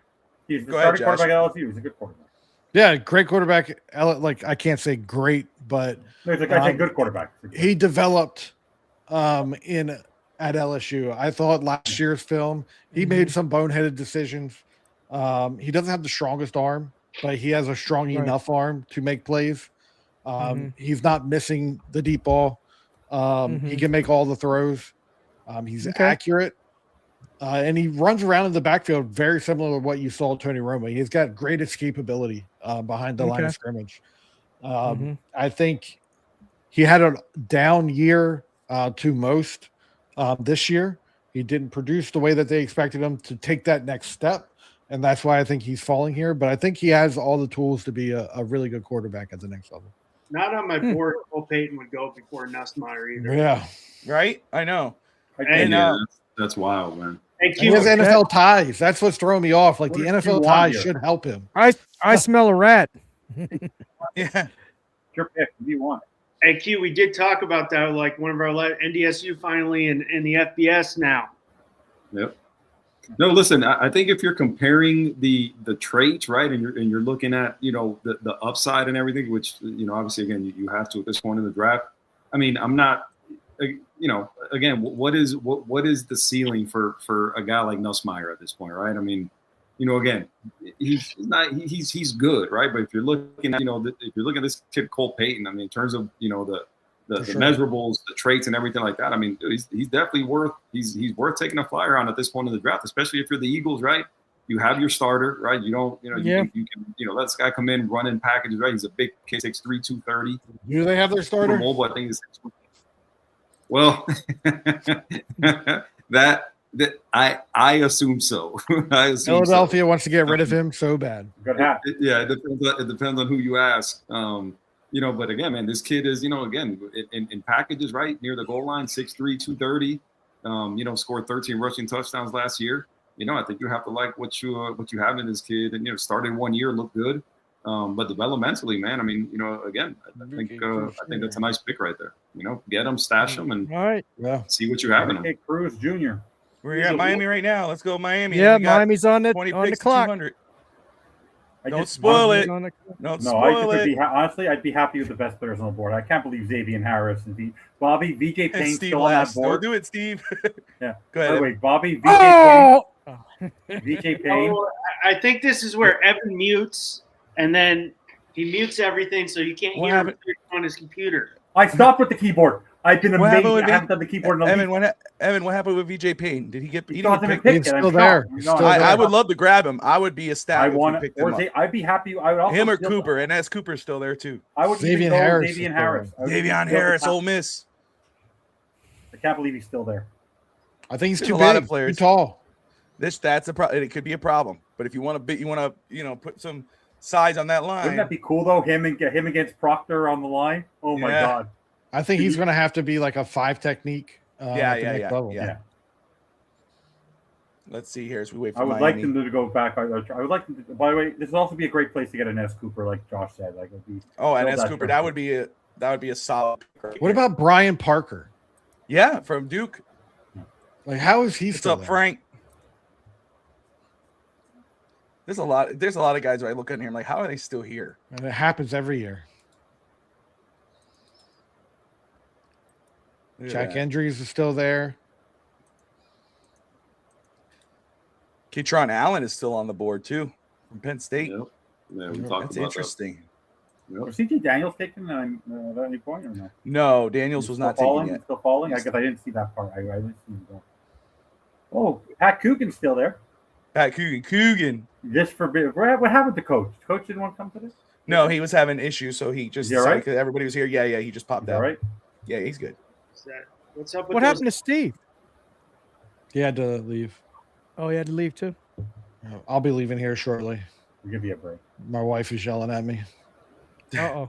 I can't get in trouble when I'm here. That's the problem. I can't get in It's just easier for me to leave to blame it on her. Well, the good thing is we're closing in, and it's not like we got to wait forever for the next pick. You know, you got 20 and then 30 picks. No, but I'm happy we got a 6th rounder, though. At least we have something. Yeah, that way we're not waiting for the whole 6th round. But let's see. I can't wait to find out. I like the trade. When I heard the trade and I was watching you guys, I like the trade. The fact that they filled that gap in the 6th round, it was a good trade. Dude, I just saw a stat right now that ESPN, threw up. The Dolphins allowed a 72% completion percentage last year. Alex, my Brown. Good to see you, my man. Let me ask you, so will Weaver can't screw that up with Trey Hendrickson and Roquan Smith and Kyle Hamilton and Jediah back. The guy can't screw this up in Baltimore. With what they've given him on defense, he can't screw that up. Yeah, he has something to work with.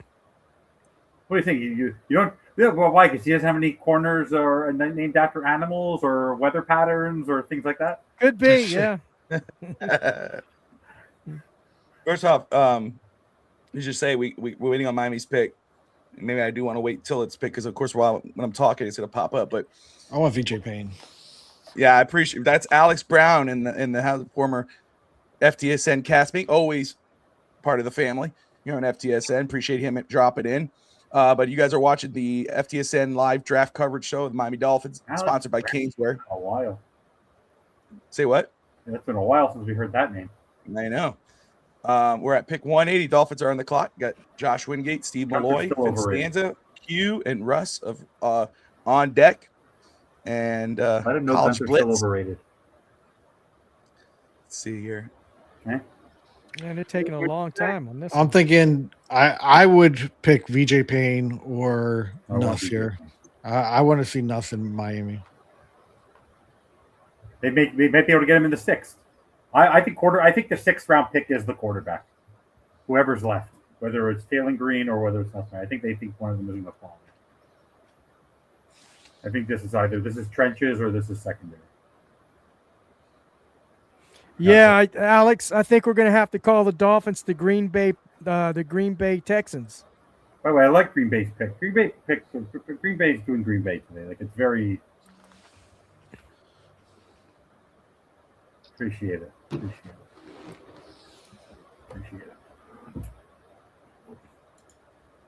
Ah, God.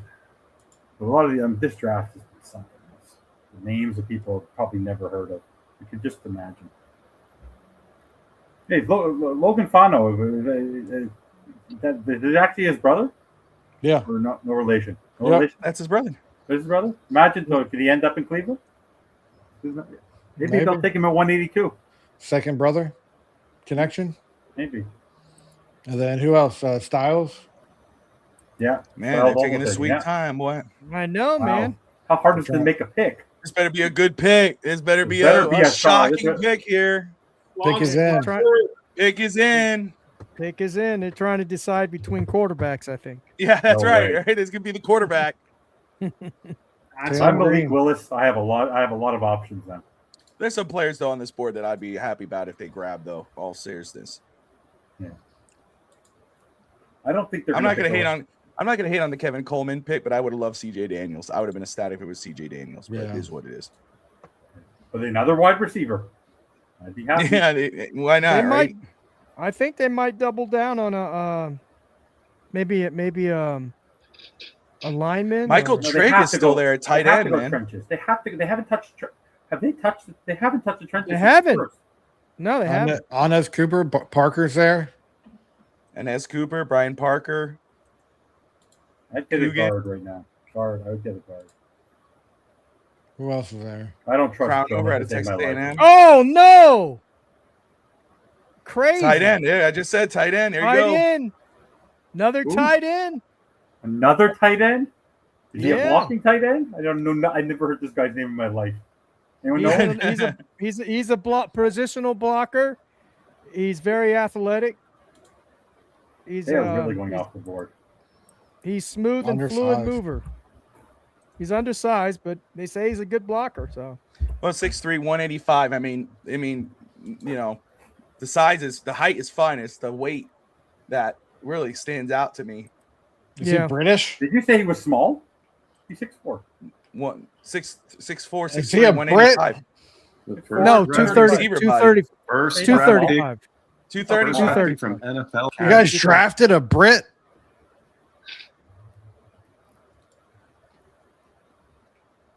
A Brit. A Brit? He's a from move London, wow. tight end. Well, that's going to be hilarious in South Florida. Wow. Oh Tight boy. end. How many tight ends we got now? That's the second one. Is it the second one? Yeah, we already took what's his name, Will Kazmarek. Oh yeah. Who, by the way, people love that guy as a dog. Like, that guy's a blocking tight end. He's a sixth lineman. He's a better version of Durham Smythe. Way better. Yeah. Oh yeah. Man, I mean, I don't know. That one I'm not too. His stats are not. I gotta look him up. That one's kind of. Yeah, well, I mean, if you were gonna go tight end again, you got Bentley, you got Trigg, you got Valerie from Syracuse. I mean, there are some guys still left on the board that you could have gone. Same size as Adam Randall. Yeah. Okay. That's a weird pick. But anyway, fellas, I'm about to jump off.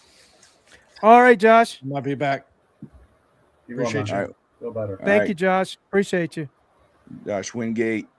Appreciate him. Yeah, that's the only draft I'm questioning. That's a pick that makes the Will Kazmarek pick look like I know who Will Kazmarek was. Like that's a Brit. Like that's something different. Yeah, I think that's what the later rounds are, right? These are guys who are just competition. We got 20 picks till the next one. Oh boy. Man, showing his highlights. I mean, he moves well. Give him that. Is he now? But now, are we starting to feel? Let me ask this question. Now, are we starting to question John Eric Sullivan in the sense that he said you need to build this team from the inside out, and he hasn't taken a tackle, he hasn't taken a defensive lineman, and he's only taken one offensive lineman. Like, I think you would count the tight end that we drafted yesterday as a part of that protection on that O-line. O-line. 2 out of your. You have 3 picks left. You have 2 picks left, so only 20% of your draft. You have 13, so less than 20% of your draft was spent on the inside. So essentially, he actually didn't do what he said you build a team on. Now, he has next year, but his depth at the O-line, if he just leaves this draft with Caden Proctor, he didn't address the O-line. Where's the depth? Well, you got Heck. You got Charlie Heck, tackle they got. They got what's his name? Salver? Summerly. You got Mayer. You still got Phobie. Competition, you got plenty of depth. Yeah, but who there though, Steve? Right now, mm-hmm. Do you really you know Caden Proctor is going to be on the line, but don't you want someone to push Jonah? Like Salver. Salver's a guard. Maybe. But you should still need a backup there, right? Meyer's your backup center. You got Phobie, you got Brandon Daniels or whatever his name is, Braden Daniels. Still not. I'm going to do more work on him, but I'll tell you, just watching briefly what I'm watching here, Q just said it. He moves really well. Like this might be an under the radar type of weapon. Might be. I mean, at least what I'm watching, I'm going to watch more of him because obviously there's a reason why he's there and a reason why he wasn't mostly talked about. But I mean, as a receiving threat, I mean, he's making some strong catches. He's holding the ball after getting tackled. I mean, he gets hit hard and holds on and secures the catch into the end zone.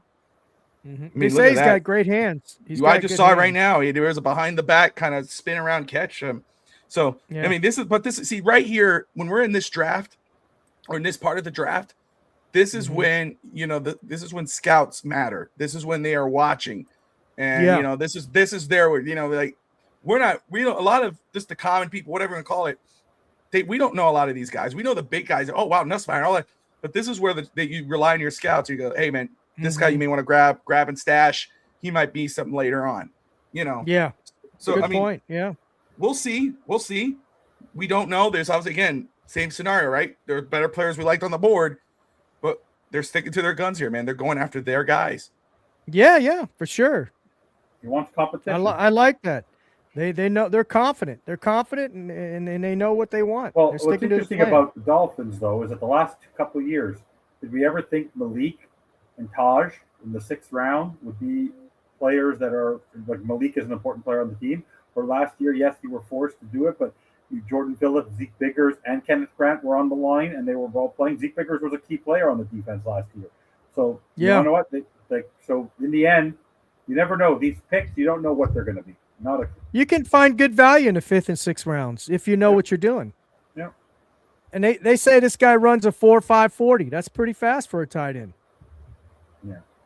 Well, wasn't it? Yeah. Well, Russ said it before. Kenyon Sadiq runs faster than Bijan Robinson. He's a tight end. Yeah. Right? See, I was listening. Yeah. I know you appreciate your love for the Dodgers. I know. I love the Dodgers. By the way, I'll jump on with you later one of these weeks. The beginning of the season, the parody is very weird. It's been such a weird start of the season. Evan, I don't know if you saw the baseball news, but there is a Canadian city exploring trying to get a Major League Baseball team. Vancouver or Montreal? Vancouver. Yeah, not going to happen there. They're going to be able to. You have to have. Kalon Green off the board goes to Cleveland. Really? Cleveland. Oh, Lee, how many quarterbacks they have? They have like 25 quarterbacks. Jesus. Dude, if you're Taylor Green, you have to look at that and go, come on, man. Huh? Really? Come on, man. You know what? I'll say that might be his best chance to start. I mean, if he could beat out what he got there. He's he's not beating out Shador, bro. Like, not that there's also Shador's a Dylan world Gabriel, beater, that's but like, he's not beating out Deshaun. I mean, yeah, I mean, Deshaun is back healthy. I mean, again, now I don't know how, I don't know if that means he's going to be any good, but I mean, again, you have to at some point, if you're Cleveland, you have to start trading some of these quarterbacks, bro. Like, I don't understand why you're stockpiling the amount of quarterbacks that you are over there. It's ridiculous. Yeah, I could see 3, but 6, dude, 7. It's so ridiculous. And listen, Cleveland across the board. I mean, Cleveland has had a good draft. I mean, they made some nice picks. And again, I don't like in a vacuum. I don't hate the pick. I think at this point in the draft, I think he's worth taking. It's just when you look at their quarterback room, you're just like, all right, when are you going to trade? You're going to have to get rid of some of those guys. I mean, yeah, I agree with that, Q. But as you made the point earlier, I think you said he's very athletic. They might switch him to receiver. Who knows? Or right? that, yeah. I wouldn't push back on that for sure. I mean, he's again the kid's athletic. I mean, the traits are there, man. The traits are there. I mean, he's you have to like the measurables. You have to like the traits. It's just a matter of all right. Can we turn this guy into something? Right. Lou Riddick on the ESPN, he's on the ESPN telecast, and he's like giddy as hell. By the way, this is a great. By the way, Adrian's comment is 100% true.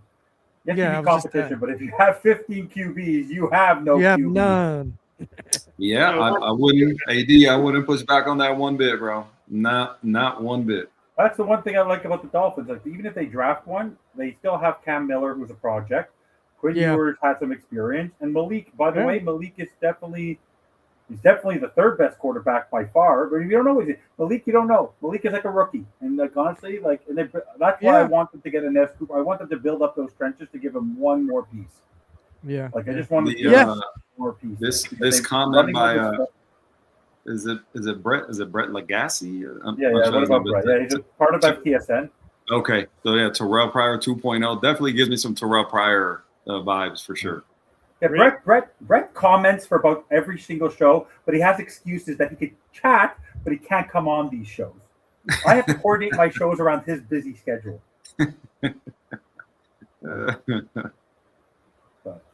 He finds a way to participate, right? That's all. I guess that's all you can ask, right? I know. By the way, but some of these teams are getting bargains, just bargains. So like when these guys fall, it's amazing. Just amazing. Like some of these guys who are still back are still here is crazy. Which tells you even these draft experts know nothing. They know nothing. It's a different way to do a mock next year. You just have to do the way it falls. And there's Cooper. It's like, why is he still there? Yeah, that's wild that he's still available, man. Yeah. Who, if you take a look at like for the panel, if you take a look at the AFC East, who would you say has had the best draft so far? Who do you think? I know who Russ would go. I'll let everyone. The Bills have not done a great job. The Patriots have been meh. But the Jets, in terms of premium talent, Jets have had the best draft because of the accumulation of picks and where they were picking. Yeah. But they don't have the problem. I think for them on offense is I don't trust the person behind center. I don't. Geno Smith. So Buffalo Geno Smith was not seen as the solution in Seattle. They moved on from him. Yep. They preferred Sam. Yeah, granted, I think the Jets have done a good job. I think like you just mentioned, man. I think they've gotten some premier talent. Yeah, I think unfortunately for them, I think when you're looking at who the head coach is, I just long term, man, he's just not the answer. I'm sorry. I don't trust Frank. I don't think Frank. I think Frank Reich is overrated as an OC. I think Frank Reich's best days are behind him. I would agree with you, and I just don't think Aaron Glenn is the answer at head coach, man. I just don't. People still refer to Frank Reich. Oh, remember that time he beat the Houston Oilers when Steve was 21 years old? Right, Steve? Huh? Steve, What's that? They were talking about Frank. Whenever they think of Frank Reich, they think about him when you were still about 18 years old, or maybe you were still a teenager when he did that against the Oilers. Yeah. What year was that? I'll tell you how old I was. 1990. Yeah, it was early 90s for sure. 91, 92, somewhere around there. Somewhere around there. Oh shit! I was in my 30s then. I was complimenting you, and you just shot yourself up. I know you were. I was giving you some sweetness there. I know you were. To answer your question, my answer is the Jets. I will defend Gino a little bit. All right. He got thrown in a terrible situation in Oakland. He was very serviceable in Seattle. He had no offense. Yeah. Now, do I say he's going to take us to the playoffs this year? No. But on the Jets draft, like on taking Sadiq, I know they took Mason Taylor last year. I'm happy about it. Give me a 2 tight end set. Sadiq is an athlete, not just a tight end. You take David Bailey, who's got the stats. I think I was fine with it because you take I'd rather, it's either the upside or the proven talent. And Arvell Reese definitely had the upside over Bailey, but you go with the proven talent, which the Jets have not done all the time. You go back to Quentin Coples was upside out the ass, and he was out of the league after about 4 years from North Carolina. What a terrible pick that was, man. Terrible pick. Or Vernon Golston. Same. If they kept Ohio State. If they kept my boy Johnny Vilma, they'd probably make it to the Super Bowl. But they took Vernon Golston. I love the Omar Cooper pick and D'Angelo Pons, who is they're comparing to his head coach. He would have been a first round pick if he wasn't 5'8", 5'9". But we were talking this morning. I was happy. Just they're taking players, winning players. Every player they took, those first 4 picks, came from a winning program. We're all in the college football playoff, which I think they needed to change that mentality. And I love Aaron Glenn. He's a Jet through and through. I love him. I don't know if he's the guy, but I will say Dan Campbell, his first year in Detroit, was 2-14. And now look what he did. Is he going to be Dan Campbell? But you got to remember he's a Dan Campbell disciple. Bill Parcells guy. Bill Parcells, discipled him and told him not to go into coaching right as he got out and told him to get into scouting. But I'm happy. I was holding my breath the whole time. After number 2, when the Jets came up to got to close to number 16, then I'm like, please don't take Ty Simpson. Please don't take Ty Simpson. And the Rams took him. They started breathing because I'm like, the Jets need so much more than a quarterback. I think next year's class is going to be, so much better with Arch, with CJ Carr, with Sayin, with Darian Mensos, who started looking a lot better at Duke, and he's going to should be a lot better. Keep that up at Miami with another year from Lenore Sellers. So I was like, I can breathe. Thank God because I did it. It would be a classic Jets pick to take Simpson there at 16 because they need a quarterback. But I'm happy. Just I wanted winning players, and all those players come from a winning program to change the mentality.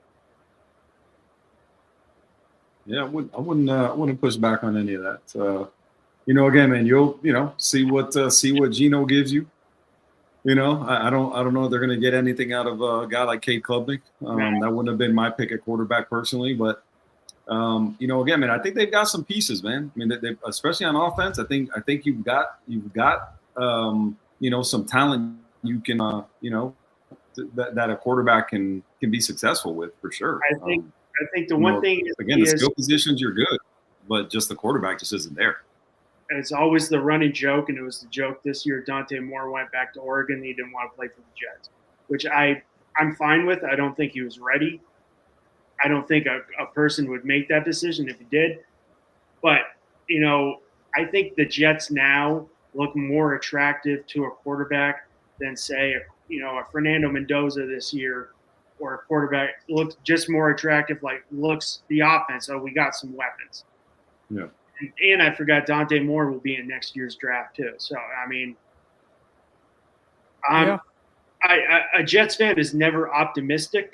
Like some fans, we're not optimistic fan base. We never really have high expectations. We're a very negative fan base. I'm a pessimistic sports fan.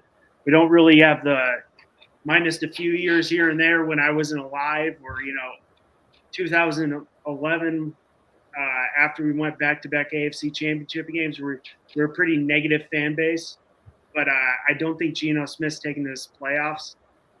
5-6 wins. But would you have more faith in Malik? Yeah. With the Jets, yeah. But I don't think they wanted to pay Malik Willis $27 million a year. No, it's 20. No, it's 22. 22. I don't. 22. Yeah. 22. I don't think he would have came to New York with what they have. So I mean, I'm happy. I'd probably cap it at 5-6. DSG. What do you got Miami at though? How many after this? We've gone through. Everybody here after we've gone through 5 rounds now. You're starting to see more future of your roster. What's the outlook on the year for my Dolphins fans? 4 to 5. 4 to 5. Mm-hmm. If everything goes well, everything pans out, and I would say maybe ceiling is maybe 6 or 7. Oh yeah, I had to do it. I hate. I work at a school. I told my kids they're not allowed to say that around me ever again. I'll be honest with you. I can't see 6 or 7 wins, man. I really can't. This year? No, I said that's the ceiling. Yeah. No, I got you. Yeah. I'd have to look at the schedule. To see. It's a tough schedule. It's a very tough. They got a tough schedule. And all you guys can agree with me because I'm in this pool every year. The Jets are top 10 of the pick. I'm like, oh, we start getting some players, and then they put the schedule out. I'm like, what the fuck? Why do we have excuse my language, I'm sorry. Every year, why do we have a top strength? Yeah, sorry, Bobby. Top strength schedule, but it's so we had a couple years in New England down here. Now New England's good again. So you always have to play New England and Buffalo 2 times a year, every time. And you guys as Dolphin fans are feeling it the same way. I'm like, every year, toughest strength of schedule in football. I'm like, can I get 1 year where it's a down year? Yeah, I want to say too very quick because Kaytron Allen going to Washington. That's a really good pick at that point in time. That's a really solid pick. Where did Singleton go? I didn't see Singleton come off the board. He went to Tennessee. I think he went to Tennessee, I believe. I think so. Yeah. He did. Tennessee Titans. Yeah. Wow, that could be some hot upside. Dude, that's a nice little running back room to pair with Ty Spears and after losing out on Jeremiah Love early. Yeah, and the dude from and Pollard. That's a nice little running back room, man. That's not bad. Are we going Jeremiah Love as the most surprising pick in the first round, or was Ty Simpson going 13 just too much? No, I mean I think from the jump, Jeremiah Love. No matter how you broke it down, no matter who was going to take him, he was going in the top 5. There was never any doubt about that, right? I think the whole Ty Simpson deal. I think early on I saw some mocks with him, at 13 to the Rams, but I think as time went on, I think people kind of started going away from that, and I think everybody was like, end of the first, they had Arizona taking him kind of at the end of the first, trading back in or whatever. I think to me that was the most surprising right there is him at 13, because everybody had Jeremiah Love in the top 5. It's just a matter of who was going to take him. Simpson at 13 was more of a surprise for sure. What was shocking about Jeremiah Love was going to the Cardinals. If he went to the Titans or to the Giants, it would not shock anybody. Yeah. I think the thing that shocked everybody about Ty Simpson, there was talk about him going to midway point of the first round. I saw number 2 to the Jets. So going in the first round wasn't that surprising. What was surprising was the reaction or the aftermath of the pick with Sean McVay and the GM there. Like they do not look like, I don't know if it's a skit or not, or whatever you call it, but they do not look like they're on the same page with that pick. That was the shock. As shocking as Mike, like again, some of the players that are still left on this board, and of course Nussmeier is the one that we keep looking at here, but Michael Trigg, tight end out of Baylor, still there. Brian Parker, Xavion Harris, Ole Miss defensive lineman, offensive guard Ines Cooper, still there. Safety VJ Payne, still on the board. Anthony Lucas at edge rusher. I mean, there are still Dante Coglione still on the board. I mean, there are some good names left here at running back. You know, Clybourne, who Miami's met with, he's in the small side, but still he's a speedster. Miami's met with him. But there are still some good names left on this board. Let us bring in, oh, here comes the Jets. Ines Cooper. There you go. Cooper goes to the Jets. I hate the Jets. Oh, the Jets. I hate those ugly diarrhea green Jets. Stupid effing Jets.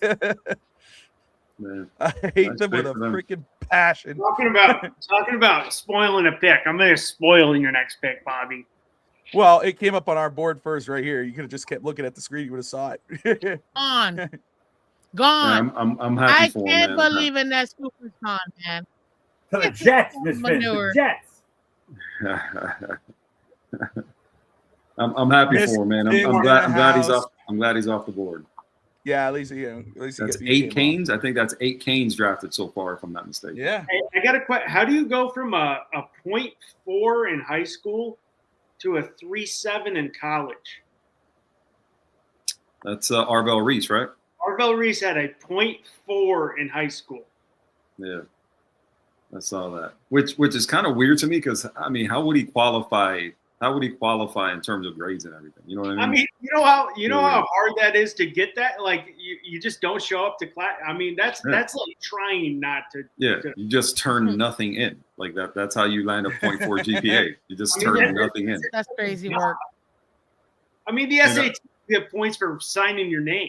Yeah, I think that's I mean, you show up, you show up to I don't know what the hell they had in terms of classes. One of your weight training or something. You show up, once a week. But a 0.4 GPA is wild. That is wild to hear about. That's crazy. And then to leave Ohio State. What is it? It said he had a 3.4 or 3.7 or something like that. There is no damn way. There is no damn way. It is a Harvard of the upper Midwest up there in Ohio State. How many players from Ohio State were picked? Yeah. The Bengals just took Brian Parker. Oh, good. What's up, guys? Can y'all hear me? Yep. Yes. Yeah, yes, ma'am. Hey, guess who's back? Holy smokes! What a draft! What a draft is right. I don't know. I'm sorry. I'm actually doing double duty right now, but they'll be all right. Yeah, these last picks. I'm gonna be like them. I don't like them at all, man. Not even a little bit. You're so negative. Why not? You're so negative. Are you kidding me? No. Are you kidding me? We already got 18 million wide receivers now. You're going to draft another wide receiver, another tight end, and you don't even think about maybe getting a running back with the HN situation or maybe getting a guard or, I don't know, a corner? Like, what are we doing? This is just, it's nuts. It's nuts. This is just, honestly... frustrating as a fan. It's frustrating as a fan. I think they feel they're set at the in the trenches. We got some depth in the trenches. I'm sorry. Is anybody surprised that the Dolphins haven't taken anybody on the D line, or was that expected? No, I think that I still think they could go D line. I mean, there's still I mean, just the way Miami's drafted, again, I'm just not surprised by anything right now in Miami. I mean, they're sticking to whatever board they're using. They're committed. Yeah. I mean, everybody keeps saying, we need this, we need that, we need this. We were talking about it before they took Kevin Coleman. that we could see them with the talent still at wide receiver. They could go 3 deep in wide receiver. They did. You know, you look at what they've done so far. I mean, 2 tight ends, right? Say to whatever, however you say his last name, I can't say it, but Trayor. you know, you get the 2 tight ends, you get the 3 receivers, you get a safety, you go 2 linebacker, you go a lineman. Really, you could call the tight end that we got yesterday at Ohio State. That could be like your second blocking offensive lineman, you know. But really, I mean, I hate to say like, you know, oh, well, you know, I'm looking at the board. There's still so much talent on this board. It's not only Miami that's just picking these picks that kind of, because there's so much talent there that you talk about D linemen, like, oh, if Miami wanted a D lineman, they got plenty there. There's not like, oh, they've missed out. You know, Rashawn Benny out of Michigan, Xavier Harris, Landon Robinson out of Navy. I mean, there's some names there. You go to safety, VJ Payne, Cole Wisniewski still on the board. Interior offensive lineman. My God, they lost out on Cooper and Parker. God help us all. You know, Pat Coogan is still on the board. Chris Adams out of Memphis is still on the board. You go to offensive tackle for just S and giggles. Double dip on tackle. You got Tristan Lay out of Clemson. You got Crownover out of Texas A&M. All right, well, let's talk about running back. Damon Kleinborn out of Wake Forest. They like him. They've met with him. He's still there. Roman Hemby still on the board. So it's not the end of the world. They're sticking to their board, and I get it. Yeah, but there were other positions of need, in my opinion, that we could have definitely focused on. That we just, I just feel like we didn't take advantage. I mean, when you're talking about the 3rd, 4th, 5th round, that's when you get your hidden gems. That's where those guys that you're not really expecting, but you want to take a chance on, that you feel like, okay, they might be backups, but they could be a starter. That's the gems, and I feel like we just gave up on some gems. But you see, what you just said is the reason why they did that. You just said why they would go after, like you go, but they had other needs. Later in the draft, you're looking for player. You're going on your board. You're letting your scouts make the guy, and you go, hey, okay, this receiver, we could get him later in the round. Grab him because he might stump up like Malik Washington, Taj Washington, those guys later on. You just hit the nail on the head as to why they make those picks. And, you know, because you could be like, man, we need all these needs. Let's go ahead and skip on the guy that we think has higher ceiling because we need a defensive tackle that we don't think has that ceiling. Like, so it's funny that you were saying that, and I was about to say my response was going to be what you just said. So you just took the words out of my mouth. Like you're debating yourself. I'm not debating myself, even though I can, I guess, I can argue anything, now if you're going based off Miss Finz's board or Bobby's board or whatever, right? You're 100% right. Like the guys, there's still guys on my board that I would take at a pick if I had it. But Miami obviously is going somewhere else. Barian Brown could have been a good pick at 200 if Miami didn't get a receiver because you want a returner. That guy's a returner. Josh Cameron could have been another good pick at wide receiver at this point. Because even though you go, man, but you already took 2 wide receivers. Why do you need another one? Because it's talent. Miami's receivers room. This is not a team that we're expecting to make any BPA runs. According to you. See, that's what we got to keep in mind. What everybody's. I'm not saying you, Miss Finns, or anybody else on here, but I'm just saying in general, I'm talking. We got to keep in mind Miami's going nowhere this year. Okay, we're not getting needs this year. We're fulfilling talent. We're fulfilling the best value. We're fulfilling what fits Sully and Halfley's, philosophy, what they want. Okay, and remember, we got another draft next year too. We're not going to fulfill all those needs, as a lot of folks are looking at, in one draft. Not all of these 13 players that we draft are going to start. They may not even make the team. Some of these teams. That's good point. True. But guess what? You know what they can be? Depth. You know what they can be? Practice squad. Yeah. So for me, you have 2 years to ramp up a team to whatever scheme it is that you're looking to do. Mm-hmm. This is when you do it in this first round where you can get great players of positional needs or at least BPA.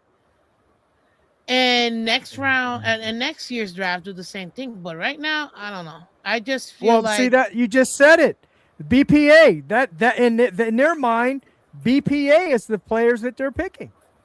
In their mind. In our mind, Never it's mind. not. Oh, definitely in their minds. That's for sure. I want to in say our too. I mind, want it's to say not. too. One of the main things people kept saying as we were doing these draft shows up until this point, coming out of this draft with 5 to 7 starters or guys who could contribute day one. And I mean, you look on this board and you look what Miami's done: Proctor, Johnson, Rodriguez, Chris Bell, Kyle Lewis, right there, 5, right there. Let's say these 5 right here. For sure, those guys could be day one contributors. Caleb Douglas, who was taken at 75, that was like, whoa, wait a second. But obviously they have high hopes from that could be a rotational contributor on day one. So that's 6. Yeah. Then you got Kakmarek, who I'm butchering his name, the tight end. So that's about 7 guys for sure who are going to be contributing in some fashion for Miami. And that's what Miami has done. Not only that, you're going, hey, what can we project these guys 5 to 10, 5 years from now? It's also about what can they do for this team. And what's great is we're going to have an idea because all these guys are going to have an opportunity to play. That's what this team is. And so Kevin Coleman at 177, to me, I thought he'd go a little higher. I think that's great value. I like that Miami's triple dipped at wide receiver. There's talent in this receiver class, and but it's not enough talent where it's like, hey, we're gonna go ahead and pass on Jeremiah Smith unless everybody's really great. Next year, if you're good, you get that receiver from Ohio State, you do it. But Kyle Lewis at 138, like mind blown. Like we talk about, oh my gosh, and then I understand. You look at Seydou Terrier, right? That was the one who's kind of like interesting. Like, nobody had that because he's way lower. And I kept telling everybody, go lower. But then when you watch, like what Q was saying earlier, and I follow what Q was talking about, watching some of the stuff very quick, the film on him, he has some moves, man. He kind of is like that under the radar type guy. But again, to Miss Finn's point, it's a camp body. That's depth. Let's see. He might not make the team. This might be a practice squad guy, but that's what you do in this draft. That's where at this point in the draft, you're looking for those needle in the haystacks. It's not about, oh my God, look at all these great guys that are in the top. It's Also, about finding those pieces, trusting your process. What do you say, Russ? You're filling out your special teams guys. Yes, exactly. Also, too, guys, and we mentioned this. I mentioned it kind of not long after I came on. The reason why all these guys are going to have a chance, on this team in some form or fashion is when you're looking at the Dolphins roster. Again, we talked about it. I think I saw the number at 43 players that they own the roster who are minimum contract players. 43, It was 43 if I'm not mistaken. So you're looking at what it is you're taking in this draft, and for a lot of reasons, there's Pat Coogan right there. And so for a lot of reasons, you're looking at these players coming in and going, they're going to have as good an opportunity, as anybody, to make this team and contribute, right? Because you have to have, for 2 reasons. One, again, I think with the Dolphins and their cap situation, right, and just the lack of kind of top end talent. Again, when you're looking at what it is you have on minimum deals, these are guys that you're going to have a chance to beat out. If you're decent, you're going to have a chance to beat these guys out. They're on minimum contracts for a reason. Right. So if you're looking at these guys that you're drafting, they're going to have as good a chance. They're going to have as good a chance as any to come in, on this roster with the way it stands right now. And if they take advantage of the situation, they could be people who contribute early just based on the way the roster's built so far. So. Again, man, time will tell, with all these picks, just like anything. But, again, if you're being drafted by the Dolphins, I think you have to look at the situations you're going to have in front of you and, and think that it plays, to your advantage to be able to come in and contribute early based on the way the roster looks. You have opportunity. Absolutely. I totally understand where you're coming from. And I think that's a great take. My only thing is there's certain positions that are premium positions. Obviously, everybody knows the quarterbacks. There's no point in saying that. But when you have like the trenches, to me, you can always trade for a wide receiver and get them, and it might not cost you that much. You could always trade for, honestly, a safety or even a corner that may not cost you that much. But what you really almost never see traded are going to be linemen, offense or defense, because they're expensive positions. So I guess my philosophy is I'm going to go as much in the trenches as possible if I already don't have my line. Key example, when Joe Burrow and the Bengals made it to the Super Bowl in the AFC Championship, he got sacked 9 times because they were missing what was it? Two other starting linemen, but their backups were pretty much starters as well, which is why they were able to still make it to the Super Bowl. So my thing is, that year they literally had a starting O-line and a backup starting O-line. Like, that's how much emphasis they put into it. To me, that's what I want, especially in those positions that you just can't pay for because they're too costly. Well, and that's where I would have doubled up. And where I would push back on that just a little bit, Ms. Fins, and I get what you're saying. I don't necessarily disagree with you, kind of on the whole, but you have a chance to do what you did and make the Super Bowl when you've got a Joe Burrow, when you've got a Jamar Chase, and you've got a T. Higgins, right? So the talent that they had, you were able to kind of mitigate that based on the talent you had, because they almost got Joe Burrow killed on the way to the Super Bowl. I mean, they did. I mean, he was getting hammered. I mean, they were beating him up, but they were able to get over that based on how talented, they were at the skill positions, obviously at the quarterback position, the whole deal. So yeah, it wasn't ideal. Trust me, they've been trying to fix the O-line around Joe Burrow essentially since he got drafted. Like that's definitely not ideal to get Joe Burrow hit as much as he was getting hit on the way to the Super Bowl. They just happened to be able to overcome that and make that run. But they've been trying to fix that O-line around him, for forever, right? And we'll see if they finally got it fixed. But yeah, there again, right? I mean, and kind of to go back to your point in terms of like your line of scrimmage players. Yeah, I mean, it just depends on what you're talking about, right? Your left tackle is always going to be cheaper than your right guard, for example, right?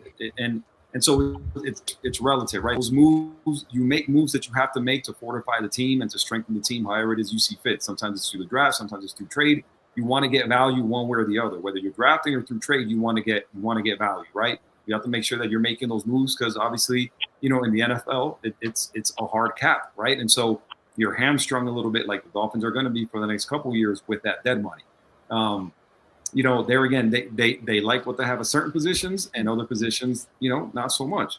But again, moving forward, just like Bobby mentioned, right? And I think Steve Malloy did also. It's like, yeah, BPA for me may differ from BPA for you, and may differ from BPA, from what Russ is saying. So, again, you like some of the moves, and then you kind of disagree with some of the moves. That's going to happen in every single draft class and every single fan base. There's going to be some moves we like, some moves we don't like. In the end, though, again, to me, the Dolphins they've done okay. I think they've done pretty good. And these last couple picks, I think you have to like the upside of that kid Traore, the tight end from Mississippi State. I mean, the few clips that they showed him, he's got some ability. That guy moves well. For his size, his nice hands and everything, I think he could be a guy who makes a team and ultimately contributes. But, just like anything, man, these rookies on a team like the Dolphins, they have to like what they see on that roster. They have to like what they see on the depth chart, given this kind of the lack of high-end talent. They have to like what they see as they come into camp and what they'll be able to do, given the way the roster is put together right now. So, hopefully they come in and they take advantage of the situation and, make the team and are productive. That'll be up to them to take advantage. And it's Sully's and Halfley's first draft. I'm going to give them a little slack on that. It's their first draft. Once they put these pieces into place this year, the draft, the roster that they presently have and everything, and then they play in the regular season or even the preseason, then they can see what they have and what their real needs are going to be. It may be next year. Next year, they'll be able to open up a little bit with the monies a little bit and maybe get a couple free agents here and there. And plus, they'll have the next draft, too, to work with. So they just have to see what, how this pans out before they can make any definite moves. And they got to have the monies. And we don't have a lot of the monies this year at all. Tons of money next year. Which is why you have to We're have tons of money next year. We're gonna have over but you got to pay them too. You got to pay them too, and we don't have the monies. to pay him. Or have 20 million post June 1st. You know, Well, remember though, remember what John Eric Sullivan said. Even though we got a lot of money, do not expect him to go crazy in free agency because they got to sign their draft. No, he's not. Yeah. Bobby, they're not going to do anything after the draft. They said Bobby, that. In every show we've said how many. What are our expectations next season? Nothing. Zero. Thank you. That's low it. expectation. And I want to say though, it's Christmas every day. Here's New England's pick, Crown over Texas. There you go, offensive lineman.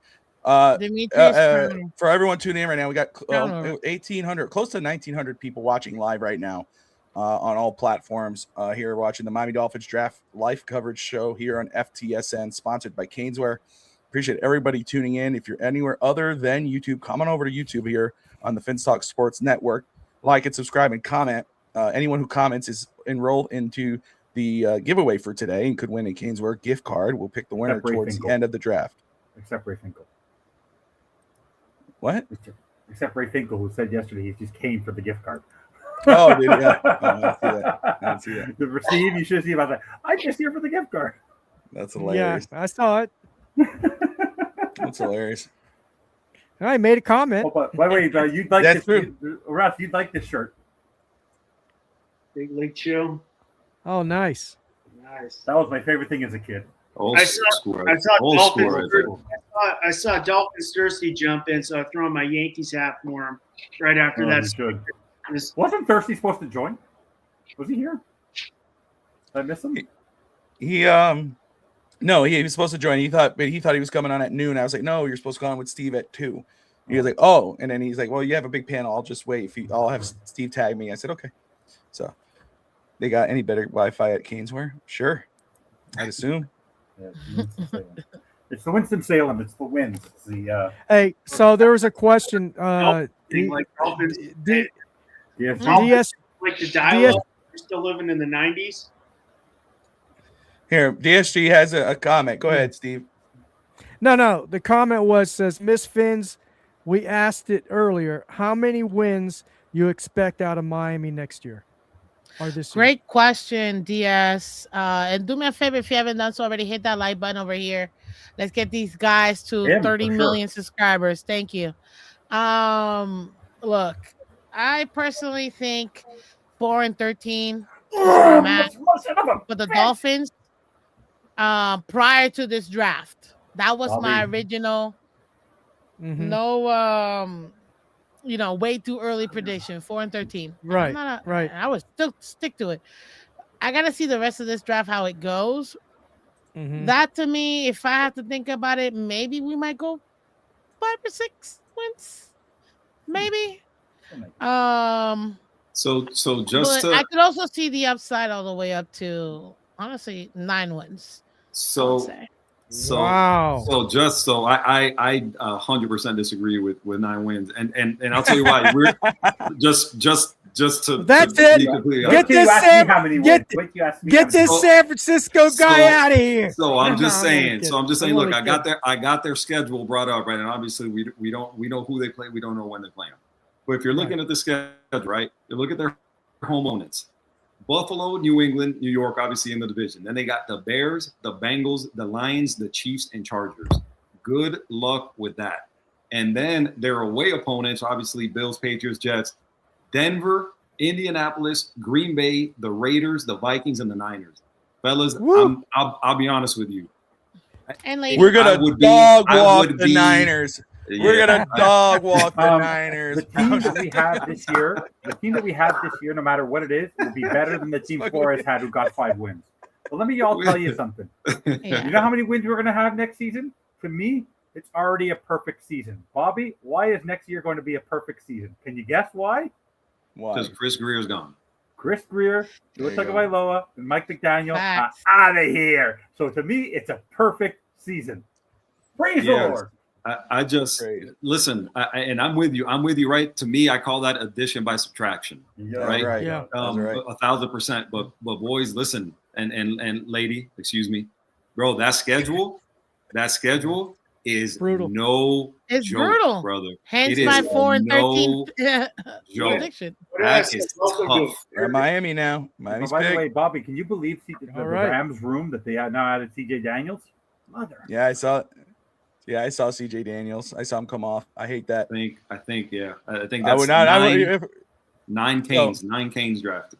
That's awesome. Shout out to the Miami Hurricanes. I love it. I hate that they're a Dolphin, but here we go. Here's another random pick. Let's go. Let's get. No, I think. Come on, VJ. If they do VJ Payne, all is forgiven. John Eric Sullivan. VJ Payne, Xavier Harris. You know, again, offensive line. If you're looking at offensive line, there's a few of them on here. Again, they've been going Texas, right? DJ Campbell from Texas. Yeah. You know, that's a name to look at. Reed Adams from Texas A&M. Chris Adams. They're gonna quadruple on wide receiver. There you go. Yeah, I don't know. I mean, now that Daniels is gone, but I mean, receivers. As long as it's not a wide receiver or a tight end, I think I will be all right. Yeah. Hey, Constanza, does Caden Proctor give you shades of Mekhi Becton? No, because of where he played. Because he played in Alabama. He's going to eat himself out. He's going to eat himself out. No, I don't think he will. I'm sorry. No, we have A+ health facilities at Baptist Health. Krispy Kreme. We have a health. We're run by Baptist Health. We have a facility there. Put him in there. Give him an IV. All that Latin food in Miami is really healthy for you. He's going to be perfect. He'll be perfect. I'll set him up at Flanagan's on a nightly basis. You give him a shot of cafe con leche. He'll be. You'll have a lot of banana leche. Cafe con leche. Man, BJ Payne would be a solid. He'll be fine. He'll maul it. Hey, by the way, we thought the same thing of Patrick Paul, and he's a big boy too, and he worked out very well. Hey, the guy, he lives in the sauna, 130 degrees. Hot he work. loves Yeah. the. By the way, look at Zeke Biggers. I'm telling you right now, we'll go late. Zeke. Oh yes. Don't say a word. Bobby. Don't say a word. Don't say a word. Oh, you got happy, huh? You got happy. Yeah. Wow. There you see, DJ Campbell. I said it. Yeah. I called it. There you go. The offensive line. They went trenches. Oh my God. There you go. Powerful. Thank you, Lord. Lineman, good size, strong. I like it. 6'3", 313. There you go. Good work ethic. I like this pick. Solid pick. Here later in round 6, right? We're still in 6. Did we move to Texas or something? I don't know. Look, I mean, my goodness. Chris, no, not Chris. Jacob. I've been Ray Moore. Hey, Taft, DJ Evan. Campbell. Yeah. Evan. Yes. I've got the intel, man. I've been. It's all you, eh? It's all I've been feeding them all the intel. Yeah. It's all you. It's amazing. Yes, sir. Wow. I've been saying it. Steve is working extra hard in Texas, and Ralphie boy's working harder up in heaven, getting it done here. Here we go. There you go. You're really trying to do whatever you can to appeal to Arch Manning next year. Yes. but you better get the first pick because you're not going to have the weapons to trade up. About no Arch Manning. I ain't holding my breath on no Arch Manning. I believe next year is going to. There's so much more than Arch Manning for next class. Yeah, I'm not sold on Arch Manning, to be honest with you. It's the name alone. Yeah, by the way, we're picking players that actually like to play in the heat. This is good. Yes. Texas, Alabama, I'll take it. Yeah. San Diego. By the way, if you're these guys, they're moving from hot to hot. Like they know what the heat is. They're going to go 2-a-days in the hot sun, 110 degrees.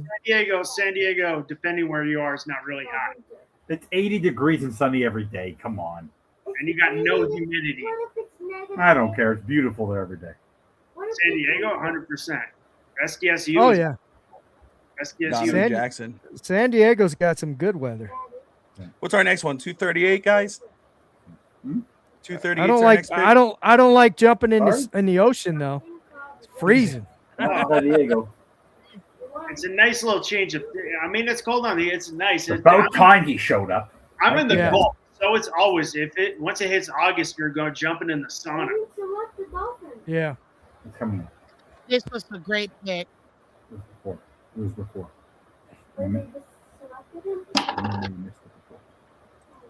Great pick. Listen, be mad at me all you want, people. This is what I wanted. This is what I College wanted. season or this NFL season, Vogel? Got your wish, Miss Vince. Oh. Let me know your availability, Vogel. Bandwagon is back. The girth wagon is back. So is this guy a starter? You think he's a starter? I think I would say right now he's going to compete because you think of if Austin Jackson, if Jackson beats out, for instance, Proctor moves inside the guard, or Proctor starts at right tackle, Campbell could compete with even Savannah. And again, I'm not somebody who's given up on Savannah. But I'm all about making competition. Like Savannah wants to, he's going to go in his second year, but he has to compete for that job. That's going to make him better. Agree. And if he can't beat out Campbell, then he doesn't deserve the job. So I'm not giving up on him. I believe in Savannah. I saw a lot of things that I loved last year from him in regards of before he was drafted. He had some spots, but he struggled. He was not put in his natural position. I'd have him compete. And this is a good spot right here. Have him compete with DJ Campbell for a starting guard spot and see how it plays out. Yeah, I agree. Well, and that's what you get. That's what you get with with the new regime and new coordinators and all that, right? It's everybody starts from the ground level, right? You start from square one, and there's just, again, there's going to be very few positions on the Dolphins that are not wide open right now, right? Again, it's Malik Willis at quarterback, and really aside from that, it's again, Patrick, exactly, HN, Patrick Paul, but I mean, you're again, by and large, every position is up for grabs as it relates to the Dolphins and this new staff, I would imagine. So. I agree with that.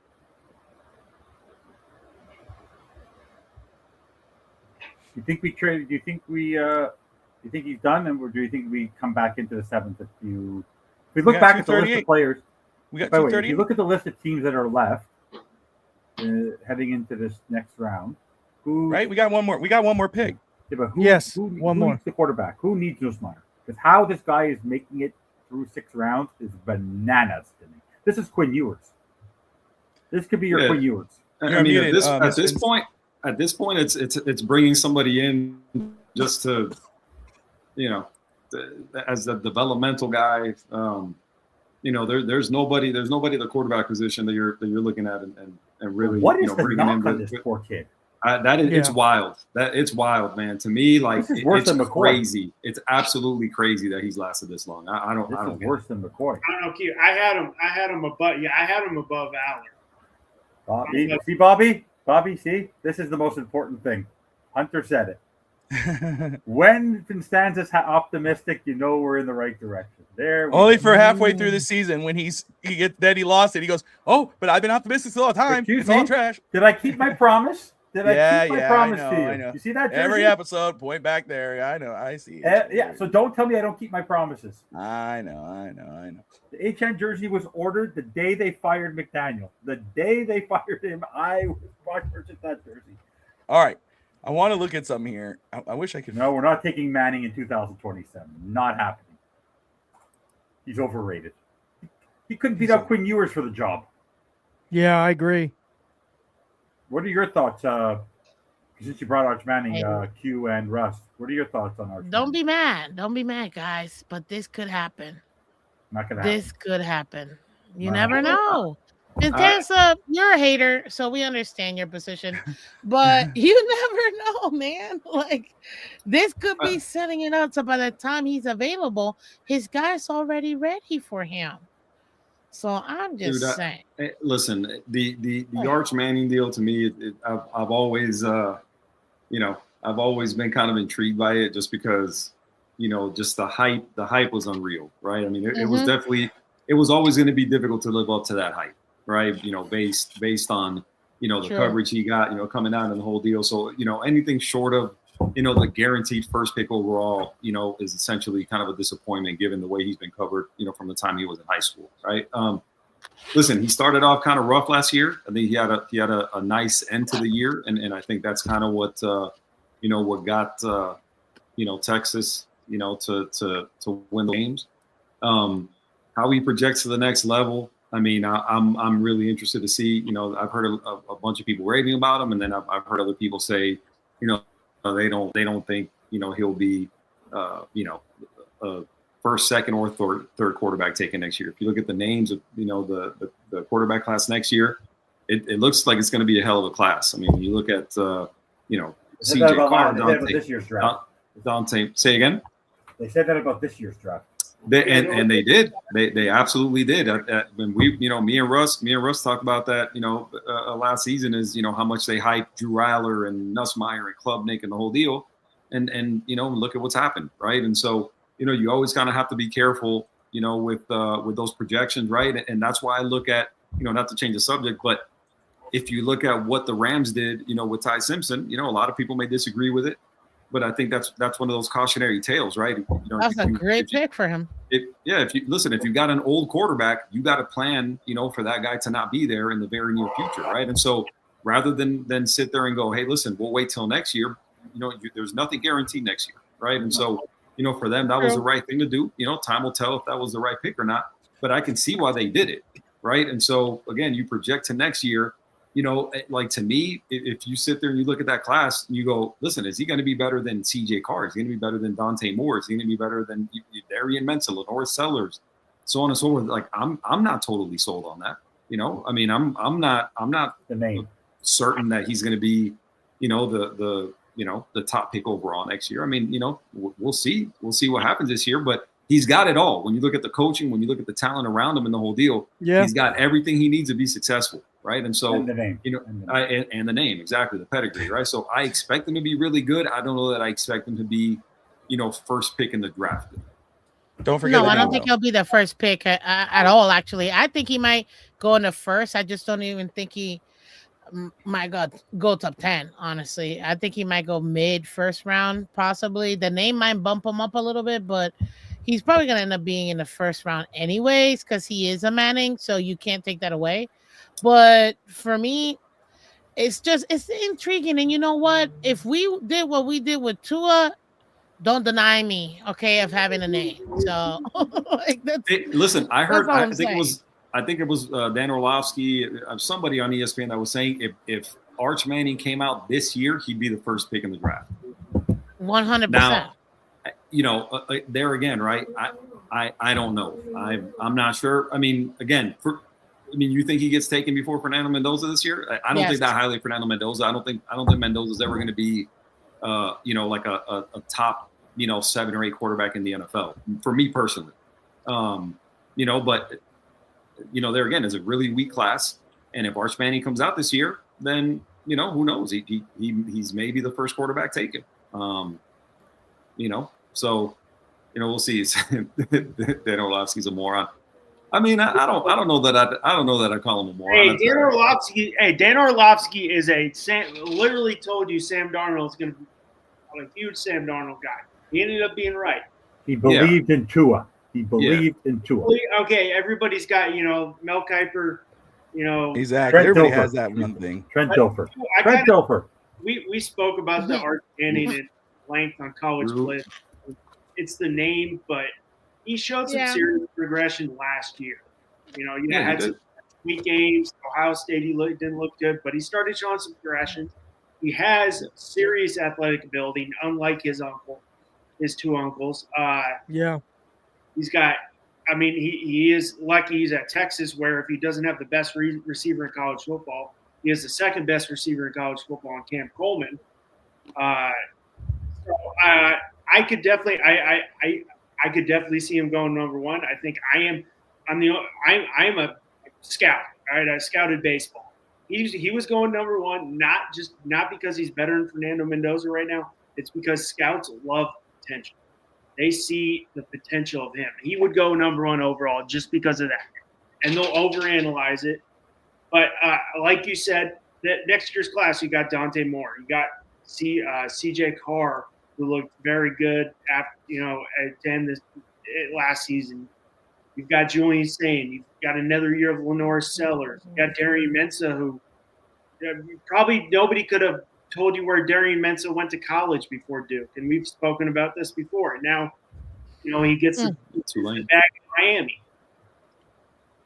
By the way, do you know Sadu Troy? You know what his nickname is? It's great. It's Zicko. Pretty cool. And by the way, he was in Pittsburgh. He was actually in Pittsburgh wearing the UK flag. He got to put on the hat and meet Roger Goodell. The guy actually went to Pittsburgh to be drafted. That's pretty awesome. He was in the green room. They brought him out of the green room when he got drafted. First player drafted from the NFL Academy. Yep. That's pretty cool. Proud of his heritage. What is Brett's Archman? He has to show his true ability this year in order to be the top pick. I mean, wait, he was the first player. What? From the NFL Academy in London. Yeah, the NFL Academy. What is that? Nice. I mean, I never heard of the NFL Academy. What They want that EuroLeague back, which is why they're doing all these academies all over the world. It's an international deal the NFL has going on to identify players and all that stuff. Gotcha. Outside of the country. Especially in the locations that we've played already. So like London, you've Spain, got Spain, Germany, Mexico, Brazil. So that's why you keep seeing more and more places added to. But Dante Moore, let's talk about Dante Moore. Dante Moore, because Brett's talking about Dante Moore. Because the last memory of Dante Moore was getting completely destroyed by Texas Tech in Hard Rock. Like, that's why people have this thing about Dante Moore, because he looked good. He looked awful in the playoffs. So, and then he made the decision, I didn't look very good. My stock is going to drop. So I'm not going into this year's draft. Let me build up my credence. He could. That's why he's going back. But Brett, that's why he's going back to college, so he can bet more adapt, right? My last memory of Dante Moore is him throwing 2 picks and then a fumble against Indiana. Yeah, they got smoked by Indiana, bro. That was D'Angelo Hans with the pick 6, but then he picked 6, interception, and then a strip sack, all in 3 consecutive possessions. Yeah, they were out of that game before they were able to blink. They were out of that game. It was an avalanche of just mistakes, and they got buried. I mean, it just wasn't. They never had a chance in that game. So I don't know, man.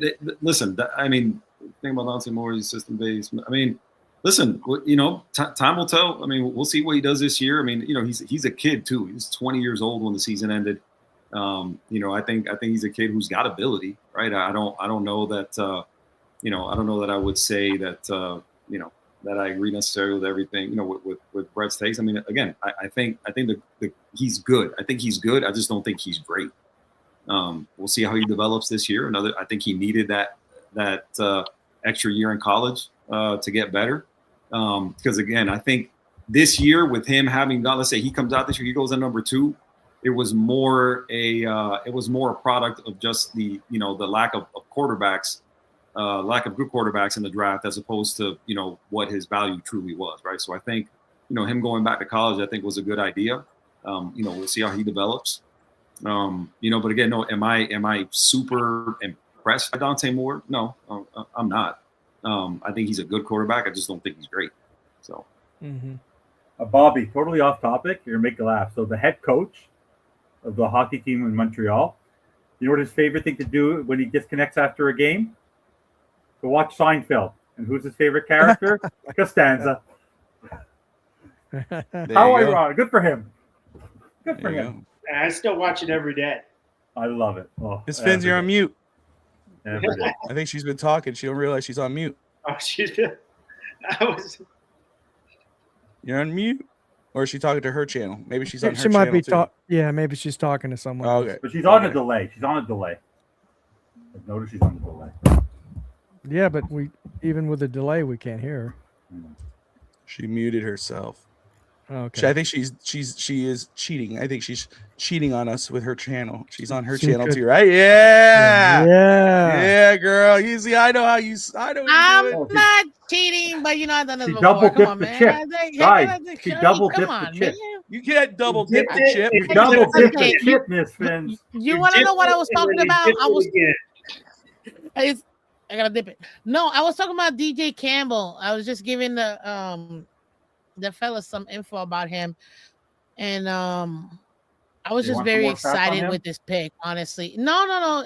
Campbell does display some great power when he makes proper contact, which is a good thing.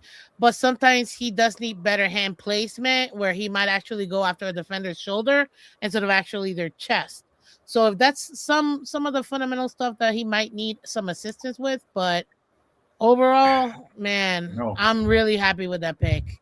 I know we needed to double dip. I was just gonna tell Bobby, Bell is meeting with the media. That's good. Chris We'll Bell. check on him later.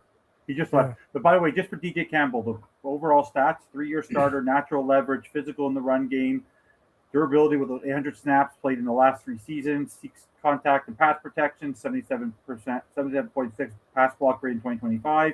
But here's the issues. Difficulty with inside counters, lack ideal lateral agility, but here's the issue, and which Dolphins had experience with McDaniel. 25 career penalties, with this past season having over 10 of them. So he struggled in probably with holding and because of his lack of agility, but he was a projected 3rd or 4th round. To get him in the 6th is decent. Mm-hmm. By the way, we've got 1,927 watching right now on all platforms. Go eat supper. Oh, drink. Yeah, everyone has to drink because I said McDaniel. By the way, Sammy, I've said it at least 100 times since you left. Because it's Christmas for me. Perfect season. Dolphins will always be number 1, Steve. Always number 1. Always number 1. Yeah, you got a question. Always number 1. We both know, Evan, this probably won't happen. But if the Expos come back, are the Dolphins over the Expos? No. Dolphins are for life.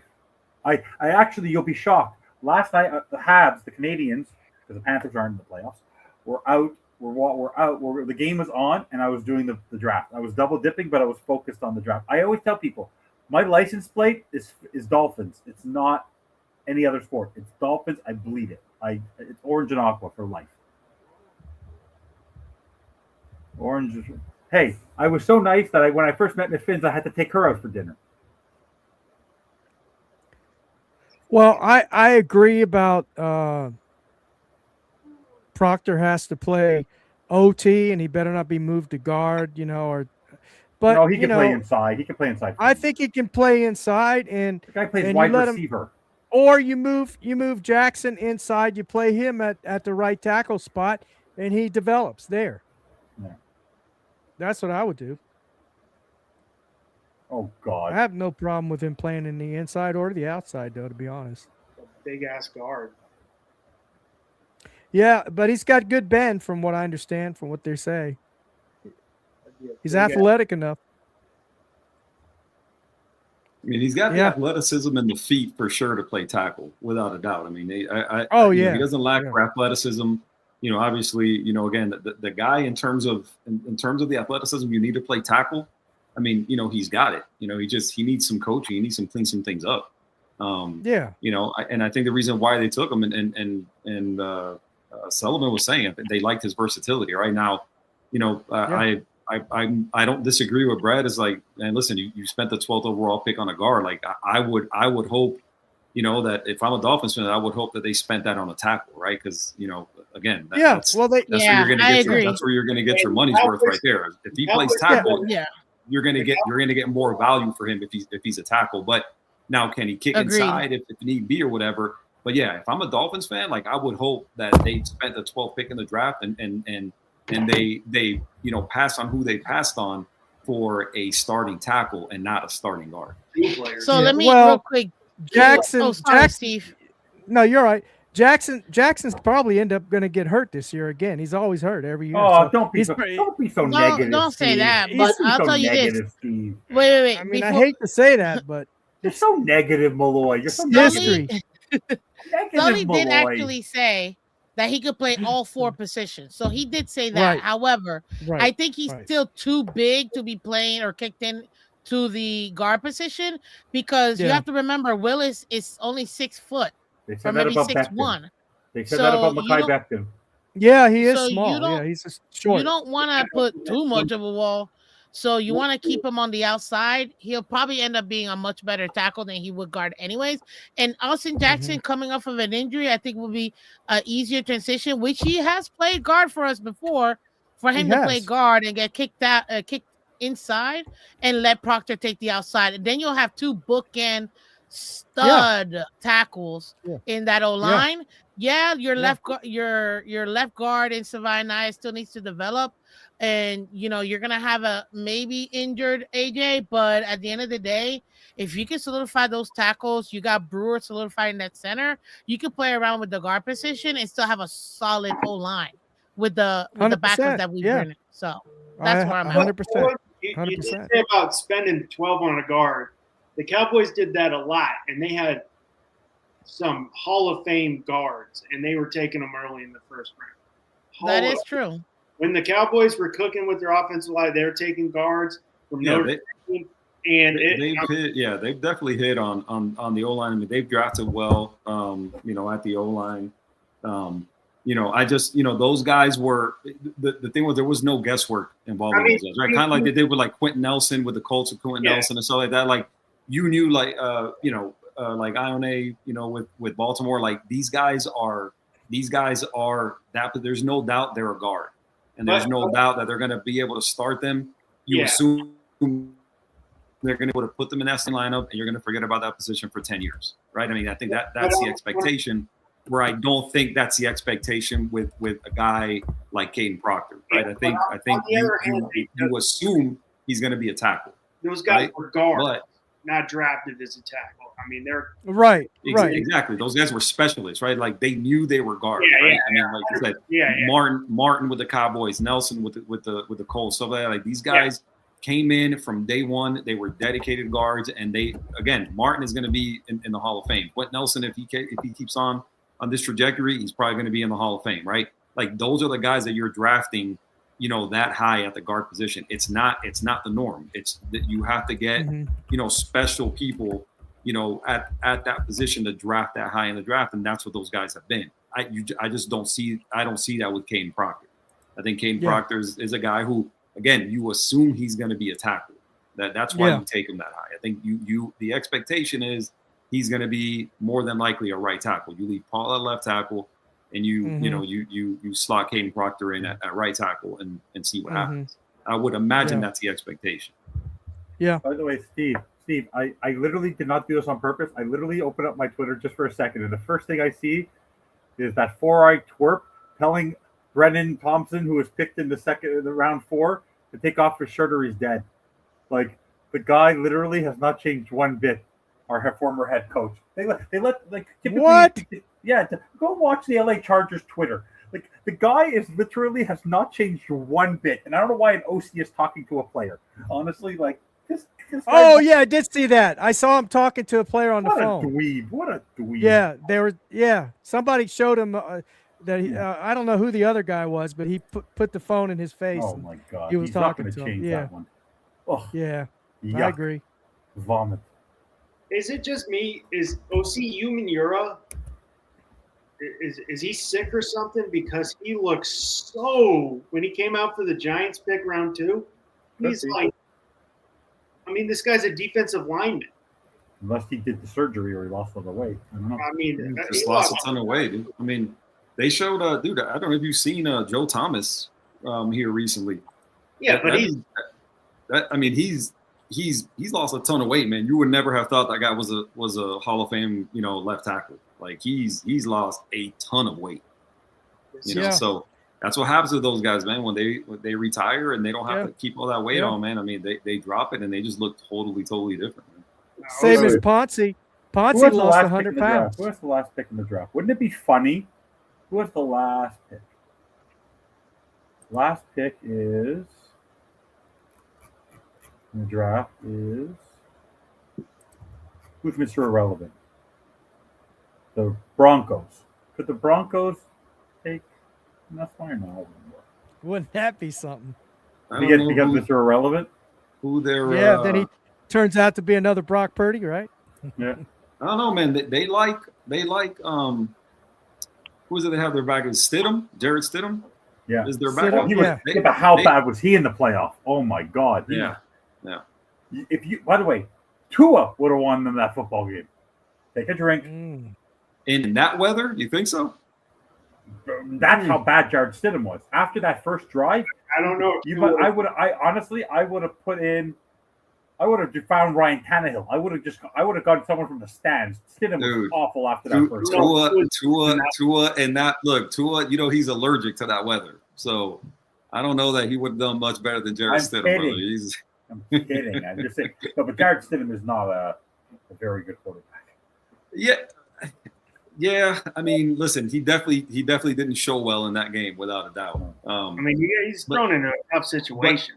But listen, he aside from that game, he did a decent job filling in for Knicks, in the time that he started. I mean, he had a couple nice games. He had a couple nice games. San Francisco has the best backup in football. Yeah. It would appear that way. Yeah. It would definitely appear that way. And you guys aren't trading him. You guys are not trading. No, you can't. Like, why would you trade him? You're paying that guy $2 million. There's no reason to trade. Purdy has a good chance to get injured. He has been hurt. Yeah, he's very likely to get injured. He has been hurt. So when you're paying that guy $2 million, there's zero incentive to trade him. Like you've seen what he's done when he's played, and obviously Purdy isn't the biggest dude, and he's been hurt. So I think for both reasons, you keep him, right? Like I said, Mac Jones is a future Malik Willis. Like I think maybe in a year, maybe two, he'll get his shot again as a starter. Yeah, I mean, listen, the Niners only have Mac for the rest of the season, right? They signed him. Yeah. It was 2 years, $4 million they signed him for. This is year 2 of the deal, and I would imagine after this year he's going to want to go out and look for a starting job. So, so we'll see. Do you know that two of the 5 top Mel Kiper left in the draft are punters? What kind of moron is this guy? Also, yes, punters as two of his 5 best available. I wouldn't guess Nussmeier and Harold Perkins Jr. on the board still. That's crazy that those two guys are still on the board at this point. VJ Payne. I thought VJ Payne was going to go in the 3rd. You deal with if he has off the field issues. It's the 6th round. You deal with it. You go out there. There's so little risk. No, there. we will not. We will not. There's so. And the money you're getting. Miami trades for. We're not trading for Brian Thomas. We are not. Yeah, I doubt that. They were thinking about giving up a draft pick for him. I wouldn't do it. Yeah, I mean, listen, I like the player. That dude. I mean, that dude's a good receiver. But I don't think he's worth it. I don't think he's the right. Maybe in a year. I don't want to trade for a potential premium receiver. I don't want to do that this year. Yeah. Well, and listen, you know what happens if you trade for him. Now you got to start planning on that extension. Right? Exactly. You don't want to pay anybody. And the Dolphins right now are not in that position. So they have 3 people to worry about right now in extension. That's Achane, Brewer, and Brooks. That's enough. Yep. And I think now Brooks, but Steve, I don't know if you agree. The whole Red Raider thing with Brooks, I think it's Dotson. It's before Brooks. They're gonna keep Brooks. Yeah. I mean, they have options there. Traded. I don't see Brooks ever getting traded. I think Brooks and Rodriguez being a partnership for a while. I think Dotson being the odd man out before Rodriguez. I could see for sure. Dotson, I could see him the odd man out, but you never know. Tackle machines. Yeah. I was watching his tape last night, Rodriguez. That guy punches balls out. Like, I don't know how he's so active. I wasn't sold on Miami's first couple picks, and then they took Jacob Rodriguez. I'm like, all right, you redeemed yourself right there a little bit because I like Jacob Rodriguez a lot. But people by the way, it's so funny because you could tell people have this like they think he's a badass, but then they see what his wife does, and you go like, no, she's the badass. Definitely. She's definitely a bigger badass without a doubt. Like how hard is it to be an Army helicopter? You're an Apache pilot. You're in the very top % of badasses on the planet, without a doubt. So.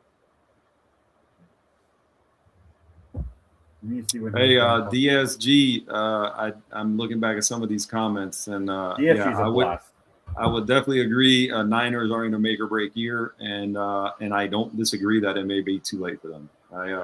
Time will tell, but yeah, we talked about it earlier in the show, and I don't know if you were around for that one. I said their window is now. With the age of their stars, it's do or die. They have to go out this year and maximize those guys because all of them are on the older side. On offense, you got McCaffrey, you got Trent Williams, you got Kittle. Then on defense with Bosa and his injuries, and then Fred Warner. Like none of those guys are second or third year guys. So I 100% agree with you. They have to go out this year and make something happen. Talking about Trent Williams, that man just fights Father Time. gets another 2-year contract. What is he, Yeah. 39? He's 30. I think he's 38. I believe. Who's this? Yeah, still a bad dude though, bro. That dude's still a top 3 left tackle in the league, by all accounts. So Not a guy I'd like to see in the dark alley. Former Air Force mechanic pilot. Big old dude, bro. I'd be sprinting the other way. Yeah. Who are we talking about? Trent Williams. Trent Williams. Trent Williams. Yeah, he's mean. Yeah, Brett, I don't disagree. I'm glad he's back, but yeah, the contract talks every year have gotten old for sure. Like I said, I love the guy in terms of the player and everything, but yeah, it's every year, bro. Every year, it's okay. Here we go, Trent, with the contract, demands and the negotiations and all that. So I'm really over it. But then again, he's got him in a bad spot because they don't have his replacement. And what are you going to do? Like not pay him and go into the season without him? You can't. There's no replacement on the roster. So.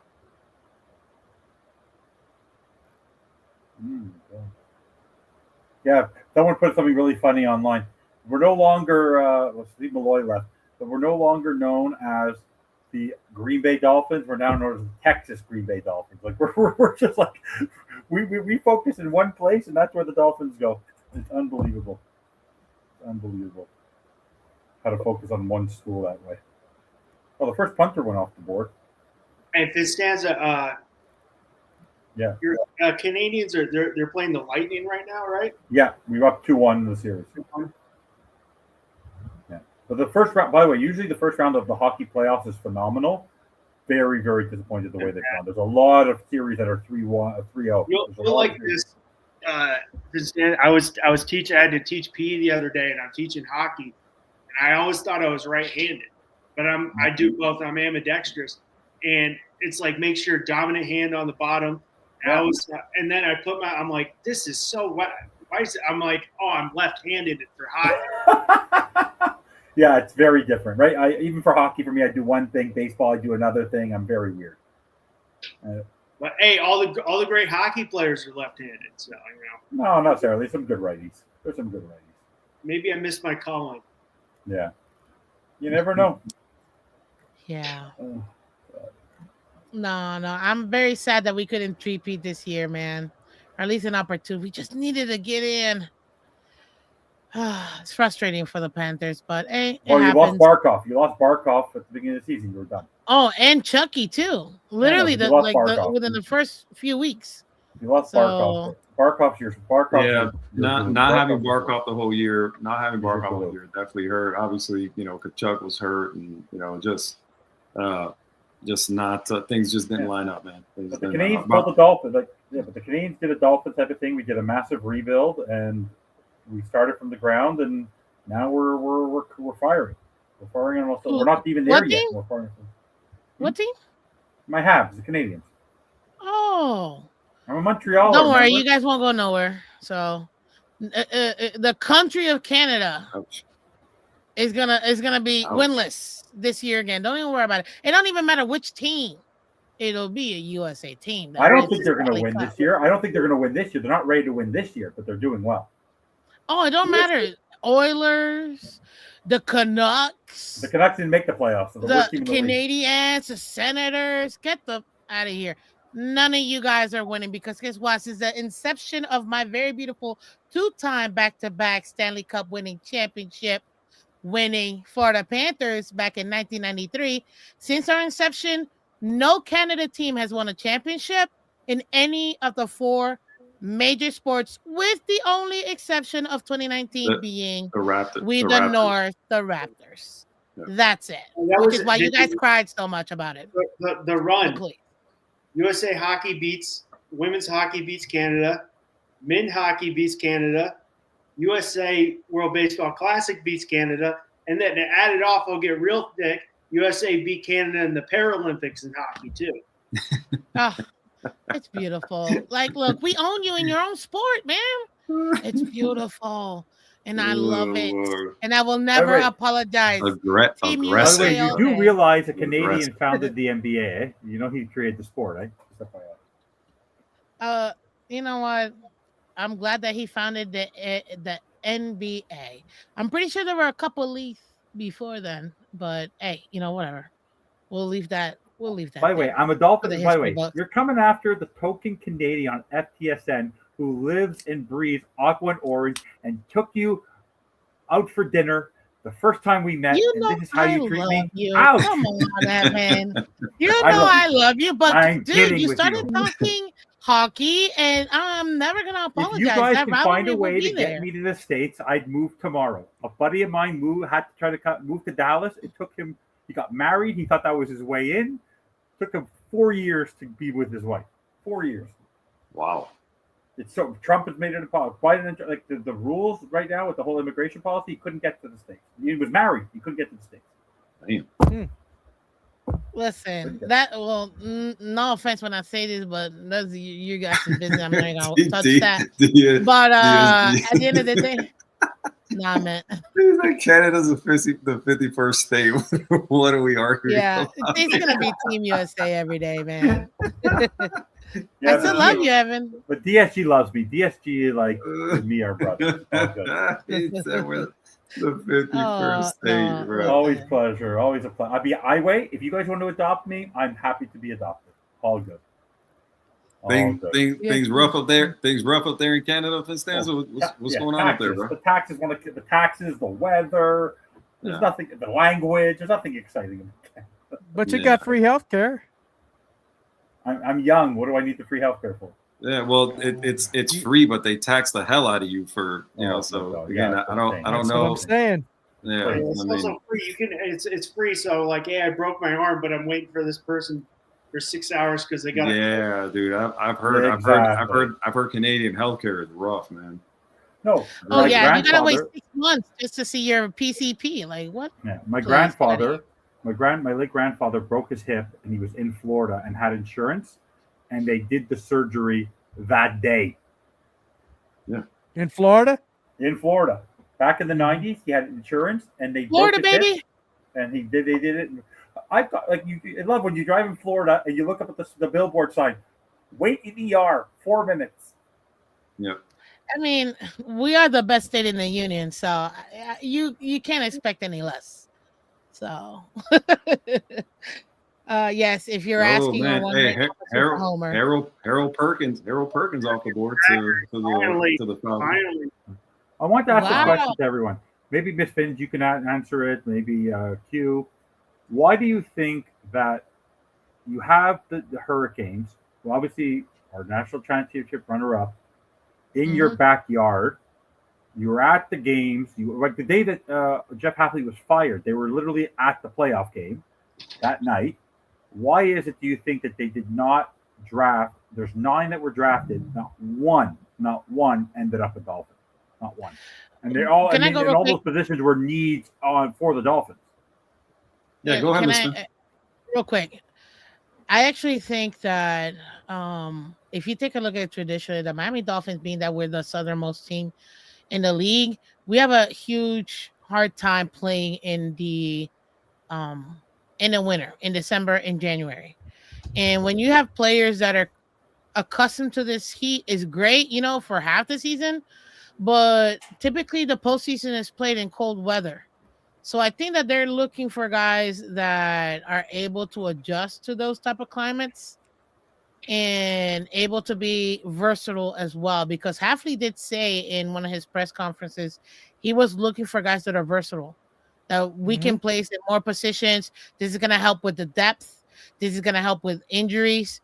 So I think that's one of the main reasons why that flexibility is what they're looking for, versus just a subject matter expert in their one position. And that's probably why they focused on other players besides the UN players. And then obviously that weather factor is huge, because they're coming from Green Bay. They know how to play in the cold weather. Now they want players that could also play in cold weather too, even though we got a lot of Texans, but they get cold too. So yeah. You get snow, right, Steve? Steve, you get snow. Yeah, we get snow. They do. They get more snow up Texas, north Texas gets snow. Yeah, North Texas gets snow. Down here in Houston, we get snow every every couple of years we'll get 2-3 inches or 4. I don't. But it goes I mean, away right away. To answer your question, man, I don't know. I know there's one specific reason why there hasn't been, more players, from the University of Miami land, with the Dolphins. It's just, I think it's more than anything. I think it's just organic, right? In the same way you're looking at, the Dolphins board, this year, and why is damn near every player from Texas? I don't know that they set out to do that. I just think, it's the way their board played out, right? I don't think they set out to avoid, to players from Miami. I don't know if they set out to intentionally target them. They had their chances, to draft some players from Miami, and for one reason or another, the board just didn't play out that way. So, again, listen, I live in the Metro Atlanta area. The Falcons fans that are also Georgia fans have complained for years about how the Falcons, never draft anybody from Georgia. I mean, that's been a huge point of contention with Falcons fans. Like, why are you not drafting Georgia players, right? And it seems like they all go to Philly and they all go to Philly and become really good, right? And so, again, I don't think, it's something that, that isn't organic. It just kind of plays out that way, and it is what it is. I don't think there's players from a certain school that because of their weather, one way or the other, make them a natural fit in one climate or the other. I just listen, I think there's very few GMs that look at them, okay, where did they play? Can they succeed in the cold? You look around, man, all these players, you go, listen, Green Bay has some of the shittiest weather, around. And again, Brett Favre, look, where did he grow up? Where did Brett Favre grow up? Mississippi. Exactly. Right. And he went to Green Bay and was just fine. Right. He got drafted by Atlanta, got traded to Green Bay. He was just fine. Right. Aaron Rodgers is from California. Right. Went to Green Bay, was just fine. So went to Cal, right? Yeah. But there again, I say that to say I don't think there's a natural, like, hey, this school, it plays in this type of weather, so they're going to be better. The players from there are going to be better, in this type of climate or in this division or in this team. I just think it is what it is, man. Like DSG says, bro, cold is 100% a mindset. To be a top player, you can't worry about the weather. You can't worry about it being hot. You can't worry about it being cold. The weather is the weather, and everybody plays under the same conditions, man. Cold is in a mindset for me. I hate it. No, exactly, 100% right. But we're not getting paid. We're not getting paid. I'm only kidding. Yeah, exactly, right. Those guys get paid to play in any condition. Yeah, right? It'd be a different story if I was making as much millions as they exactly. Yeah, if they're paying you hundreds of millions of dollars to play a sport, you play it in whatever weather, right? And so 100%. again, I think it's like you said, it's a mindset. I think you're It is. You no matter what the weather is, you're paid to go out there and perform. And Can I add to what you just said real quick? Because you're saying it's a mindset. Of course. I totally get it, but it's also a culture set too. Because, I mean, Tyreek Hill, he came from Kansas City. They get super cold games. Came down here, he was still a great player, right? Even in the cold games. Mm-hmm. But you had other players generally that came from cold weather places, played down here, and still weren't able to adjust to our heat or even play over there in the cold. So I think it's also a mindset, not just on individual players, but also the team too, because we never played well in the cold. And to me, that was highly frustrating. So I get what you're saying with it being mostly mental, which it is, but maybe they're trying to find something else. I just threw it as a caveat there, trying to find, another reason perhaps, but I just I get you. Yeah, no, I get it. I totally get what you're saying. More than anything, I was just touching on the question, as it relates to, the players from a certain school, right. If you played at this school, then you're going to be, better off in the cold, or if you played at that school, then you're going to be better off in the heat. I just think, to me, it's relative, right? I don't think when GMs are making, are drafting players, I just don't think that's a consideration. They're drafting, the best player they can, regardless of where they played or what the climate was like. So, by the way, Miss Finch, you'll appreciate this. This is back in 2025 in November. Mm-hmm. This is coming from Arch Manning. Michael Taft was a hell of a host. I'll tell you that. Just having him as my friend and my teammate, he's the biggest leader I've ever been around. He was a walk-on, moved up his way to the depth chart, got on scholarship, became an All-American. Someone should write a movie about this guy. So Arch Manning is a big fan of Michael Taft. Hey, I told you, man. I watched that guy play. I watched a bunch of Texas football. I watched a bunch of Texas games last year, and that kid can play. I mean, and Quinn Ewers probably had a say too. Quinn Ewers probably knew a little bit. He did. I saw he's on Twitter too. Probably. Yeah. No, he was on Instagram talking about his Texas players. And Ftsn, I'm gonna head out. Miss Vince, Steve, nice to meet you. Q, nice meeting you, Russ. Nice meeting you too. To get College Blitz that going, and Evan, you know the invitation is always open to come back on deck. I'll be there. Just let me know. Just to wrap it up, go Jets.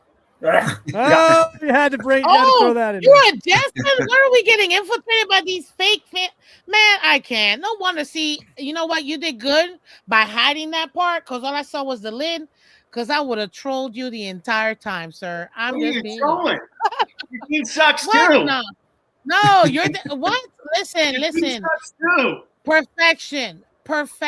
That's all I can Perfection say. on what? You haven't won a playoff game in 25 years. It don't matter. It does not matter. Listen, you're not even the best New York team. That would right now be the Bills. That is a New York Jet and Jeff Pennington in the last 25 years. Please. The Jets, you know what? Congratulations on your 4th and 13 record this year. Maybe 5 and 12. Because guess what? No matter what you guys do, no matter who you draft, you'll still be the Jets. And you'll still be 4th in the division. I mean, your team, the Dolphins suck too. Your team ain't much better. Listen. Nobody wants to play for the Jets. Let's be honest. Like, your team ain't much better. We have what's there? You're not even in New York. You're in Jersey. You should be the New Jersey Jets. Why? So, why they're the New York Jets? You should again be the New Jersey Jets. You're not even in New York. The New York Jets. They played in Shea Stadium. That's where it started. Oh, that's great. Well, first of all, congrats on knowing your history. That's awesome. You're still the Jets. You're still gonna be 4th in the division, man. Okay. But listen, you guys are used to the basement. Just, let us know how it is this year. I think you guys have had a great draft. You did last year too, but remind me again, how many games did you win? I don't know. You make the playoffs. Did you make? And you had you guys won the draft last year. I was raving on my channel about the Jets. Man, I'm so pissed. It just had such a great draft, only to realize that again, it's the Jets. You guys will jet it up. It's okay. Though, we didn't win much. Okay. Did we make the playoffs? No. Did you make the playoffs? That's all that matters. No, we didn't. I mean, but you know what? Okay. I love your fandom, and I'm gonna love your fandom. You still the Jets, bro. Win another ring, and then maybe you can get to our level. We still got 2, and we're the perfect team. Like, I don't know. You can't. Hey, all I'm gonna say is, last 25 years, the best quarterback you've had is a New York Jet, and that's Chad Pennington. Absolutely not. Not even by the numbers. Not even by the numbers. Why is it that every Jets quarterback that leaves New York and goes somewhere else has success? Hey, Chad Pennington has success in New York. You guys are quarterback. I mean, you literally draft quarterbacks. You guys draft quarterbacks that have success everywhere else except New York. Chad Pennington had success in New York. He was decent. He was decent. He was better in Miami in 2008. It was his best year of his career. Literally. This won't happen this year, but the last time the Mets, and Evan might know this, the last time the Mets lost 12 games in a season in a row, the Jets won the AFC East. I know. By the way, how are the Mets that bad? They're that roster. It's all Bo Bichette's fault. They're terrible, but the Phillies too. Well, Bo Bichette, I think sucks defensively. And him playing third base makes it even worse. But Juan Soto, unbelievable. I'm always I said DSG it, says poor Russell just trying to get to his dinner. yeah, right. Yeah. I've said it before. I'm from Southern California. I hate every team in Southern California with a passion. I'm on this network as a Jets fan. I do not care. If you like my team or not, I've been hearing it all life. I'm a New York Yankees fan. You hate the Yankees, you love the Yankees. Okay. I don't love care. The Yankees. I don't here, man. I mean, your fandom's weird as hell then too. Not at all. I don't care. I really don't care. Like, hey, Bobby's a Dolphin. I hate the Dolphins with a passion. But like we do the Jets. I can. That's fine. I can put it aside. Bobby's a good guy. You know, at the end of the day, that's all that really matters. It's just sports. Of course. It's just sports. Good You guy. seem So, like an awesome guy. I don't care. I don't care if you like my team or not. Every one of my fans hates the Yankees or hates the Celtics or I don't care. But wait a minute. I'm a Boston Celtics fan. I'm a diehard Oh, Celtics. I love my dad. Oh, stop, please. I'm gonna go. I got to go to dinner. That ugly green, that ugly vomit green, unbelievable. Dude, they had no team when I grew up. Boston Celtics was the team I liked growing up. They didn't have no Miami Heat when I was growing up. Yeah. They didn't have a baseball team. My My favorite baseball team is the Baltimore Orioles. I love the Heat, but it's time for them to move on from. There's time to expose the grass, but time to fix up. I think it's time for Riley to retire. See you, Ross. Nice to meet you. It's nothing. It's not you. It's your team. No, I don't get paid. That's fine. I don't care. It was fun. Friendly banter. Yeah. We all have fun. Should I start telling Miss Finn? Should we start from last year? Should I tell you that Lamar Jackson's ever going to win a Super Bowl? Oh man. Let's start that again this year. I think he still has the opportunity to win a Super Bowl. I'm just teasing you. By the way, at least now the Dolphins have the second most mobile quarterback in the NFL. We didn't get Lamar many years ago, but at least we have the second most. I'm so. By the way, I don't know. I never asked you, Miss Fins. We haven't spoken in a while, and also Steve, might as well talk about it. Like I am so excited to actually have a mobile quarterback that can throw. It's been a while. It's been a while. Yeah. It's going to be interesting. I think he's going to I agree with Miss Fins. I'm not saying we're going to win more games, but I think we're going to see what a quarterback, a real quarterback can do back there. You haven't had one in forever. Mobile, can make all the throws, Can see over the line.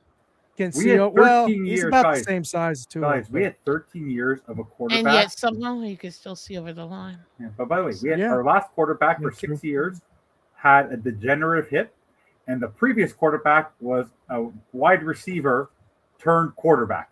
We had 13 years of not a real quarterback. Yeah. Well, I think that's why you got to wait and see. I mean, what you have in Malik Willis, man. I mean, Malik Willis it's a very small sample size, man. It's a very small sample size. Six games. A very small sample size for Brock Purdy, and look what he did. No, but yeah, I get what you're saying, but Brock Purdy stepped on the field at Iowa State literally his first day and was a starter for 4 years, right? So that matters. I get it's college, but Brock Purdy was a starter from day one at Iowa State, won big games, won Big 12, and so I think it's a little bit different, right? I don't think Malik Willis has played the amount of football that Brock Purdy has. But he's developed, right? He got to redevelop exactly in an amazing place. I don't disagree. Yeah, just a little bit different in terms of how much football one has played versus the other. I think Malik Willis has the he's got the measurables and he's got the traits to be a good quarterback. Now we have to see if they can coach him to be a good quarterback. Again, I just think the sample size is small, and we'll see what he turns into. But again, I think he's got a good enough arm. He's mobile, so on and so forth. So I think he's got the traits to be a good quarterback. Hopefully for the Dolphins, he works out. But he's coming into a great situation, though. He's coming into a great situation. Yeah, he's got a great opportunity for him. Yeah, for sure. And weapons now. You got weapons now. you'd imagine again he's going to be the starter, coming in, and I don't think there's going to be much in the way of competition there.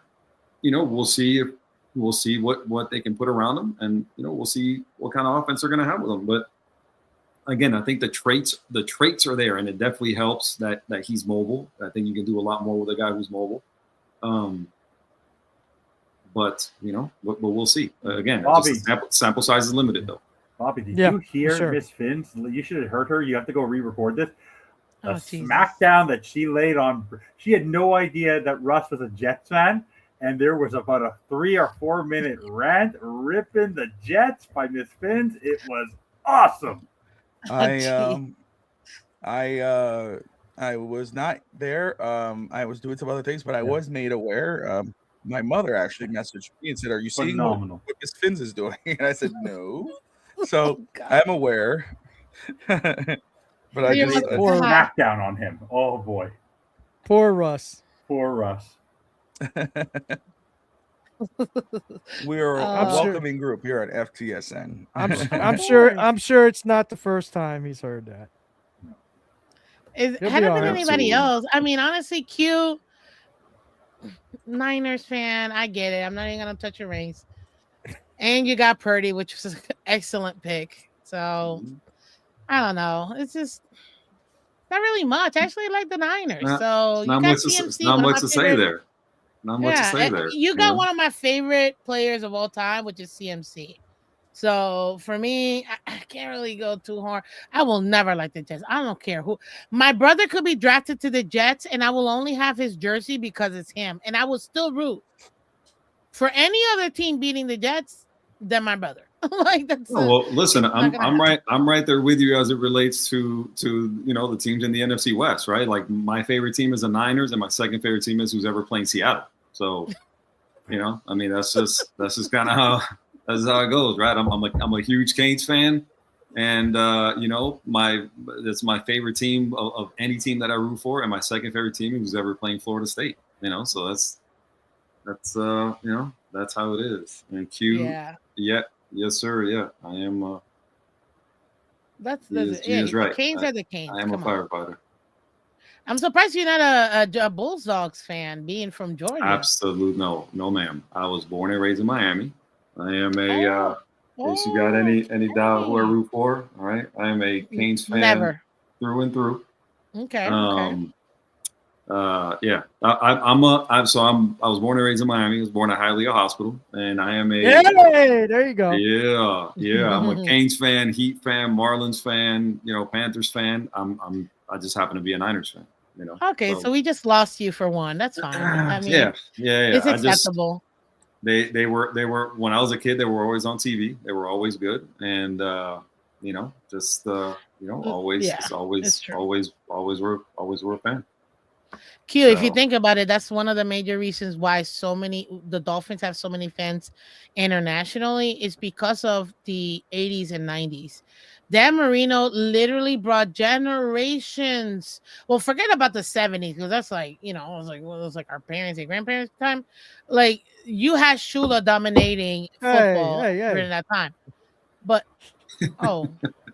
what's wrong with the 70s, man? No, I'm saying that Shula was dominating. Hi, so Dad. you get a bunch. Whoa, that's my nothing era. wrong with the 70s, dude. What I'm saying is that Shula, handled the 70s, but when it came to like the 80s and 90s with Marino, he just blew up the NFL with his athleticism and that big arm that internationally everybody was watching the Dolphins.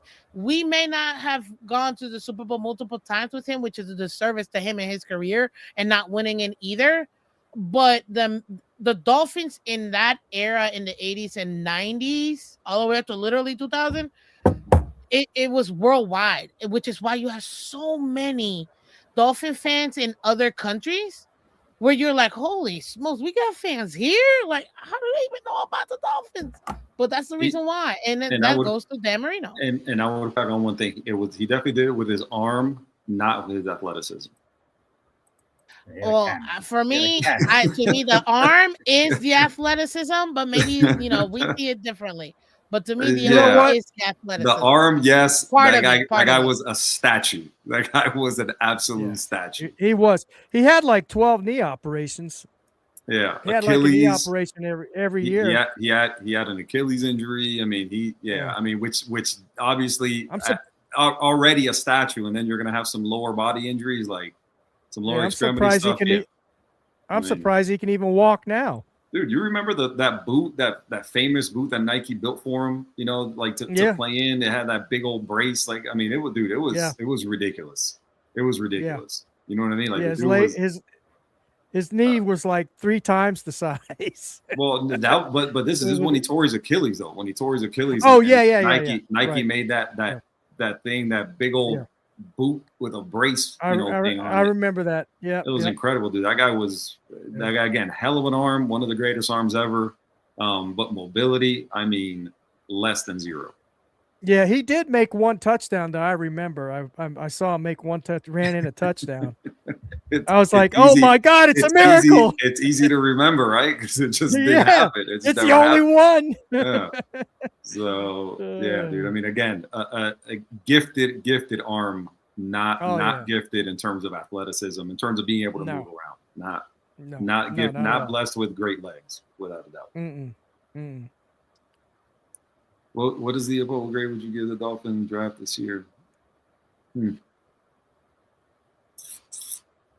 What position are we thinking at 7, huh?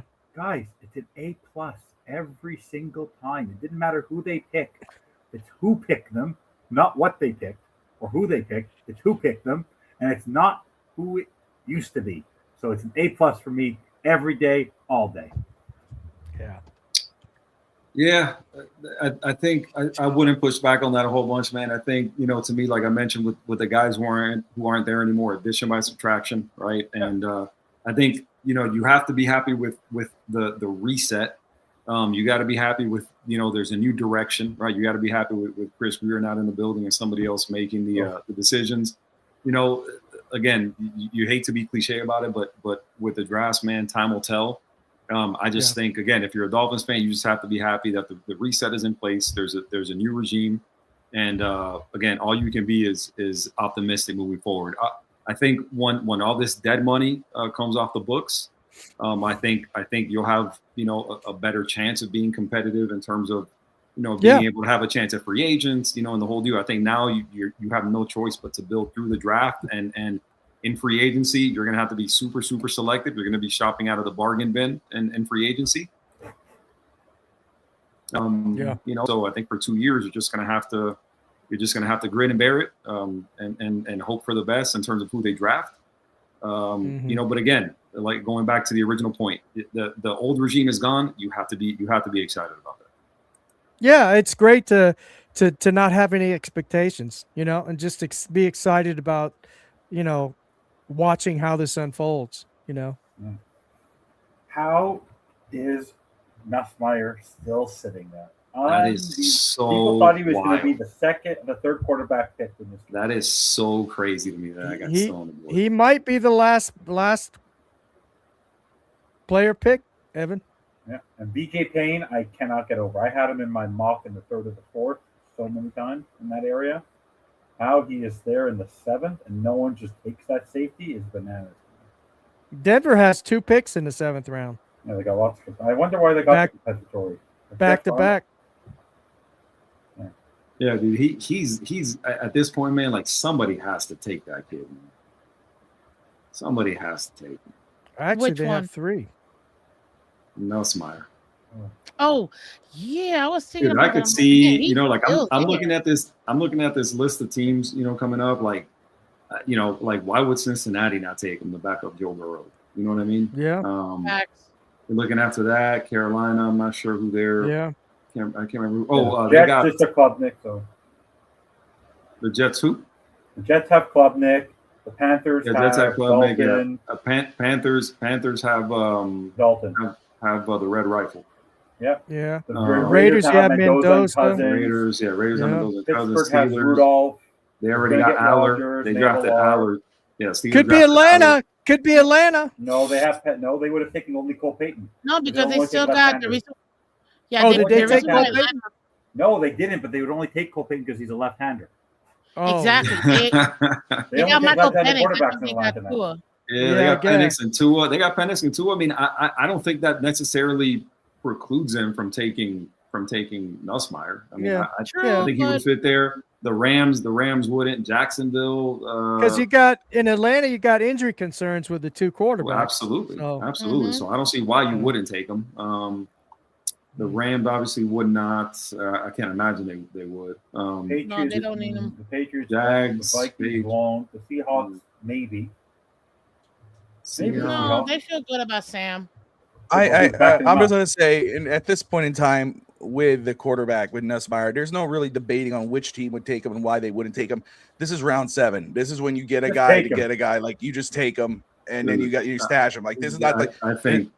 You know what I mean? Like, Tell to us, do we take him?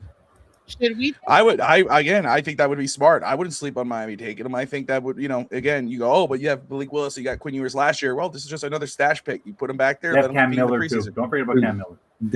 Denver has 3 more picks in this round. I could definitely see Denver pulling the trigger on that. Barely, Back DSG, bow? barely Absolutely. gonna make it. Barely gonna make Yeah. it. Got one more run in me. Now, Seattle Brady- has 2 as well.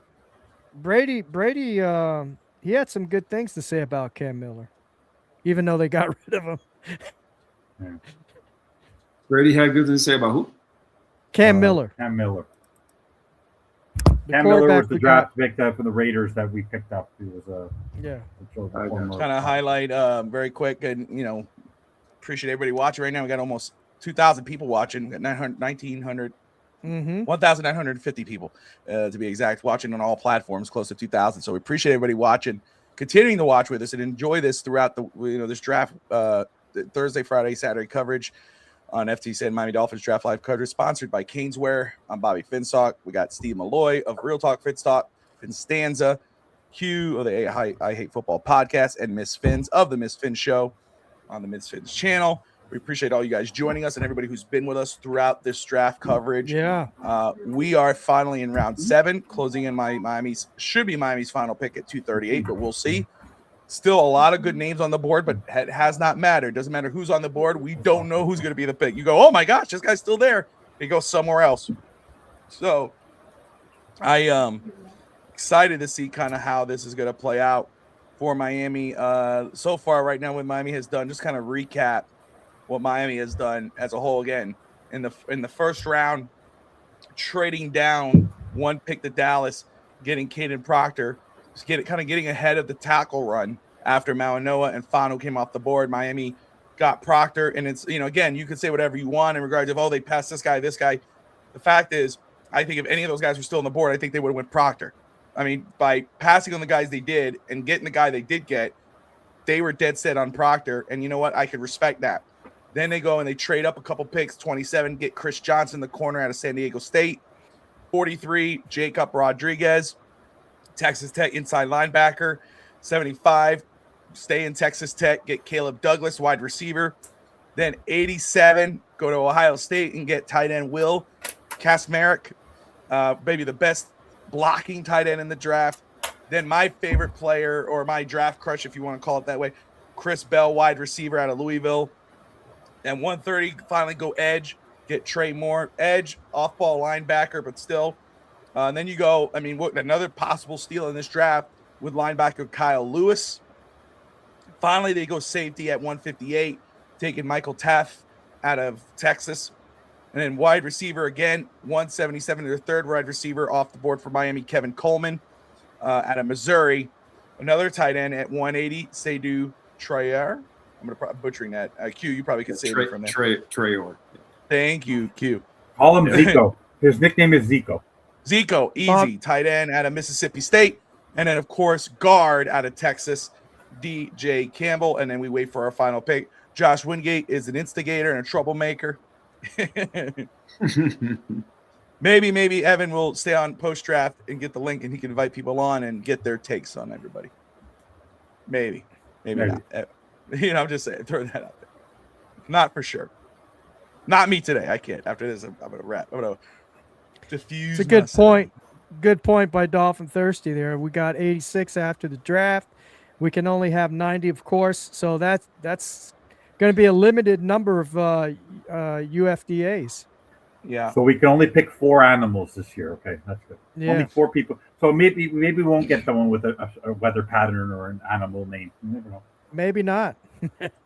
Well, again, there's so many good options as on UDFA if Miami was to do that, if they had to cut a couple of people out. But again, the way they've attacked this draft, the guys that they'd be grabbing are guys kind of were like, I didn't hear of this guy, So there's still guys on this board that I'd love to grab with our final pick, but we'll see.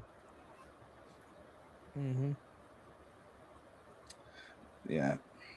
Yeah, but the 6-1 money that comes off the book is going to be used to maybe fill small holes, Brett, and then outside of that, it's going to be used to sign your free agent class, your draft class. Draft class, yeah. They don't have much. They don't, And again, just this point here, they had players already. Well, I was going to say again, Jaron Eric Sullivan has already said when they brought up June 1st, don't expect Miami to go crazy with the money on June 1st. They're gonna look for players, and maybe if there's somebody absolutely there, but they're planning on trying to hold on to that money. Obviously, you got to sign your free agents and other things, your draft picks. But I'm not expecting them to do anything really too much with that money. I'm not. Mm-mm. Oh, we got another Miami guy coming off here. Linebacker, Jackson Courage. Oh wow! How many Hurricanes is that now? Q? 10 Canes. 10 Hold Canes. on. Wow. I think it was 10. We had 9 before. Who? Carolina Panthers line. Oh no, that's Miami, Ohio. Yeah, I was gonna say they messed that up. I know. Yeah, I'm sorry. I didn't realize that. That one always fools me. Yeah, you. No, but as soon as you said the the board name, I'm I watching. went, The board I'm watching has the Miami It said Hurricanes Miami. logo. The Miami Oh, Hurricanes no. logo's on this one here, so that's why I'm like, I don't realize that name, but he might be some backup guy that I didn't hear Oh, of. yeah. VJ Payne off the I don't board know for that the name. raid. That's Jets Jets. taking VJ Payne. Freaking Jets. Russ Morgan smiling ear to ear right now. Why? He's a Jets fan. That's who New York Jets got. I know, but I gotta go check out the Miss Finn's channel because I want to make sure. It's unbelievable. The Jets are picking players, but they've had a good draft. Yeah, they I have. hate to say it. Too bad they're going to a terrible organization now.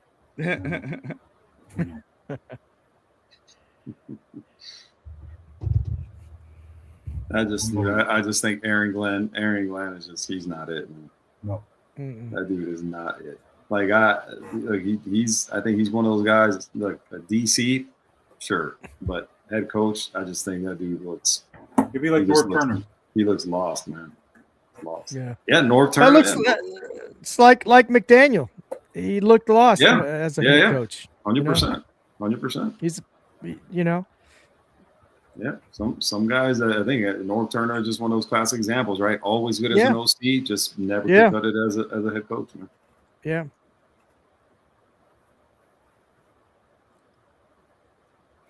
Yeah, Bobby, watch the real board. Watch the real board, bro. Yeah, I know. Sorry. What Britt says we needed to address the running back position. I don't get it. No, we don't. I don't get it. We don't need to. Why? Achan's a superstar. He thinks because he and Bobby both think that Achan is mid. Bobby thinks Achan is mid? I'm joking. Oh. Bobby, they tried to suck me in. Don't worry. I bought the jersey and I'm sucked right back up. Don't worry. Yeah. Greg and Brett did that to me. I trolled you all season. It was a pleasure. I'm not even wasting my breath on that conversation anymore. Not with you, but just in general, people keep talking about the running back. Like, I still think they should get a running back because to pair with everybody, but it has nothing to do with, we don't have a running back. Sure. Like, makes me question people's football knowledge when they keep him in that home with Miami, but whatever. Let me ask you, Bobby, because the big talk was it was important for him to get. Do you think they signed him before June 1st? Because they thought people were saying that he should sign before because he has more leverage. Now the Dolphins have a little more leverage. Or you think they're going to put? Because I don't think they're going to let him play on this year without an enfranchised tag. They have to sign him. Well, they said that the contract talks were going good. That's what That's what Sully said. So we'll and see. he was in the Or building going last week. He was going he did go going to in the the building right last direction. Yeah, and he was in the yeah. building last week. They did say he Yeah. was How in the much you building think last week. how much you think they're going to he's going to demand? 12. 12? Yeah. That's good. I That's would good. do I That's would do good. a 4-year. Good number. I would actually do 4 years, 50 million with 30 guaranteed, 30 to 35 million guaranteed. Honestly, if you look at Barkley and you there's at, Eli. Eli Heidenreich off the board from Navy. Yeah. Pittsburgh you, picked you him look up. You look at Shaquan Barkley, what he's making, 20 million, and then you compare that to what Walker just got paid or is getting paid, which is what, like 14, 15. I think Achane is somewhere in between, to be honest with you. I think 17, 18. They're not giving That's him. what I think. They're not, but that's what he's gonna want. That dude's not touching that much money, bro. No. You don't think so? No. You don't think he's better than Walker? I think he is, but I don't think he's getting it. You don't think he's better than Shaquan Barkley? I mean, As is he a better pass than receiver? Is he better? Is he better than Achane. Saquon right this minute? At this minute, yeah. I mean, yeah. I mean, listen, given the kind of year that Saquon had last year, I mean, Okay. I don't think it's a stretch right now to say you know, the Achane is better. I mean, you know, again, given you know, I'm and- just and I asking the figured somebody questions. was I'm gonna not push saying back he on is. it. Like, yeah, listen, Yeah. Brett, what I'm talking about is, again, you have to look at the year he just had and look at the year that Achane had, right? And so I think it's not close to Barkley. I would 1,000% push back on that. I don't think that's an asinine conversation to have. I get what Barkley has been, but it's about right now. It's about right now. You know, and to me, right now, when you look at the year that Barkley just had compared to the year that Achane just had, I don't think it's a stretch to wonder who the better running back is. You know, and even Kenneth Walker, like Kenneth Walker to me, yeah, he had a good year, but I don't think Kenneth Walker is like a top 5 running back in the NFL. Yeah, but look at the system. Look at this.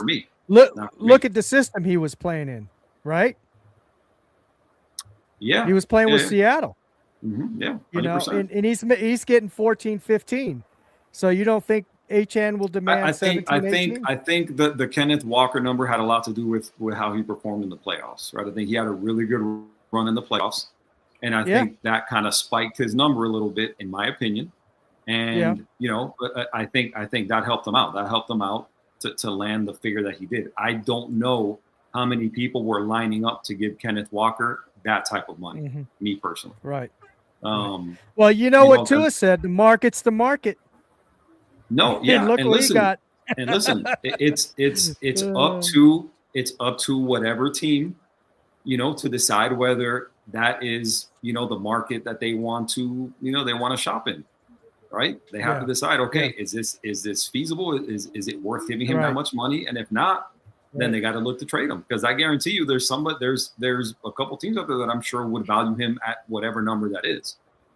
So I agree. Yeah, I want to say that very quick. What you just said, because I don't know. Anyway, what you just said is on the money, right? You know, there could be this little debate amongst a small group of people who want to stay stuck on their views that Achane's not a good back or great back, whatever you want to call it.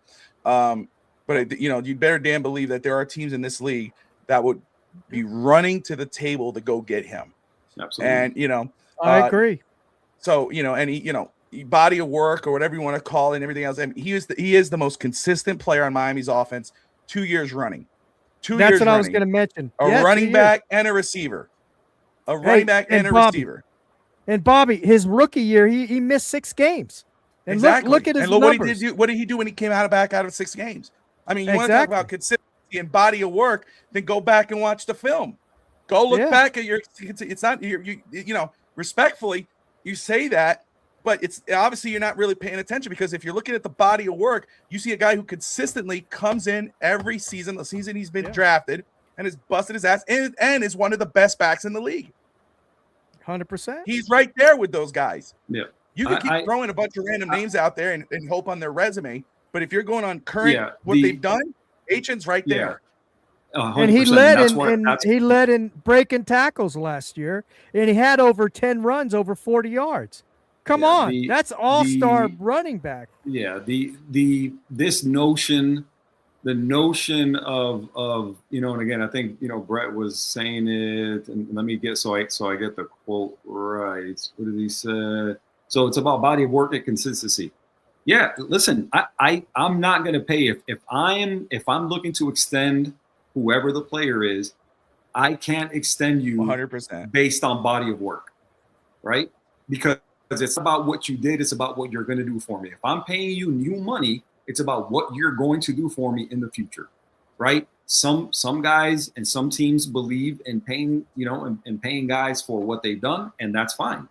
But the good teams in this league don't do that, right? The good teams in this league forecast what it is that you're going to be, and that's what they're going to pay you, what you are today and what you're going to be, right? That's why, for example, Cincinnati didn't want to give Trey Hendrickson, a ton of money. His age, what they thought he was going to turn into in the whole deal, and they didn't want to pay him, right? And so he's been productive, but he's older, and so they didn't want to pay him money. Again, for example. Yeah. No, so true. For me, Barkley, yes, he's a great back, right? But it's worrisome when you look at the running back position and you look at the year he had last year, and what a huge drop he had from one year to the next, right? And so you can sit there and compare bodies of work. You can sit there and compare resumes. It's about what you're going to do in the future, right? And if you're looking at those two players right now and what the future holds for them, I don't think it's a stretch to say that you'd rather have Achane than Barkley at this point. I don't know.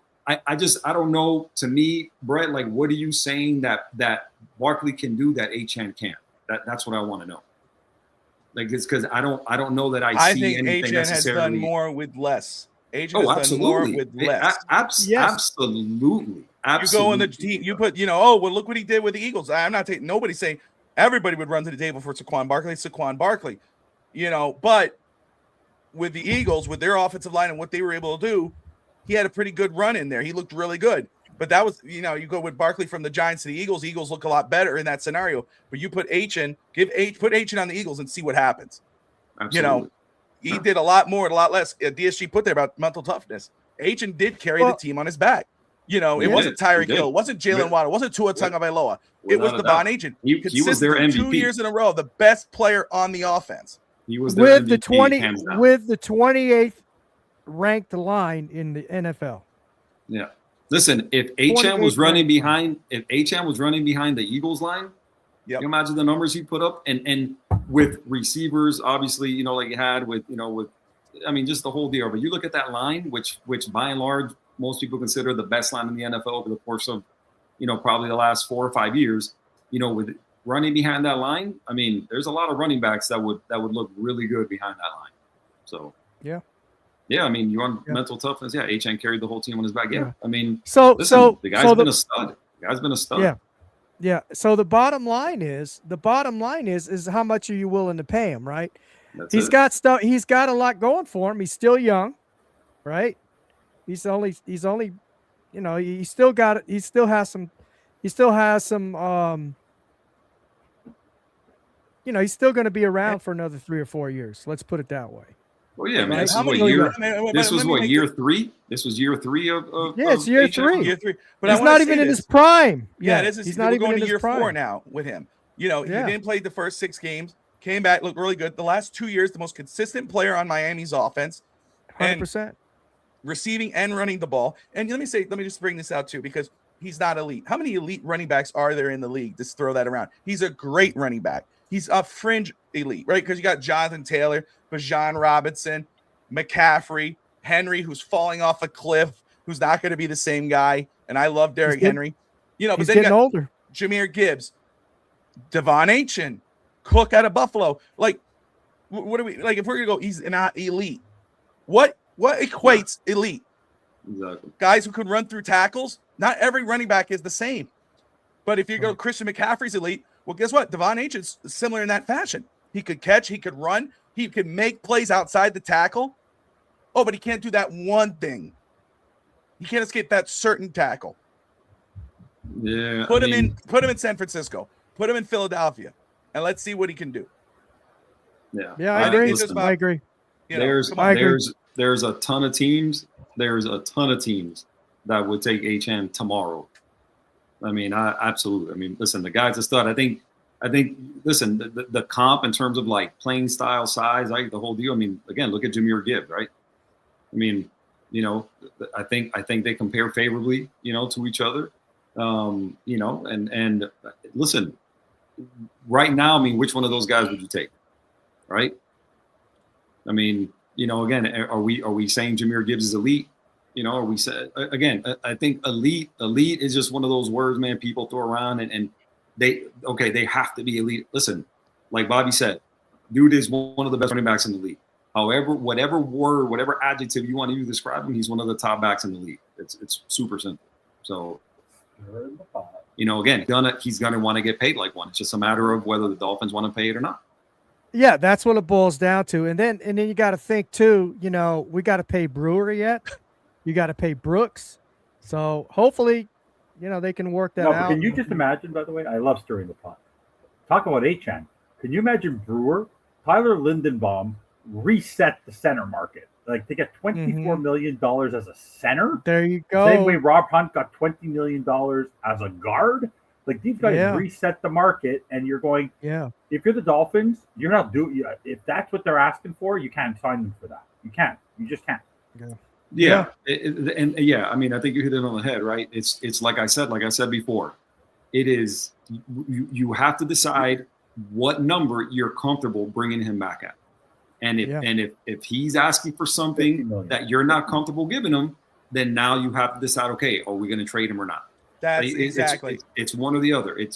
Because again, we know what the Dolphins cap situation is, and you have to be really careful on where it is that this money goes, right? So, okay, are we comfortable, with that number, with a guard, with a position like running back, which we all know a lot of teams don't necessarily value the running back like that, right? Yeah. So, are we going to go with, okay, we're going to pay, a running back who's one of the best running backs in the league? Are we going to pay him 12, 13, 14 million bucks, or are we not going to pay him that and we're going to trade him? That's what you have to decide, So. Yeah, right. In regards of paying him, what that timeline should be. I will say, as we get closer now to Miami's pick at 238, I would be. I know Evan was talking about should we get paid before June, a certain date of June. Again, what we've heard and seen is that they're closer to getting that deal done. That it signs point in the right direction. Bobby. What? Yeah. But you're going to get that call, right? 100%. But I will say, for me, you got up until the end, the trade deadline, because you don't want to lose them for nothing. Teams are going to run to that table. So if you have to get to the trade deadline and move that, then you can do that at that point in time. Exactly. Yeah. Hope it doesn't get to that time, but yeah, that's when I would do it. That's when I would want to get that deal done. Yep. I'm really curious to see where that goes with those negotiations. Really, really curious to see how that. Can you believe, guys, what they're doing? Eli Heidenreich literally is getting, because he also got drafted by Pittsburgh. Now he's on ESPN. He got to go through the green room. They got to do this whole thing on stage, and he went out to the crowd, did like selfies with the extended camera. Like he's getting his real flowers for a 7th rounder. Pretty amazing. Who did that? Eli Heidenreich was in the green room. Good. So they let him put on the hat. They did a whole thing on stage. They let him go out to the fans. He was taking selfies and things with the fans. Now he's on ESPN live. Pretty cool. Don't know. I will say though, we had another. What did I do to you, man? We had another quarterback come off the board, not named Garrett Nussmeier, Gavin Gerhardt. No, I'm sorry. He's a center. Baron Morton from Texas Tech went to the New England Patriots. So Nussmeier continues to fall. Is there something wrong with Nussmeier? Is that what it is? Something. I smell a rat. Is he getting Bo Callahan? We've seen that movie before. Yeah. No, but this is worse than Quinn Ewers. Like this guy, Quinn Ewers chose like this is insane. Like this guy had a good year. Like I know he regressed, but like Bobby, do you think that unlike what we've talked about throughout the last 3 days, that because he didn't have such a great year this year, that people are forgetting that he was a good quarterback in 2024? I don't know. Maybe. There must be something Recency bias that we don't know, behind the scenes. I would have to assume. Is it the medical? Because I didn't hear anything about I didn't hear his anything on medical with him before the draft. Excuse me. Again, God bless you. Thank you. Would you be okay with getting him? 100%. I- At this I point in time, would. there's some guys on the board that I like, but if you grab him here, how can you hate that? How can you be against Yes, she will. Yes, she will. quarterback? Yes, she will lose his mind. Oh, this. Well, here's the thing. That's what Brett just said here. I had to look at my phone for a second, but Brett talking about, rated 6. Nussmeier was rated 6 to Lance Storyline. And, the media will pump up. Now, I know Brett is hot. Not Brett. Josh Wingate is very high and what he thought about Nussmeier. But again, Nussmeier, I thought would be gone second, third round, whatever. But to be this low. But again, it usually happens when the media is high on someone outside of us, whatever. But teams are not as high on someone. So I would love to know why he's at this point, no matter where he's come out. It's gonna come out. Here's a theory. He's not your prototypical height and weight. No. He's decent. Yeah, but I don't think quarterback.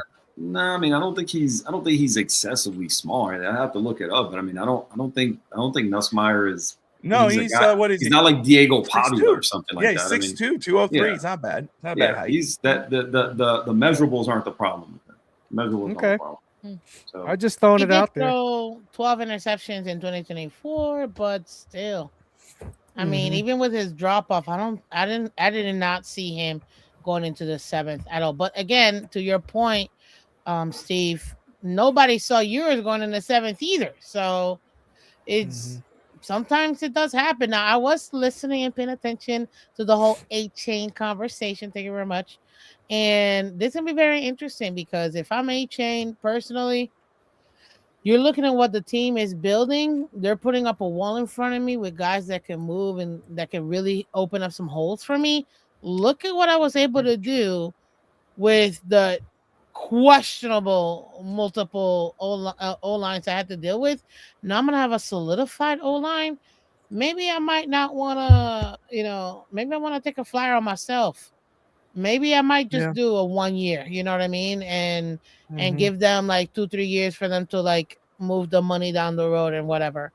Because if you I hear what you're saying. I didn't mean to interrupt you. The problem is, man, as a running back, you have to get paid. Like you have to go, especially going into, when it comes time for that second contract, like you have to go like running backs who are top of the market, like he is, you can't, there's other positions that you'd be like, okay, I'll sign a one year deal, kind of bet on myself, type thing. As a running back, you have to get that. I like that pick. I like that pick. That is a solid pick. This guy could have been gone way ahead of time. This is like a fourth, fifth round, whatever, third round guy. This edge rusher out of Iowa. Edge. I've talked about him a lot. I like him. Kind of a late bloomer, but again, 6'6", 258. Last year had 25 total tackles, 6 sacks, 5.5 sacks the year before, 3 sacks the year before. I love that. You building your what a pick. I like that pick for the Miami Dolphins. I really do. More competition for Chop. Pork chop. Yep. No, but that's what it is. This is again, and even then, hey, you know what? You're not going to be the starter. You're going to be rotating back and forth, yeah. In and out, in and out. Yes, he got his wish. I like that pick. Hey, and real quick, Miss Finch, I know because you were talking about the Devon 8-chain deal. Let me just real quick because I think DSG is still on here. So in terms of the numbers last year, when you're comparing them to Saquon Barkley, okay, and I have to look up Saquon numbers, but you're looking at again 1,350 yards rushing last year in 16 games, right? 5.7 yards per carry, all right. Fumbled 1 time, okay. 67 receptions, all right. 488 yards. Okay, so everything you're looking at, right? Then you say, okay, well, what kind of runner is he in terms of, listen, 49 total missed tackles. You got a broken tackle rate of 16.8%, 4.1 yards average after contact, right? And so again, if you're looking at these numbers as it relates to HN, and you're telling me, okay, he's not Barkley. Okay, what is it that Barkley does today that HN does not do? That's what I want to hear. And again, if I'm his representation and I'm coming to the table to ask for money, to ask for a new deal, these are the numbers that I'm putting up in front of the Dolphins front office staff, and I'm going, tell me what it is that my guy does. All right, tell me what it is that my guy can't do that other top running backs do, because everything I'm seeing right there tells me that he's one of the best running backs in the league. Call him whatever you want, great, elite, you define that however, but when you put those numbers up against anybody else's numbers, they compare favorably. So he's within his right to ask for a ton of money. Now, whether they give it to him, different story. But those numbers, those numbers stack up against any running back in the league right now. Barkley's 100%. numbers last year were 280 attempts, 1,140 yards, 7 TDs. He had 4.1 yards average. And his receiving, he had 47. No, excuse me. My bad. Where am I? He had 37 receptions for 273 yards, 7.4 yard average, and only 2 TDs. Yeah, well, our offense wasn't that great. That's all I can say. But when I said that, and I didn't get a chance to finish my point, but I understand, wanting to get paid typically for running backs if you're one of those top end ones. This is going to be your big bag, your second contract. That's the one that, that you can retire on. But the reason why I said that is if I'm him and I'm looking at what the Dolphins are doing, I'm really liking what they're doing. So maybe I might just take a flyer on myself. It doesn't mean that he will. I don't think so. And if I'm his agent, I wouldn't tell him to do it either. But I'm still going to be intrigued based on what I'm looking at the Dolphins putting in front of me. Because if he does take that 1 year, obviously you're risking injury. But if he comes out here and blows it up, he's going to reset the market the next year. So you have to think about this past year being a down year. Not to say that his overall numbers haven't been great. To me, he's a top 5 running back in the league already. So he should be getting paid, period. But I was just saying, if I'm him, I'm going to consider that because I think that's something that's very interesting. It's not the same old, well, figure it out running back of how Greer had it with our O-line, literally changing left every single week. Here, they're putting solidified pieces in front of him that he can say, if I can do what I did with those guys, imagine what I can do with a legit O-line that I don't have to stress about. And to me, that's why I was talking about that. But yeah, he should absolutely get paid. Will he get paid by Miami? More than likely, no. If you're really thinking about it, because we just don't have the money. And that's unfortunate. Obviously, it sucks, but that is just the situation that we're in, which is why I was so confused why we didn't draft a running back. Like, that's, you know what I mean? Like, I was still expecting us to draft. Maybe we'll get somebody as a UDFA. We don't know. But them not drafting a running back and them putting so much in the O-line comes to me, and it makes me feel like they probably have talks already, and they're looking to analyze a deal. The talks are there. That he's entering the last year of his deal, right? He's on his rookie deal. He's entering the last year of it, right? He wants that extension, that big extension. Yeah, which I understand why he deserves it. Yeah, well, no, 100%. And he's young, so that's also a plus for him. He's entering year 4. It's the last year of his rookie deal. So again, the talks are there. Again, like we talked about, it's just a matter of, are they going to want to pay him that money or not? I think listen, Sullivan just came from a team, that had a nice running back, at their disposal, right? And so, I think he sees the value in that. The problem is you have to look at that cap situation for Miami, and can you afford to pay a running back top of the market money as it stands now, right? With your dead cap situation, with just the amount of money you don't have, is that a luxury you can afford, right? That's the decision that's going to have to be made by someone. Yeah, but they Can we could pay always this guy or can we not? They could always manipulate that contract. And when you're signing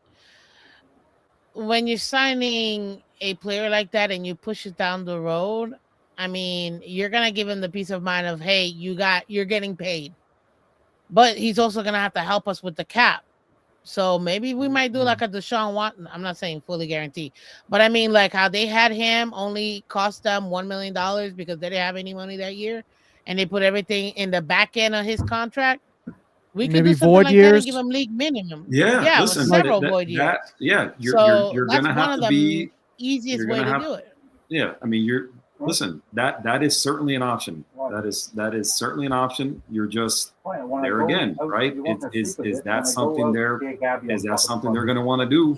It's still open. We shall see. That's We what shall see, because again, that dead cap money is real. That's no joke. You got $100 million of dead cap money. You got like 43 players playing on the minimum. So, again, there's not a lot of money there. And I get re-upping him. You can kind of extend that money out and the whole deal. So have it kick in after, the big part of that, after, a couple years. Is that something that his representation is going to be okay with? That's just what you have to ask yourself.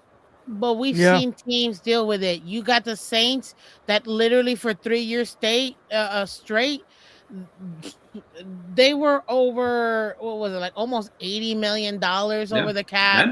Denver Major insanity. Denver too, with Russ's contract that they just ate it all up and they still had to deal with it, which is why they drafted Bo Nix when they did, to be able to, if we're gonna pay him, we gotta get somebody rookie to kind of offset that. So the opportunity's there. We just have to find a way, but that's for the contract guys to deal with. That's more for Brandon Shore to deal with, being he's our contracts guy. Let him work that out as long as they can find the right number. And guess what? Our owner, Steve Ross, has shown that he doesn't mind paying players. So that hefty sign-on bonus, it's gonna be there for him. He's gonna get that money. There's absolutely ways around it. I don't think he has to work. Yeah. There's absolutely ways around it. It's just, again, the Dolphins have to decide if what he's asking for, they're willing to meet. But if they're willing to, there's absolutely a way to make it happen. They just have to decide that. They should do it though, because this will be absolutely. I mean, he's their best player. He's their best player. But it'd be a sick running game. That's all I'm saying. But I know somebody asked over there, what do we think about Max Llewellyn? Who? I love it. I just talked about it. The edge rusher out of Iowa. This is a solid pick. This is a guy who could have gone a lot earlier. I like Trey Moore, but I like this way more than Trey Moore. 6'6", 2. I'm trying to pull that back up, but I had my notes on. 253. Thank you. Again, he fits the size, fits the criteria. You're adding depth to that room, a rotational edge rushing room. Last year, again, 6 sacks. 258. Yeah, I mean, I like the potential of this kid. I like none of these guys really jump out at you right now, but if you put them all together and you're having a rotating lineup here at edge rushers, I like this. I like the potential of this pick this late in the draft. So because they doubled up.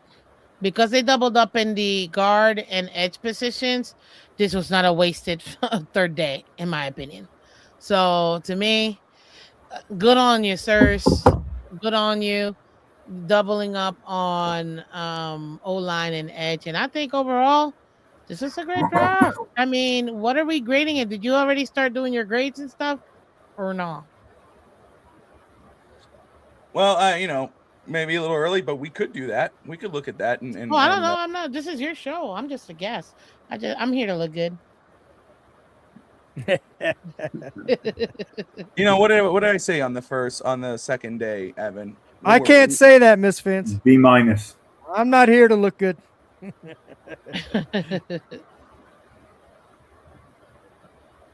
I'd say this is a solid B draft for me. The beginning of the third day kind of hurt me, but honestly, it's just, guys, we gotta wait for Sammy. Wait for The Sammy. wide receivers. I just can't. Wide receiver, tight end, wide receiver. Why? What happened with Sammy? Is he No, coming? he wants us to wait for him. Oh, okay. Never mind. Sorry, my bad. Sorry, Sammy. You didn't hear anything. This is not the grade. Yes, you're don't worry. looking Don't for. worry. We're waiting. We are waiting. We will wait. I'm working on something here. I'm going to put my microphone here. Do this now because after I'm done for a day, at least for a little while. Yeah, when we're done, we're done.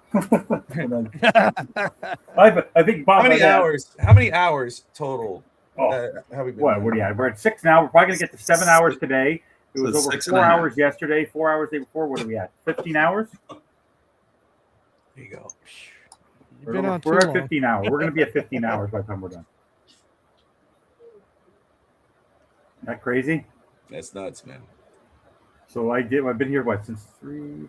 That's 7, 4, 8. That's almost 11 hours. It's crazy. That's crazy, man. That's over almost 12 hours of podcasting. That's insanity. That's phenomenal. I love it. Guys, with that being the case, you said Sammy's going to jump back on with you guys, right? He might jump back on to give his grade and all that. Yeah. All right, man. Listen, I'm gonna leave it to y'all to do the Q, grades, man. appreciate you, brother. I'm Thank gonna you, brother. jump off here, man. But it was definitely a pleasure. Appreciate y'all having me. Hopefully, here in the very near future, man, we get to do it again soon, man. Yes, Miss sir. Vince, All right, Q. good to see you again. Yeah, good to see you, Q. Yeah, brother, good to see you, man. We'll Good like to I see said, you, Q. let's do it again We'll soon, have man. to do it again Absolutely. sometime. Absolutely. Looking forward to it. Appreciate y'all having me. Hope man. y'all have a great night. And, Thanks for hanging in there. Absolutely, bro. Absolutely. Hunter, later Q, like Niners fans, cool people. Appreciate you, bro. Yeah, there's some cool Niners fans out there, man. There's definitely the Niners fans and the faithful from everywhere I've been to watch them play, man. It's always been a good time. So appreciate y'all having me. Appreciate everybody who participated in the comments, man. And we'll do it again soon. Y'all have a good night, all right? All right, man. Take care. We'll talk soon, brother. Absolutely, bro. See ya. Bye.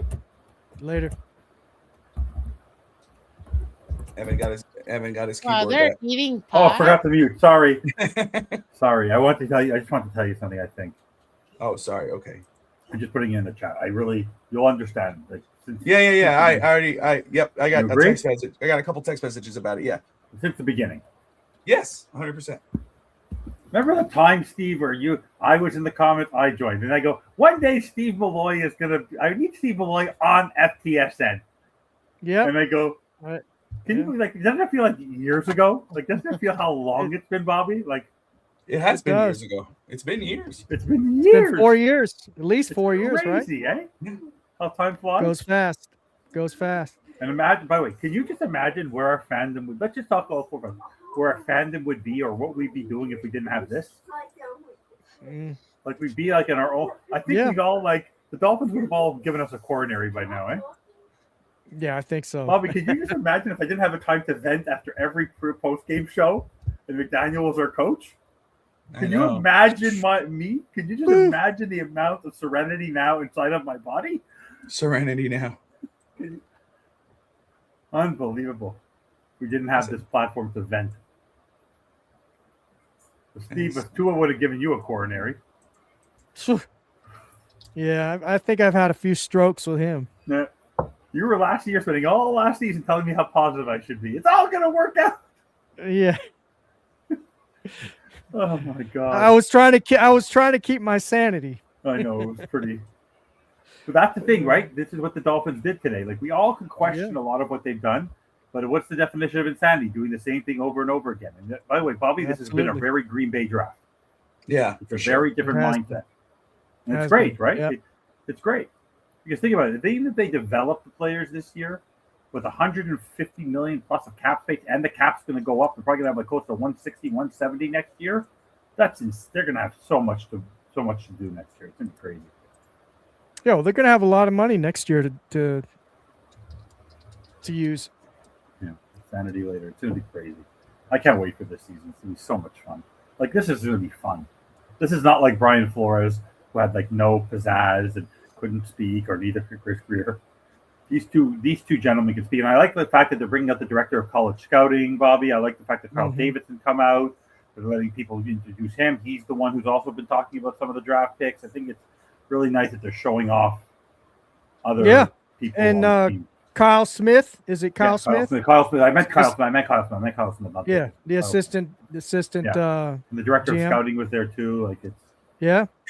Well, they had another executive speaking at the podium too today. I don't know who it was. Bobby, do you follow Raz Football? John it was you actually that posted it. Raz Football had Llewellyn drafted 405 out of 227. Now, from 1928 to 26, that's pretty good. Mm-hmm. That's over 30. That's almost 30 years. That's 30 years. He's the 400th rank out of 30 years. That's pretty good. Now pronounce his name a few times. Say Llewellyn over a couple hundred times, a few times in a row. Listen, Evan, you're making some good points. Oh, no, I'm trying to say you're making some good points, dude. Jeez, I can't hype you up. Come on, man. No, you've been knocking me my Canadianness all night. It's all good. Listen, I love everybody. Look, my little sister in my sorority, she's Canadian. I love her mom, her dad, her whole family. So I have a special place in my heart. Plus Celine Dion. And unfortunately, Shania Twain, because she will always be American to me, even though she is now, but still, she's got a little maple in her. I love Canada, but USA will always be number one.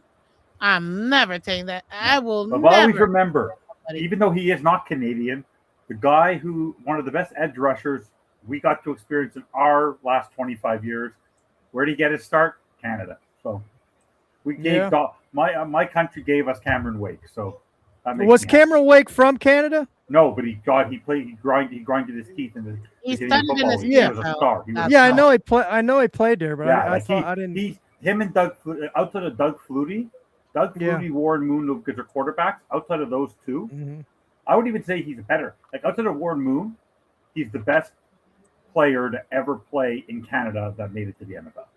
Yeah. Not even close. Yeah, Warren Moon. Yeah, he was a hell of a quarterback. Huge. Yeah, huge. Mm-hmm.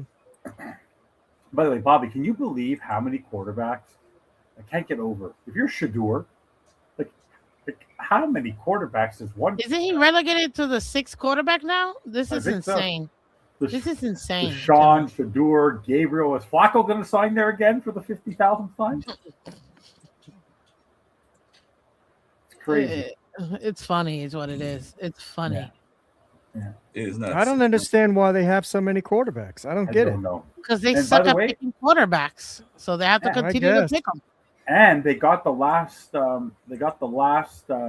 Basically, they got the scraps. Like Todd Monken might be decent, but they got the scraps. Like they had nobody left to choose from as a head coach. Like they didn't have much of a choice when they tried it. Saying something good about Evan is creating a gremlin. Don't do that, Mr. I guess we're gonna have to.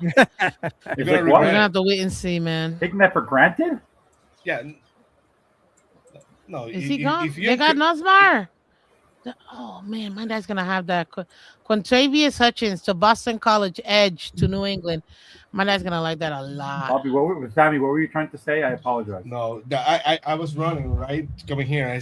I hear Miss Vincent basically, saying nice things about you. I said, don't do that. It's like feeding a gremlin. You don't do that. I believe in charity. Okay, I believe in charity. Like feeding a gremlin? Did you say feeding a gremlin? Yeah, you don't do that. His ego is big enough. Why would you do that? I got you. You're too nice. Don't do that. If you only knew how small my ego was in real life, that I have to do it here. You guys are too much. Yeah. I can't. We're talking about Ftsn, not Evans, okay? I know. If Evan's a very different person. Yeah. I like Evan. Me too.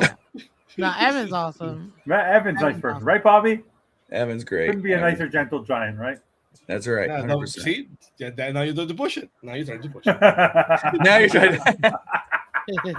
By the way, wouldn't it have been hilarious if Cleveland took Nussmeier there? That would have been perfect. If Cleveland took Nussmeier, I would tell my agent, trade me right now. I'm not coming to Cleveland. They could be here. Who's the backup in Kansas City? Who's the backup in Kansas City now, Bobby? Do you remember? I don't know. Yeah, he played for.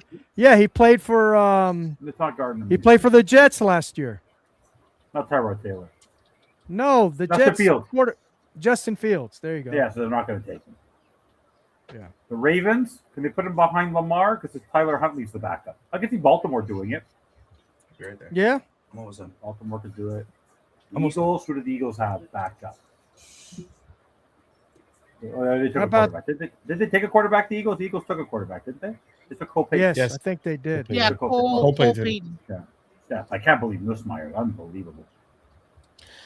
I mean, is he going to be an undrafted free agent? there's no way. That'd be There's nuts. no way. The There's Seahawks no will way. take- Oh, I called Speaking it. of the devil. Yeah. I called it. Yep, you did. Bam! There it is. There They it took is. him. They took Yeah. him, didn't they? The Kansas City Chiefs are going to have him as their third quarterback. Yeah. He's never going to start there. Does he not realize he's never starting there? He'll never He doesn't have a start. choice. What do you mean? What do you Mahomes is there. mean? Mahomes is out for this entire season, dude. He'll be back in He is? November. He'll be back by Yes, He is. they're not He'll be about back. to put him coming off of that injury in November. They're not going to be good enough to even get into the But that's why they have playoffs. Justin What Fields. are we Hey, talking about? guys, I've got to get off. I got to get off. Okay. But you want me to give you my grade? Yes, sir. please. Yes. All right, for the whole draft? Yes. Yes. sir. All Miami. right. Miami, yes, of course. Jets. I'm gonna say, and I'll say B minus. That's where I'm at. B minus. Yeah, That's where I'm at. B minus. Yeah. I was Yeah, leaning towards. I was B minus at the start, C plus, but I feel comfortable enough to say I'm at a B minus for the Dolphins draft. Yeah, I think they did really good, and I take into account that they stuck with their convictions, man. They were convicted on the and they picked who they wanted, and they didn't They care what sure did. anybody said. They They got who sure they did. wanted. So I like it. I'm real All right. happy about it. I'm excited. I'm excited for training camp to start, man. So should be great. All right, guys. Hey, All right, thank Steve. you thank you for letting me come up here and host a little bit. And I'll be talking Of to course, everyone man. Are soon. you I hope. kidding me? Miss Fins, I gotta have you on my show here soon on Real Talk Fins Talk. Sammy, Sammy, gotta have Absolutely. you on too, brother. And Fin Stanza, all of you guys, Love except you, Bob. Steve. Love you, of course. man. You're the best, Steve. Love you, man. All right, man. Take care, guys, and gentlemen, and Later, ladies. Steve. Okay. All right, that's Steve Malloy, host of Real Talk Fins Talk, who helped take over for me, and I appreciate him jumping in here. He hops on off. We are about to wrap this up in just a little while here. Got a couple more picks left, a few more picks. Let's see here. And Who's the best player still on the board? Bobby, if you were to look based on everything, let's see who's still there. who's the best player on the board for me? Still here. Like who's Xavier Harris is still there. What is up with that? A lot of D tackles still there. Isaiah World is still on the board. Tyreek Sapp. You talk about receivers. I mean, Jeff Caldwell's still there from Cincinnati. Chase Roberts, quarterback. Jalen Daniels. So I bet one of these guys are going to be signed by Miami, I think. Here's your position. Here's a great question before we give our grades. Rob was nice enough to say before that we have 86 players on the roster based on the amount of the 13 draft picks that we've done the last 3 days, which means it leaves them four spaces for their 90. What positions would you go to draft for undrafted free agents? Which positions do you feel they need to go fill in to have competition during for the 90? So what positions would you go focus on that you feel like they haven't covered on the draft, or you feel Corner. still missing and need to corner and safety. Corner and safety. More help in the secondary. We don't have a starter except Johnson. So give me corner and safety, and then I'll be good. I think that should be the first one. And also pick up a quarterback as well. I'll be totally okay with that. But corner. And if I didn't say it before, corner. Sammy, what about you? I want more girth. I need more bodies. I need more competition on the defensive line. So I will go heavy on the offensive line. Safety, of course. One of those safeties that basically can play good special teams that can start going up the ranks. That they can give you a good body and special teams. It will be nice, and they're gonna sign an undrafted quarterback. Who's gonna be? We don't know, but they're gonna sign an undrafted quarterback for sure. Bobby, what do you think? I think safety could be a target for sure, but I know they've signed a lot of corners and defensive backs before this draft, and they got 11. They got a couple guys here. So I'm with Sammy. I would go again. I would keep building up on the trenches, keep adding to that offensive line and defensive line. That's what I do. Yeah. Well, there's actually, if they want to draft there's still a few Hurricanes if they still want to make up for the fact that they haven't drafted a Hurricane yet.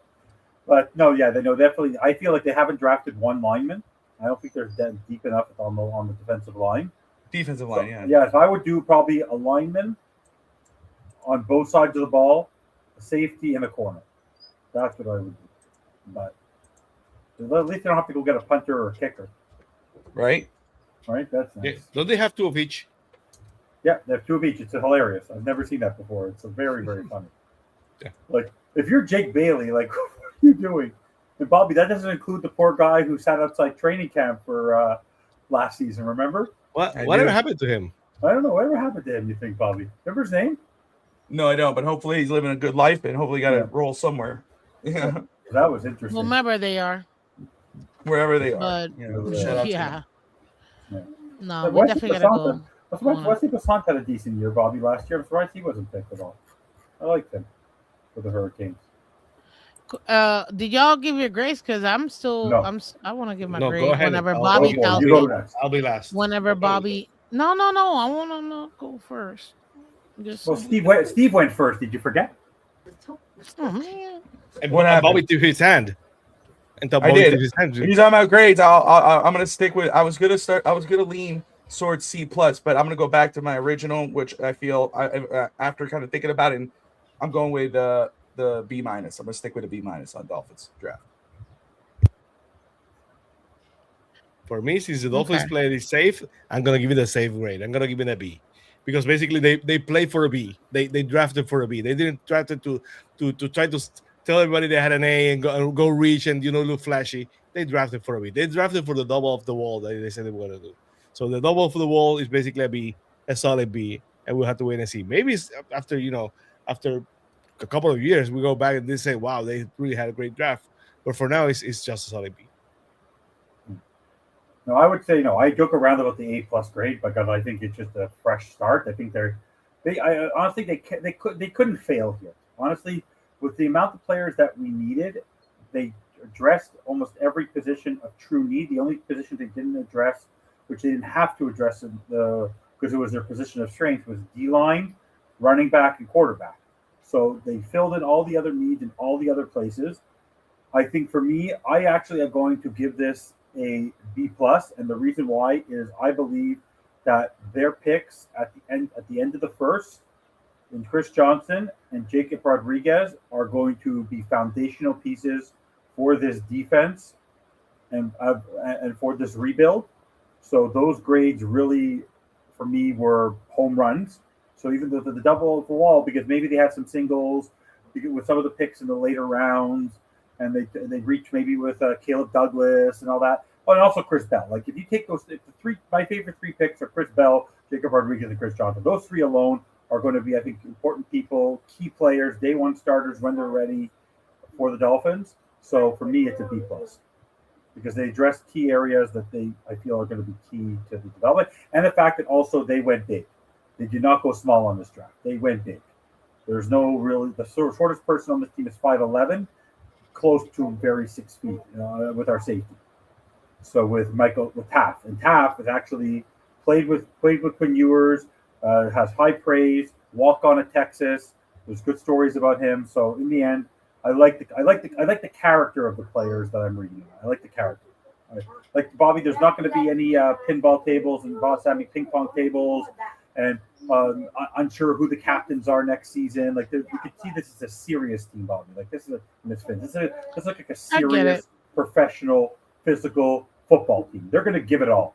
This team doesn't look like it's going to waver under pressure. This team looks like it's going to be a serious football team.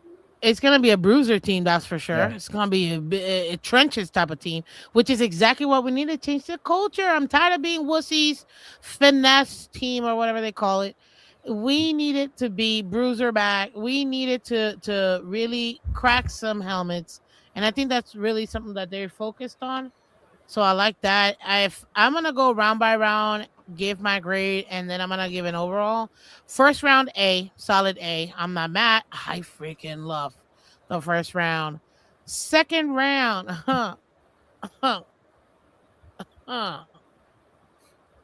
definitely. That was honestly, I cried. I was so happy when I saw Jacob Rodriguez. That was my favorite pick, my second favorite pick, because you guys know Chris Johnson was my first favorite. Third round. Sorry. For the second round, I absolutely give it an A plus. Third round, C, because I need Even to with Chris see Bell? what's gonna Even Chris happen. Bell? Even with Chris Bell? Chris Bell's the reason why it's a C. If not, I would have given it a D minus. So it's a C for me. I'll bump it up to C plus. Fourth round, edge linebacker. It's good. I love defense, so it's a solid Lewis B is gonna be. minus. I think Lewis is gonna be a steal. Yeah. Fifth round, good, solid, but then we got another wide receiver. So it's like, oh my God, what the hell are we doing? That's probably another B minus C. 6 and 7, honestly, because they brought it back. Thank God, because I couldn't deal with it.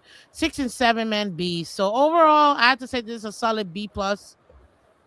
B plus plus grade for me. B plus plus.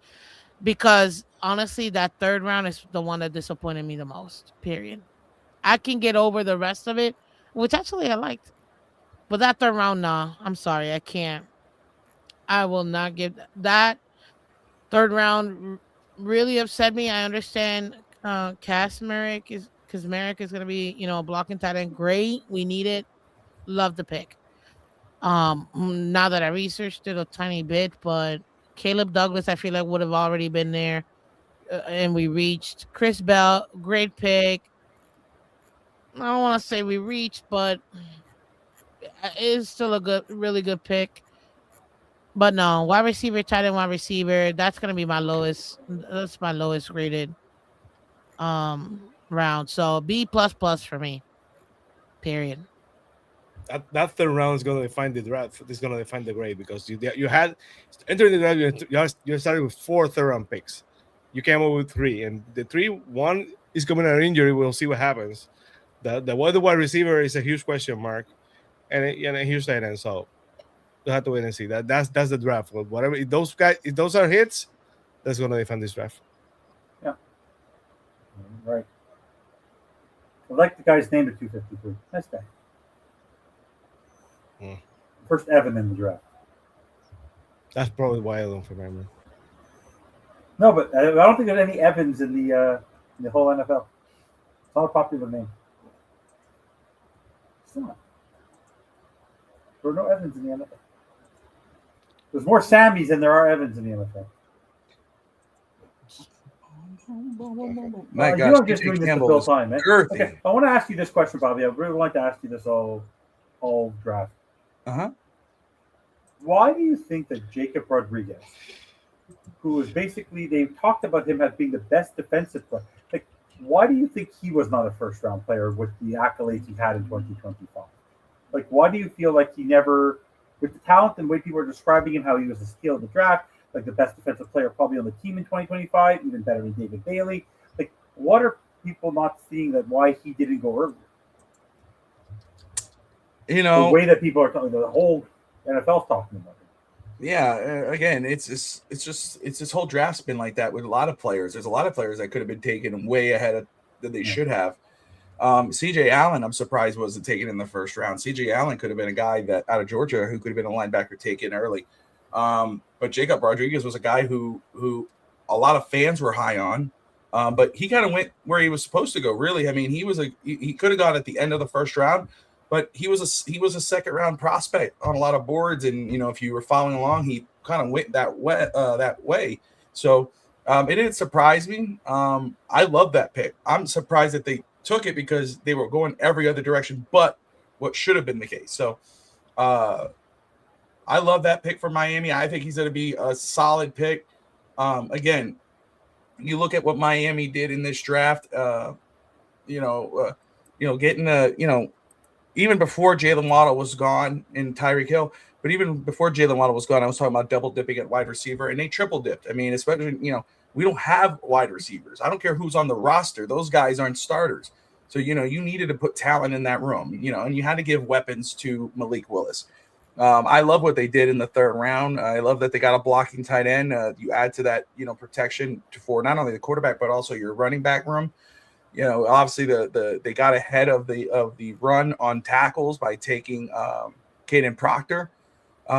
You stack up your linebacker room. I mean, you beef it up, and my God, the linebacker room is so improved with Jacob Rodriguez, and then you go and you talk about a steal. You talked about Jacob Rodriguez being a steal, and maybe he is. I think he will be one of the better linebackers in the NFL. But Kyle Lewis, I think, is a solid pick for Miami out of Pittsburgh. I mean, this guy played safety, but is a linebacker. They drafted him as a linebacker. All that time we hear about, Miami can't cover the tight end. I think those days are over. I think the days are over. I think Kyle Lewis is going to be shocking a lot of fans. And a lot of fans that are down on this draft are going to be high on this draft in a couple of years, because there's a lot of players that, shot me, that I think are going to be very good. I mean, you got Kevin Coleman and these receivers that we've gotten. These are guys that could play. And then the edge rusher at the end of the draft, this is a guy that I thought would probably go in the 4th or 5th round. You got him in the bottom of the 7th. This guy could contribute. These are guys that could contribute day one. The only one that I look at and I go, will he find the field, would probably be the tight end out of Mississippi State. So he's the only one that I would think that could he be a contributor? Maybe. I saw a lot I liked. I'm going to watch more on him, but he's the only one that I kind of gave me a little cause of pause is, can he contribute? Everyone else I could see being a factor for the Miami Dolphins into next season, which makes sense because there's no expectations for Miami. Play what you could play. Tevin, first off, thank you for watching. I appreciate you.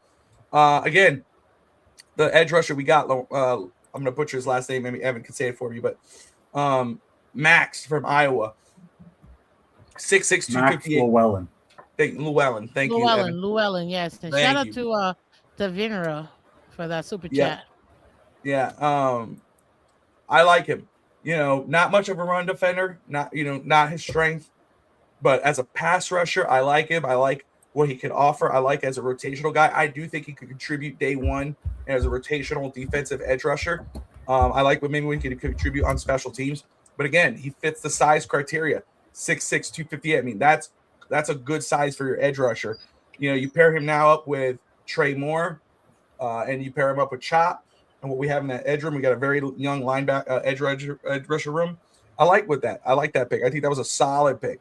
That was one that I felt really good about taking at the end of the draft for Miami. By the way, the NFL undrafted free agents, even though the draft's not officially over, it's already started. There's already been 2 signings. It's crazy. Now that you mentioned, by the way, there are 5, 6, 7 Evans in the NFL. You're right, wrong as always. 7 Evans, 7, and 1 Sam, and 1 Samuel. 1 Samuel? 1.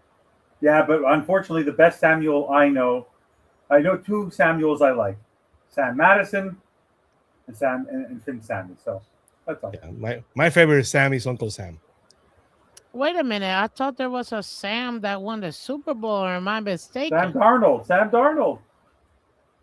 You're going to forget him? It's Samuel. I'm Samuel. It's Sam. Yeah, he's Samuel too. Yeah, but he's Sam. He's still Samuel. He's a Samuel. You don't know that. Yeah, I'm Samuel. His given name is Samuel. He just go by Sam. No, I call him Sam. When I call him home, I call him by Sam. Listen. They saved the draft by getting this guard, a DJ out of Texas, and getting the edge rusher. In my opinion, I'm just being honest. because the other position, the 6,000 wide receivers and tight ends we got, my lord.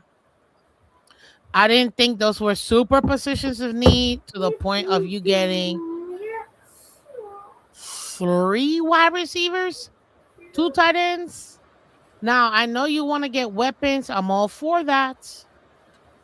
But, man, these guys better hit because that, to what you said, Finn Sammy, that third round is going to be look like, what are they doing? How are they contributing? Because if at least one of these guys don't hit as a wide receiver, forget the tight ends. They're going to be blockers anyway, so I'm not even worried about those. One of them will at least make the team, that's for sure. But the wide receivers, Douglas and Chris are going to have a bullseye because this fan base is going to be, we need to know what you're going to contribute day one. Are you a day one, number 1 or number 2 wide receiver? Because we're not going to accept any less. Not at the 3rd round. You're going to be picked up. Now, who do we get? We got Kevin Coleman Jr. in the 5th round.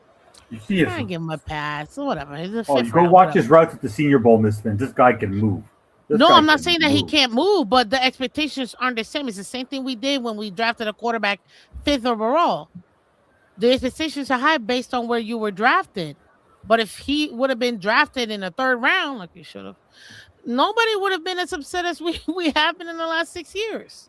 So the 5th round guy, Coleman Jr., no, he's good. He get a pass.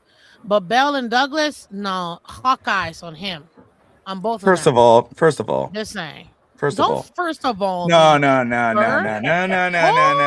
Hold on a second. Heck, no, wait a minute. You're coming for me? What? Where's Okay. Taki today? Bring it on, baby. I haven't seen Taki. Hold on a second.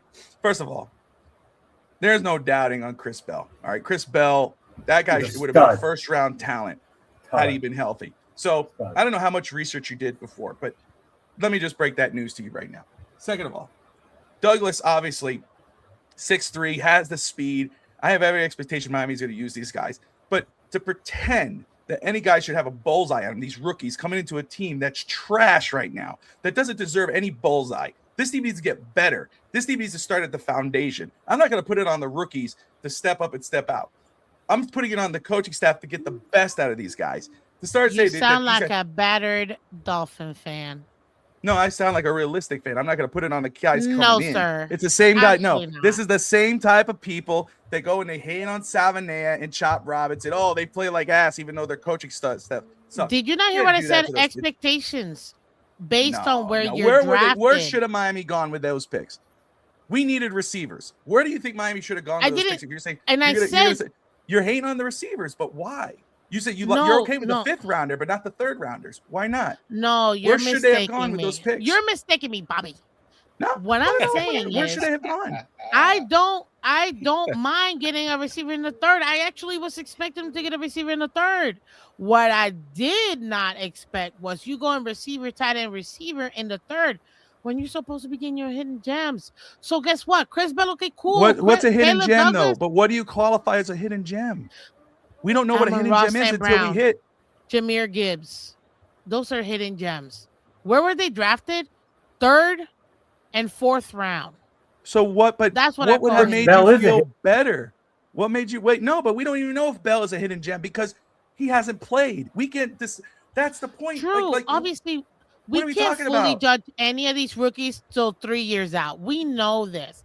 But the same thing that I said about Chop Robinson, he got drafted 21st overall in the draft. That means the expectation is there for you to perform at that level, even if you're a rookie, unless you're like injured, then that's, obviously you can perform if you're injured.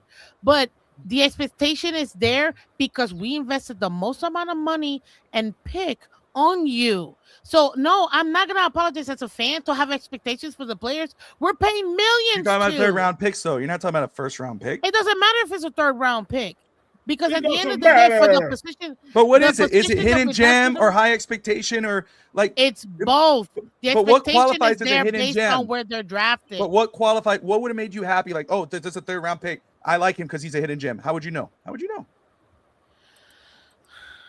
If you would have said running back, or you wanted it's very, very subjective. I give you that. It is very subjective. You know, we could only go by projections and what they've done in college, maybe even in high school if you want to go all the way back. But at the end of the day, a hidden gem, and we really won't know until they start playing, obviously. But for me, is somebody that is slotted to be a second round pick, but you get him in the 5th, man, that's a hidden gem. That's value right there. You're getting not him. Let me go here. Caleb Douglas was 26 ranked in his position, 191 overall, 49 grade. According to ESPN. I'm looking at ESPN. Oh yeah, Mel Kiper really knows what he's doing. Well, no. But I understand that. But that's what I mean. This is not. You're not like the Dolphins draft board. But look at Chris Bell, who 16th position in his position, 77, and we drafted him what? We ended up drafting him. I hate they don't tell us the actual draft. Wait, where was Chris Bell? He would have been the top 20 pick. No. What I'm saying is he was a great pick because he was rated way higher than what we got him. So I wasn't mad at the Chris Bell pick. It's just wide receiver, tight end, wide receiver. I don't know. You're not going to replace Tyreek and Waddle in one draft, and we know this. But I just felt like that 3rd round, the expectations are going to be there because you could have doubled up on the O-line there. You could have gotten an edge. Yeah, we got an edge in Texas in the 4th round with our first pick, but there were so many other players that you could have picked in that where, in my opinion, were bigger positional needs than what we ended up getting. That's where I'm at. And I'll just say, and because I've said this over and over again, and so I'm not breaking any news. I believe in getting talent over need. Yeah, I'm not going to pass on a better talent if over a need. Just because we need that, I'm gonna draft this guy, even though I think this guy's better than him. You know, and again, this is Miami's board, not Mel Kiper's or ESPN's board. I understand what you're saying, but again, I'm not going to go, I want to draft guards and linemen if I don't think they're better than what I'm going to grab on my board. So, you know. I get where you're coming from, Bobby, but tell me how many starters you truly think are going to be in from this draft. Starters, day one starters, including the wide receivers. Who do you think is going to be a day one? We talked about that already. You know, remember we did a whole thing. I know we talked about it last night. I think Proctor's a day one starter. Johnson too. With obviously Caleb Rodriguez. You guys really love Chris Bell, but again, he's injured, so he might not be a day one because again, he's still dealing with that injury. So, but after that, so you got what, 3 starters, 4 starters? Well, maybe? no. I don't. 13 picks. I disagree with 13 picks. You think there's only 4 starters out of those picks? 7. I mean, maybe Proctor, Taffy, Chris Johnson, Jacob Rodriguez, Chris those Bell, are for sure. Kyle Lewis. You can't say day one starter when the man might not be there for week 1. Chris Bell, even though he's Chris Bell is projected to, yes, and I do believe he'll be there, and I think he is a starter. You know, and when he's there, I'll give you Chris Bell. That's 4. But again, who cares if they're day one starters, especially like Chris Bell? When this team there's no expectations for this team. You're not drafted for this year. You're drafted to build a foundation. Oh, wow. What? Just too bad Thirsty's not here. The Red Sox just fired their manager. Oh, okay. Come on, Evan. Wait, who was Mr. Irrelevant? Red Murdoch. His name, what a name we're never going to forget. The guy's name is Red Murdoch, linebacker, Buffalo. Oh, good. What name, eh, Bobby? Red Murdoch. You're Mr. Irrelevant, and your name is Red. And Dalen Bentley went right above him as a tight end. But I will say one thing which I disagree on, Ms. Fins, is that last year the team was supposed to be much better than everyone thought. They still had Tyreek, they still had Waddle, they still had all these players, Jalen Phillips, blah, blah, blah. And in the end, most of the season had Jordan Phillips, had all these mid-round picks, these late-round picks. Zeke Breakers was starting at one point. Jordan Phillips was starting at one point. Dante Trader was starting. Jason Marshall was starting. So in the end, you pick the best players that you feel fit your Jeff Hafley system. True. And that works. Because last year, almost every single player that we drafted last year, including our 7th-round quarterback, started a game last season. Not one player did we pick last year in the 7 rounds did not start a game. Every single one of them started a game. And if you look back on it, our best, if I were to measure, and Bobby, you agreed with me, and thank you, Sammy, for letting me have a write-in. I think Zeke Biggers, the 7th rounder, had a better year as a 7th rounder than Kenneth Grant did as a 1st rounder. I agree 1000%. Biggers was a surprise pick for me, and I was so happy to see his production last year that it gave me hope for him as a rookie, definitely from the 7th round. So yeah. I loved his production last year. Loved his production. Yeah. Look, listen, maybe I'm just trying to be adversarial. I think that's the name. Yeah, adversarial. But it's fun. That's what makes it fun. And it's fun. You know what I mean? And you know, I love you guys. It can't just be all sunshine and rainbows. No. But because I love my team, and I'm gonna always fight for my team, and I always want my team to do the best. And I think that every fan should look at that way. So I feel like this was a 50-50 draft. I think I say B plus because I'm really going heavy on those top 2 rounds. Honestly, those first are moving my grade way up because I agree with you. They're day 1 starters, and I think that don't be surprised if at least one of these guys don't end up being a Pro Bowler. I'm not gonna say all pro, but Pro Bowler. It's fun. I'm almost laughing because I said B minus, and if you reverse the conversations, you would think Miss Fins would be B minus, and I would be B plus. Yeah, I'm the B minus, and she's the B plus. Yeah, we're arguing the opposite. So Bobby, if you don't mind, no, you're just following it. There's this thing called Underdog that posted this guy's name, Hayden Winks. He had the NFL grades. What do you think what did he give the Dolphins? B plus.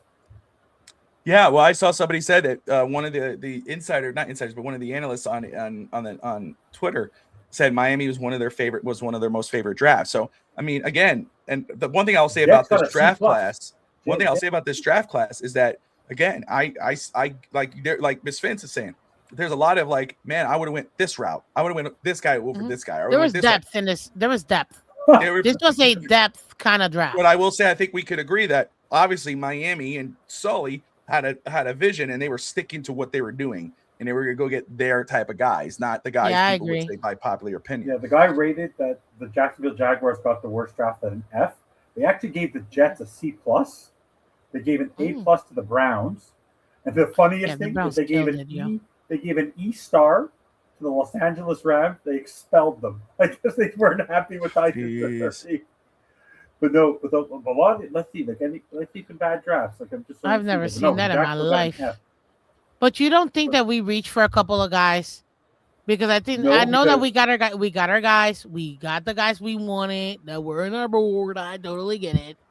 But maybe one of these guys at base was a reach. Not Johnson. I think Johnson was perfectly done. Well, by popular, if you're going off the national media board, yeah, there were reaches here, right? I mean, that's why a lot of us went, and we had to look it up. Miami, I don't know what their board looked. I would love to see Miami's board. Obviously, we're not going to see that. But you know what I'm saying? I mean, I would love to get just so I can say, damn, they actually had this guy over here. I know they were shocked to see LeRon still on the board. LeRon. Bobby, the first UDFA signing for the Dolphins was he had a 30 visit. His name is Renee Conga, Louisville defensive tackle. Got $287,500 guaranteed. So nice. Tackle first UDFA signing for the Dolphins, and he did it and he had a 30 visit. So, there you go. Okay, Justin. Okay, he just sent one to me now. Yeah, Justin. There you go. Out of Louisville. Keep that on. That'd be great.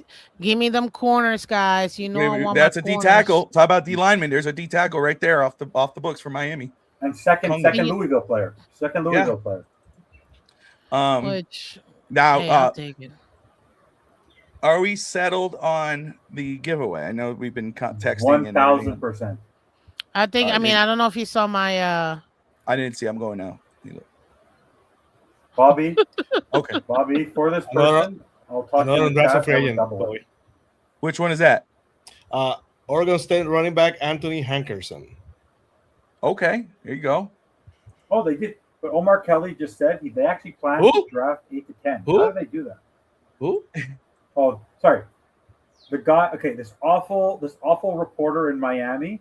I apologize. I shouldn't say his name. Okay, his name is Okay. His name is Okay. Never heard He of said him. they can go up to 10 undrafted, but how can they do that if they only allowed 90? How can't they go? Can't they go Well, I think you do that, and then you could work it out. You got a certain time frame to cut. Okay. I assume. Probably. That's interesting. Trying to see. You know what's nice? To actually see people in the press conferences wearing collared shirts, no stupid golf hats or weird leather jackets, look professional, look serious, look like football players. It's so nice to see. Okay? Yeah, look like a I professional definitely. football team. Oh, here you go. Yeah. 50 Dolphins are signing Wisconsin linebacker Mason Reiger. Shrine Bowl defensive MVP lands in Miami. Oh, wow. There you go. Okay. Miami signed a linebacker. There you go. So 3 I signings so wasn't far. sure, Bobby. I wasn't sure if I was supposed to vote or not, but you see my vote there. You agree, right? Is that what it says? No, yeah, I agree. All right.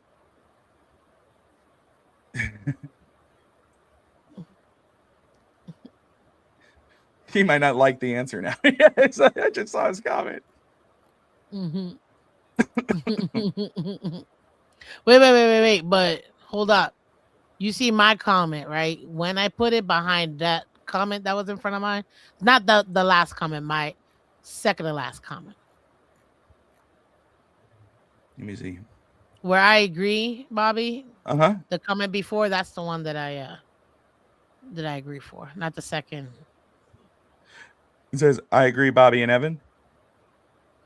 Yes. I just wrote it down again. Yeah, 100%. Oh, yeah.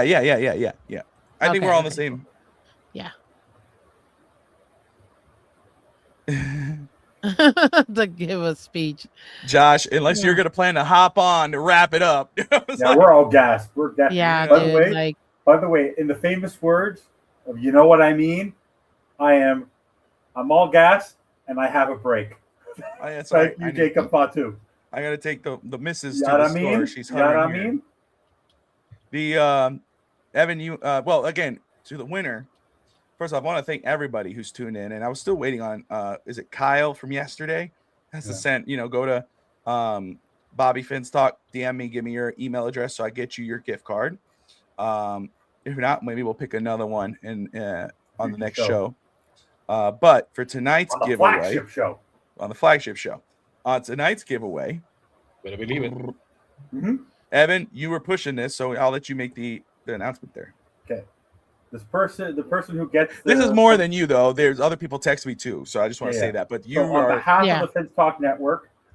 There is one person who has been here, I think, for all 15 hours of draft coverage. So has he not? What are we doing here? What are you doing here? You ruining my moment.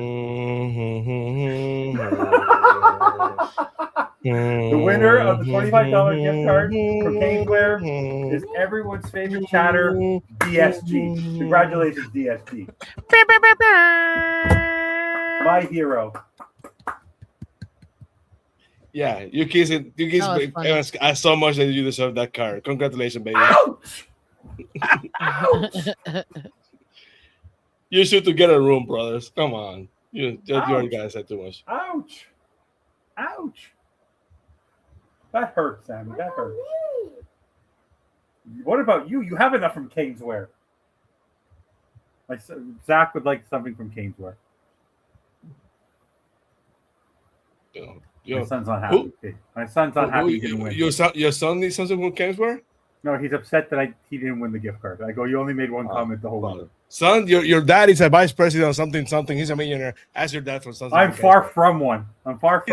He's a millionaire. Yeah, in my next lifetime. Hopefully.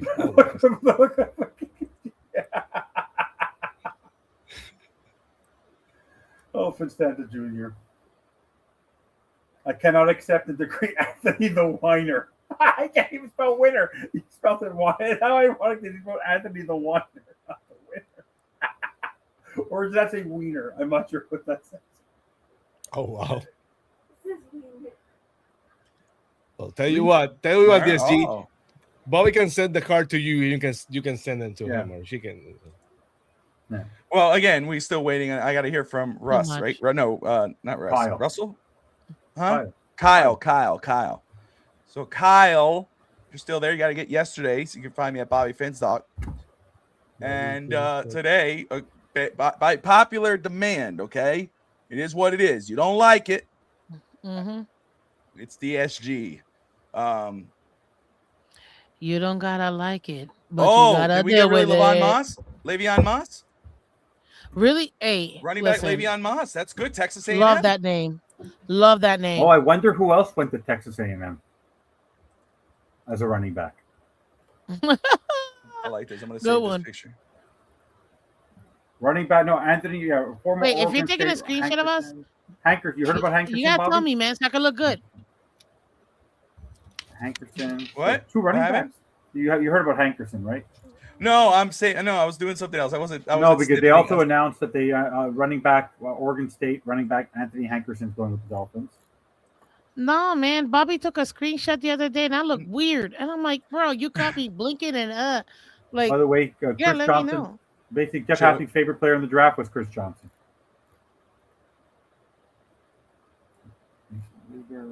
Good to see him. It's not listening because I said that like about 10 minutes ago. I was listening to you. I'm just repeating it. I like to be a parrot and repeat things of people that I admire. That makes a lot of sense. Now I understand. Hey, imitation is a form of flattery. He's flattering you, Sammy. Repeating and imitating is not the same thing. I don't imitate. When have I ever imitated you? See, he's not imitating. He's just repeating like a parrot. Dude, I'm trying to make it look good for you, Ftsn, and you just had to say. We did sign again. If I imitated you, that would be rude. You tried. You tried, baby. You tried. I tried. You did all you can do. I appreciate it. I mean, it's out of I do hands. appreciate it. Yeah, I do appreciate it. Thank you. And I think Anthony Manzano won last year, and he didn't use it. He rejected it. So, by the way, he rejected anybody that wants to reject it. I'll take them. Shoot. You know what's actually nice now, Bobby? I'd like to hear from. I'm looking forward to listening to what Jeff Hafley has to say, right? Because no one's got to hear what Jeff Hafley has to say. It's all been Sullivan. Yeah. It's actually nice that they're actually going to give the opportunity for Hafley to really give his feedback. Now it doesn't matter who they drafted; it's how Hafley uses them, right? Yeah. Absolutely. Real quick, guys, I want to say something. Wait, Bobby, before you say anything, I've known Canes Ware since Canes Ware was right off of John Ponce de Leon Drive back in Miami. Okay, in Coral Gables. When they used to be there first. Call Gabby later, bro. You're live. And we can hear you. So rude. Turn off your mic, Finstanza. I was giving them some love. Canes Ware back in the day used to be in John Ponce de Leon Drive or Road or whatever in Coral Gables in University of Miami. That's how long I've known about that store. When they moved over here to Davie, welcome to Broward, baby. Because they went across the street from my school. So thank you very much. Shout out to Canes Ware, who is sponsoring this show, brought to you by them. Bobby, take over from now. Yes, that was nice. That was very good. Oh man, but anyway, let's go and wrap this all up, man. This has been crazy. 7 hours and a half of live coverage for day 3. What an awesome draft this is. Whether we love or hate the picks, again, it's just an experience. I just love when we think who it's going to be, and it's not that guy, or it hits the guy that we like, and that's always really cool. I love doing this every year, even though my voice is shot. But let's go ahead and wrap this up, and let's go ahead and bring. Let's start with Finn, Sammy, then we'll go Miss Finn's, Evan, and then I'll wrap it. Sammy, final thoughts, my man. Well, we had to wait and see how long it would take for us to know the results of today's draft. Of course, it's gonna take a while. I don't think we might get three starters out of this draft. That doesn't mean then those three players that start this year are going to be great players. Hopefully they are. So we're going to have to wait and see. But again, I'll say it so many times during the weekend. They had conviction. They set out to do something and they did it. Now it's on them to see if it works or not. So hopefully it works. So far, we can't pretend we know what's going to happen in the future. None of us had an idea. We can make projections. We can make great predictions, like Bobby does great predictions, so many others. But, those are projections. We all know that we're projecting what we believe according to what we know. Whereas there's no way of knowing. There's no way no one can be categorical to say what's going to happen next. So hopefully the Dolphins did the right thing. They have a lot of picks. The more picks you have, the more chance you have of winning. It's like the lottery. So I think they did the right thing. They were vast in their picking. Hopefully this is the first part of a successful turnover into the next generation of Dolphins fans. So we'll have to wait and see. So appreciate you, Bobby, for having me. Over 2,000 watching tonight. It was a great success. The presentation was awesome. You had a great cast, and I'm really proud and honored for you asking me to be part of this endeavor. So thank you, Bobby. Thank you, guys. Thank you, brother. And of course, my Canadian bacon brother, he stands. I just want to say right now, we've been talking about this draft, but if the user right now, thank you, user, I appreciate you. Just said Miami Dolphins just signed Baylor tight end Michael Trigg. This is a guy that I thought would go way earlier. Miami just got him as a UDFA, and then they got Le'Veon Moss. Miami right now is cooking in UDFA. Absolutely. Love it. Miss Fins, the floor is yours. Well, I want to start out like I always do, guys. If you haven't done so already, ladies and gentlemen, this is your public service announcement. Hold on, because my family. Hey, shut up! I'm live. Shut up! I'm live. Shut up! I'm live. That's literally what I said. I read lips. I read lips. But your public service announcements. Please do me a favor if you haven't done so already. Go and sign up, subscribe, become a member, donate to the channel. Finstock Sports Network is giving you everything you want: wrestling, basketball, football, curling. I mean, you name it, they got it. I mean, the Piedmont Steaks, the Kentucky like they're gonna give you everything you want in sports. So come support them, because this is a true network giving you everything you want. Amazing graphics, amazing work, and it's a lot. If you've ever done content creating, you would understand how hard it is what we do. This is very tough. So anytime you guys show love, we truly appreciate it. So please show your love to Finstock Sports Network. Hit that like button, subscribe, and let's go ahead and get these guys to 10,000 subs, because they absolutely need it. With that being said, thank you so much, Bobby, for having me, man. I've known you for years. My family. I know your family. Like, we're family, dude. Literally, we're cousins at this point. Thank you, because Miss Fins and Finstock Sports Network have been together since the beginning. And I love being here. I love doing this. I love that you always welcome me every year, like Sammy was saying too.